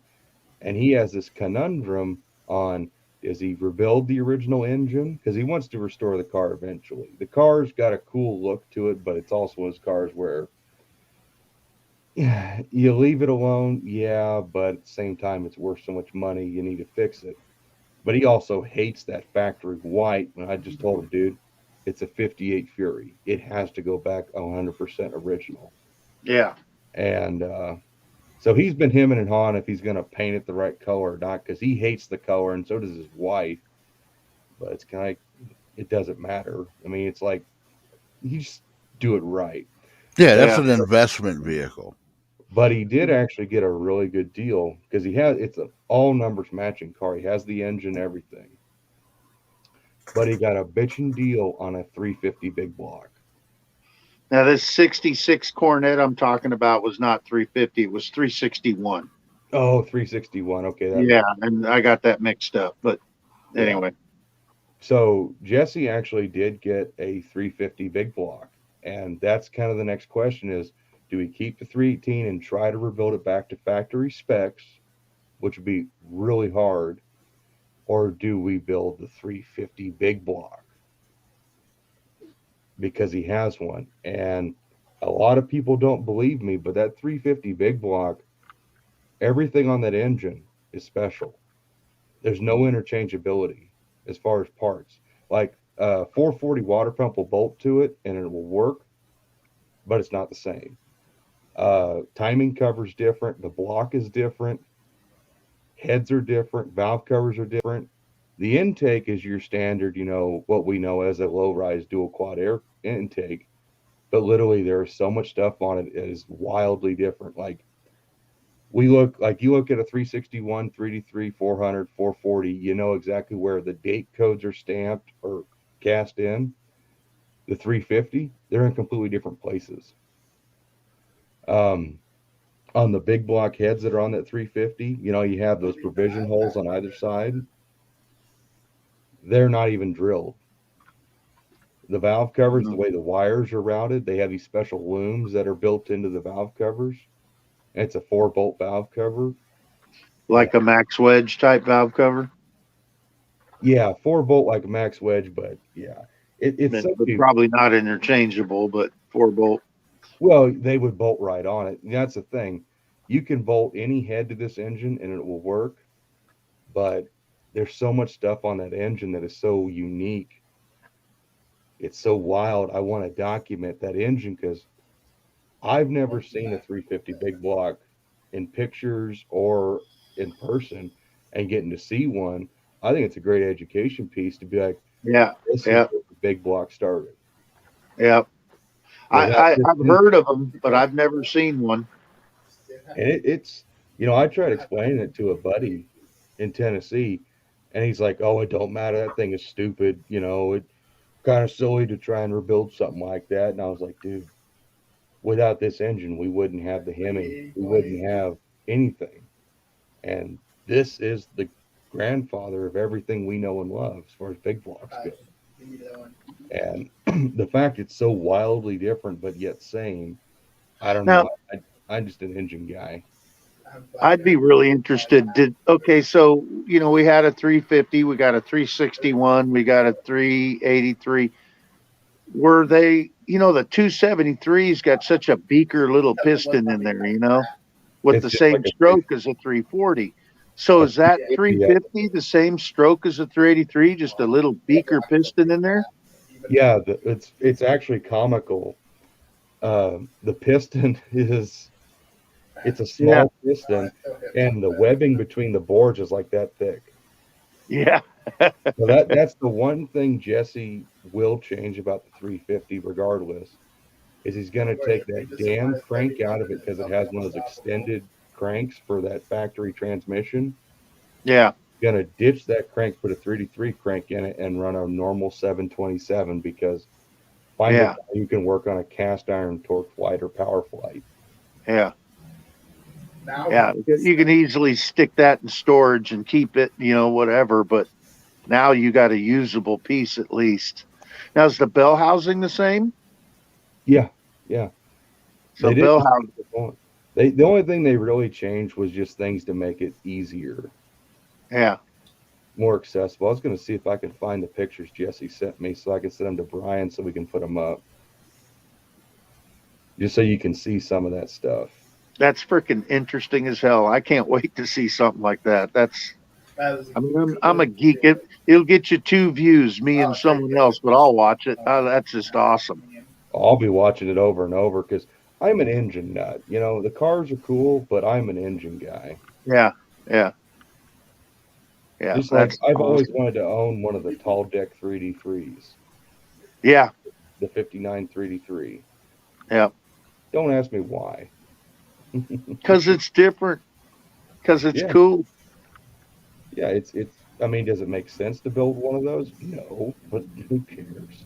if I had flat, I would have got that before. It's just like building my 273 for my yard dart. But or like anybody out there building a slant 6. I like slant 6s. Well, I'm not a slant 6 guy. Buzzing half dozen. Yeah, I like them, but I don't know what I'm gonna. I have another one that I thought I really would like to someday. I ain't got the money to do it, but I really would like to someday modify the hell out of one and see what the hell I could do with it. But I mean, a 273 or a 318, you just kind of scratch it and it makes as much power. It's true. And so, it has to be about the what can I get out of it thing. And again, I don't have the money for that. I got bigger fish to fry, Well, I can give you the phone number to a guy who's run one on nitro. Yeah. You know what percentage of nitro a slant 6 will handle? I have no idea. He put 2% of nitro to a slant 6 and split it in 3 places. Damn. It's Tom Roseman, Brian. Oh. Yeah. Brian, the 350 block pictures are headed or should be to you. I see it's right here. I've only got 4 from Jesse, so we'll just have to live off of these. I don't have my pictures anymore. I had to do a phone cleanup. Kind of one of those things you delete the pictures because you figure you can always get them back. But you want to take a picture. Thanks. What is that? Is that the alternator bracket?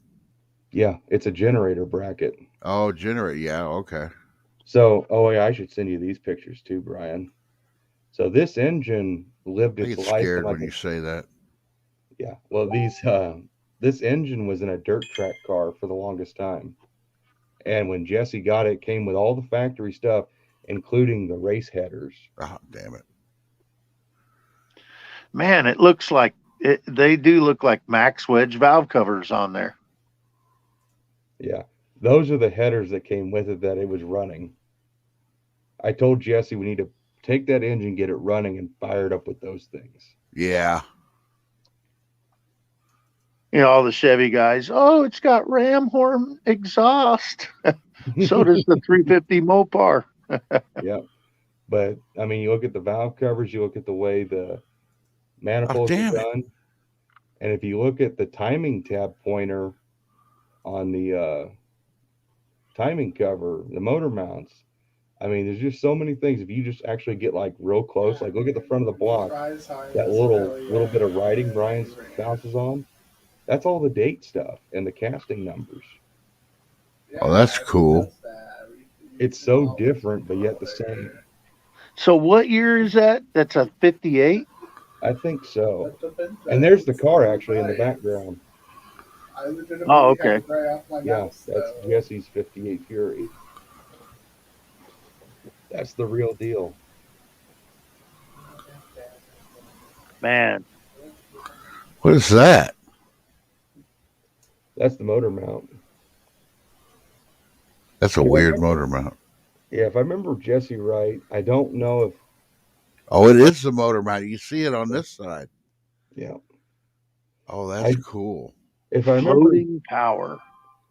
if I remember what Jesse said right, I don't think those valve cover holders are exactly the correct ones, but they're close enough. I don't What think color either. was this engine painted? Is this the original color? I think so. I think it was kind of a coppery gold color. Yeah, it was Huh. kind of a coppery gold color. Yeah. Is Ruben still in here? Ruben, if you're in here, say something. Put something up in chat. I need to see if still in here. Yeah, if anybody's been chatting, I can't watch any of that with what I got going on here. So if anybody's asked me a question, they think I'm a snob. Yeah, I don't really. I have two monitors, but I don't want to have the other screen on because of the light. I need to get out to Jesse's just to get my transmission done and to video that engine before, he does much with it.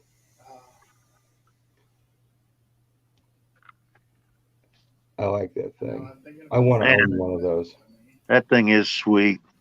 I'd probably trade It is cool. Bell's engine for one of those. And that'd be a neat one. I'm sorry, but to have running, and then you throw it up on an engine stand when you want to hear it run. You throw it up on a run stand. I want to hear what it sounds like because that tiny piston, but yet with that stroke, that thing would sound pretty unique. Sound like a box of bees. Yeah, I mean, could you imagine what you could do with one of those things? Like if you actually didn't care about originality, so tiny bore, big stroke, so it ought to be. I mean, it's got a light rotating assembly. Put a freaking roller cam in it. Put a good Should intake. spin like a son of a bitch. It should. I mean, really, it's not got that big of a stroke. It's a 3D3 stroke. So yeah, that's a short stroke. Yeah, it ought to rev out really good. Well, you know how we were talking about the big blocks and small blocks. You said the small blocks would never have as much torque. Well, there's some types of drag racing where you don't want a whole lot of torque. No. A lot of that no prep stuff and, back of the track racing and racing on shitty surfaces, you don't want a shit ton of torque because you're just going to go up in smoke instantly. Well, there's nothing you can do about it. That's why I said what I said about 340s waxing 440s and Hemis on the street. Yeah, it's a badass engine, but you mat the gas on a 340, you may spin your tires for a little bit, but you're going to go. You just flat floor a 440 or a Hemi, your fucking tires are gone. Yeah, well, and imagine also tire technology back then wasn't anything close to what it is today. I mean, I guess Ruben's not in here. He must have petered out on us. I was going to throw this up. Is that the car you were talking about Ruben was wanting? Ruben wants this car. He needs that car. If Ruben doesn't buy it, I'm going to send him nude pictures. He wants to leave all of this stuff on it too. All the you'd have to. That thing's lettering. Look. Well, I would say he owns his own business. I would do the lettering the same, but have his business name on there. Well, I mean, if he wanted to. Now look at the bores on. Can you guys see the bores in this motor? Yeah. It looks like it's been. That looks pretty standard. Looks pretty fresh though. Yeah, it's got nice bores, but it's got. That's not Gliptol, Brian. That's just rust. Are you sure? It don't look like. It'd be like old Gliptol. Well, it probably is. Looks like it was like Gliptol at one time, or maybe it's overspray. No, that's that. I think that's just rust, and I think it's got some overspray on the front of the block. Well, we were thinking that the block wasn't. It's just in there like for a mock-up type deal because. Well, it's got stock pistons, so that's obviously not. Yeah. A bad engine that should be in there. That'd be a good candidate for the Pro Stock Hemi. Oh fuck. I don't think that intake is polished. I think it's plated. It doesn't look like it. It might be ceramic coated. It don't look shiny enough to be chrome. Because it's all shiny down inside there too. I think it's ceramic coated. It ain't shiny enough to be chrome, Brian. Chrome's always just got that bright finish. And I've got a polished Hemi tunnel ram behind me, so I think it's ceramic coated. It's kind of got a little bit of a dull haze to it. It could be ceramic coated because they'd get the powder down inside of it too, unless they actually taped it off. And it makes sense for race car, cut down some of the heat. It doesn't make sense to have a chrome tunnel ram on a race car. But I mean, hell, the damn thing comes with a tunnel ram and headers, and those are some big headers. I mean, shit. For those 10 grand, I don't know. Those look like 2 1/8, maybe 2 1/4. Yeah, they're huge. Oh, they're oh, okay. I see what kind of headers they are. They're like Schoenfeld, so they're probably even bigger. That's a serious machine right there. Yeah, I don't think but you couldn't build it for 10 grand. You couldn't come close. That's a lot of fiberglass. Yeah, the doors are fiberglass. You could tell. I think this is just rusted old metal. I don't think they have a fiberglass floor in it. That might be a little too much for Ruben. At least I hope not. Good God. If you wanted a dedicated race car, there you go. And it would look cool. Yeah, ladder bars and fucking Dana and coilovers. The coilovers look new. The ladder bars actually look new now that I pay attention to them. Yeah, I see a lot of fresh stuff on there. Like I said, 10 grand. If I had it, I'd buy it. If I had the 10 grand, I'd probably buy this car. Told John you need a Barracuda race car. Yeah, there you go. Well, I do, but nah. He said he would even keep that dent. I would too, I think. I would. Just leave the damn thing exactly the way it is and race the shit out of it. You have to change the 340 deal unless you put a 340 back into it. Yeah. And maybe sell you those skinny Keystones. Yeah, seeing those is making me regret not buying the skinny Keystones at Indy for $400. If you notice, this thing doesn't even have front brake rotors. Yeah. It's all back brakes.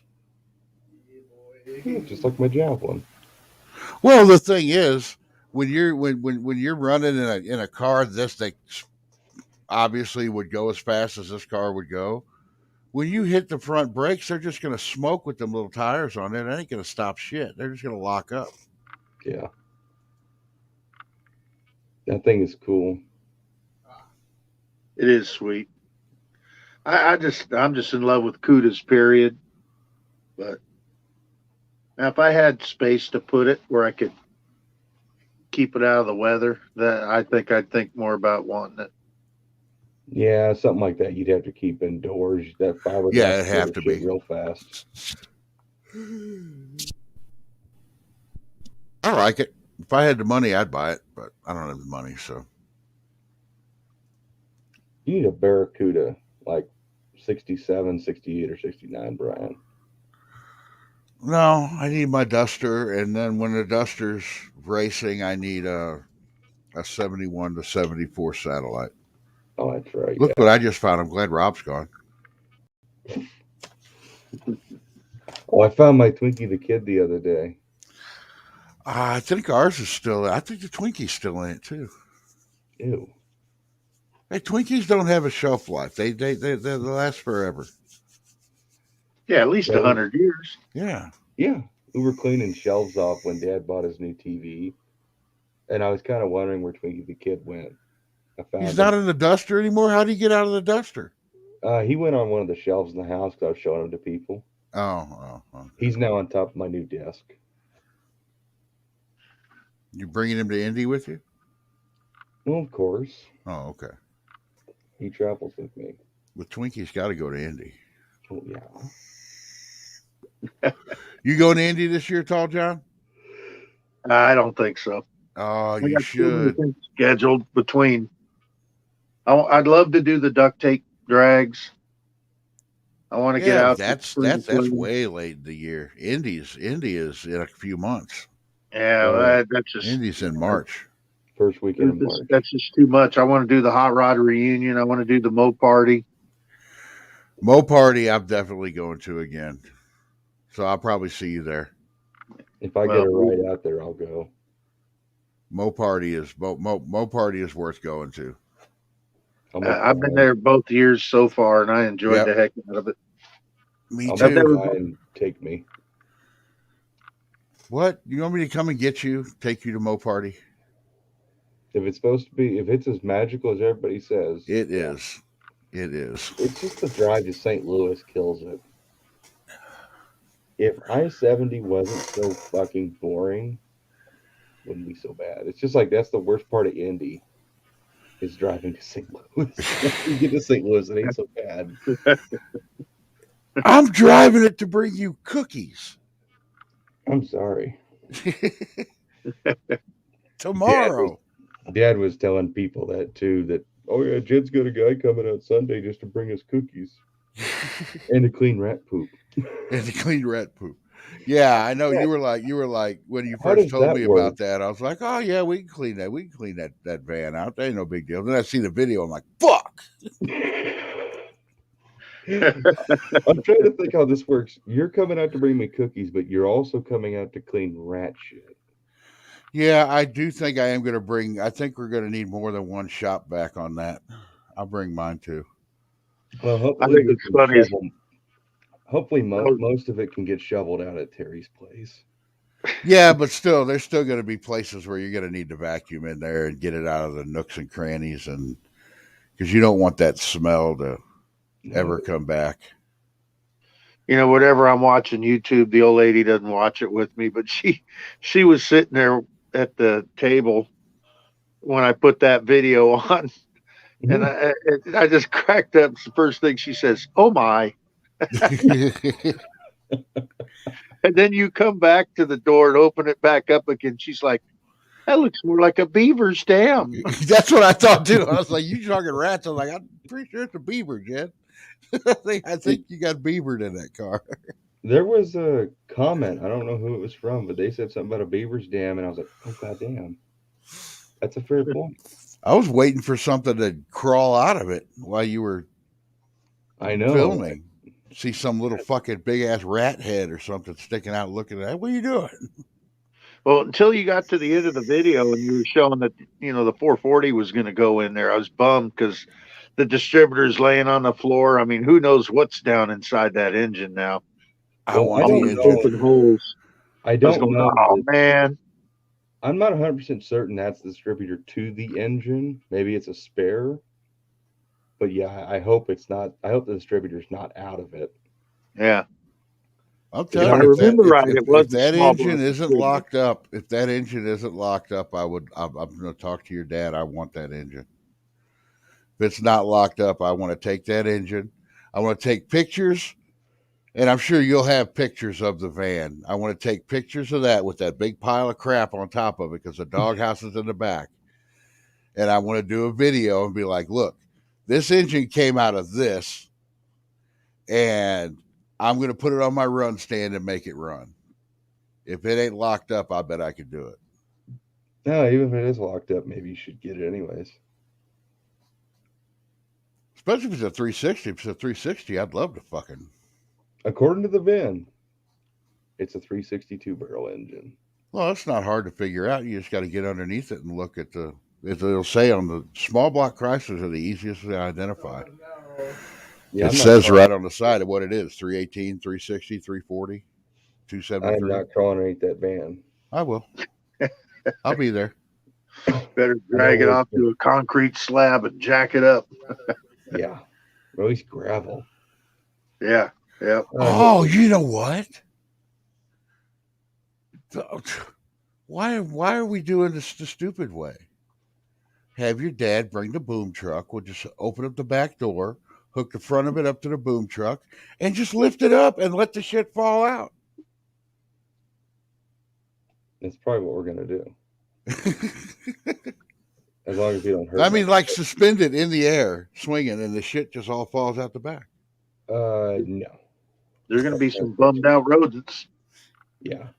The plan is tomorrow, unless Dad changes his mind, is we are taking the service truck out there because she's pretty buried in the dirt. Yeah, it's going to take a little bit to get that out.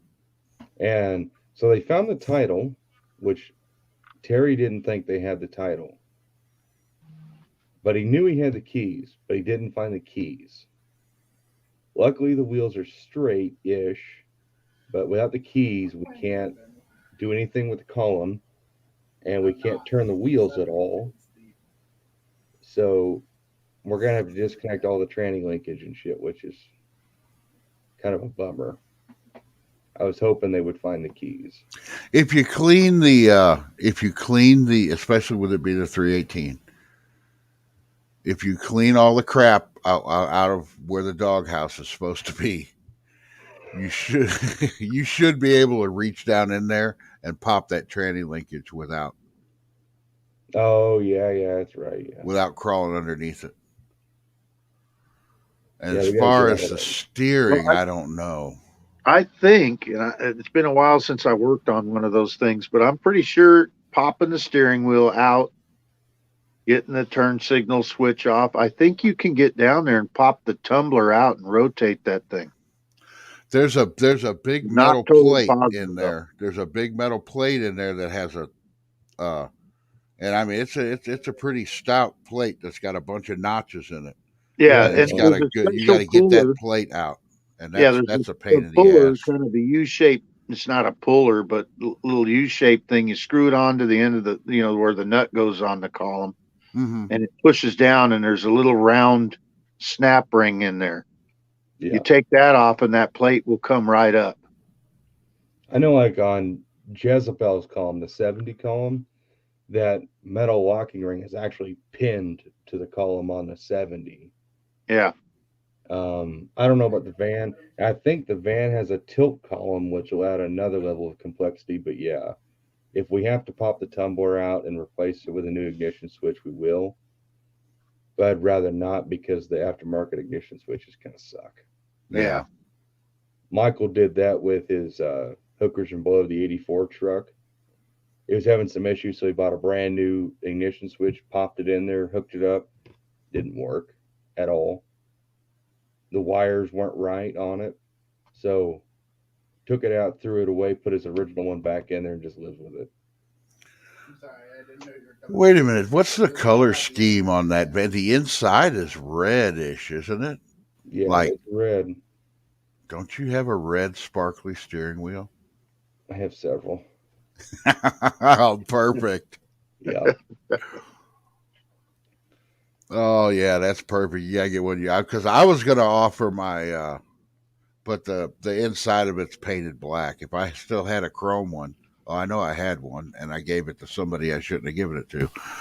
But I still have 3 red sparkly wheels, and I have that one Grant orange one with the finger knobs.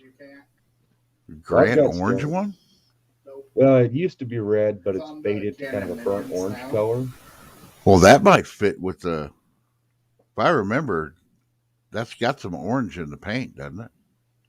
Yeah. Well, we got to get the damn thing clean. So, tomorrow we might actually end up filming a couple different videos. One, getting the van out of there, and then we'll probably film a Dylan McCool washing video. That'd be fine with that. I think that some of those videos, I'm seeing what people are doing with those videos. Yeah. And I don't like filming that kind of stuff, but you know what? But you know what? It gets views. If it gets, I don't really care. I just, we'll film cleaning it. Even if it's like a short video, we'll just film cleaning it, cleaning. We'll probably do a video pulling it out of there and bringing it home. And then we'll do the exterior and interior cleaning video together. Maybe make them separate. I don't know. Well, you do realize that there is a power washer simulator video game, right? Yeah, I know. And people just love watching people play that game. For some reason, people love whenever you go over something with a power washer and you just knock off all the dirt and it's clean. People love seeing that. My yawn is the reaction to Power Washer Simulator. Yeah, I know. I won't play it. I don't give a shit. But there's a large group of people that love watching people play that video game. Just because I guess it's satisfying or something. Well, hell, I filmed cleaning the T20 crawler, and that thing was filthy. But nobody watched it. Well, I think that was because it wasn't a vehicle. It wasn't a. Yeah. Where is my Well, guys, I think I'm going to hit it. It's almost 3:00 here.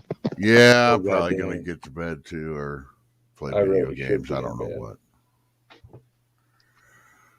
But yep, thanks everybody for coming out. Hell, we had 11, 12 people in here at one time for a while. That's crazy for my lives. I usually get like 5. I think this was a good live. Oh yeah, I enjoyed it. I really hope Rob comes back for more because that was really, really interesting. Yeah, it was interesting. Far more than I thought. You know, and I came in way late. What's this guy talking about? I mean, he's coming in on. I was going, this is pretty cool. Guys, Oh, there's Ruben. Hi, Ruben. Ruben, did you see we looked at your race car? He probably knew I was going to do that. That's why he didn't. Well, all right. Good night, Ruben. Yeah. Yeah. Good See you all. Thanks night, everybody Brian. for Good coming night, out Bill. and watching us talk. Yeah. We'll talk I'll to you see you. guys later. See you Sunday, Brian. Yeah. Later. Yep. Bye. Bye. Bye.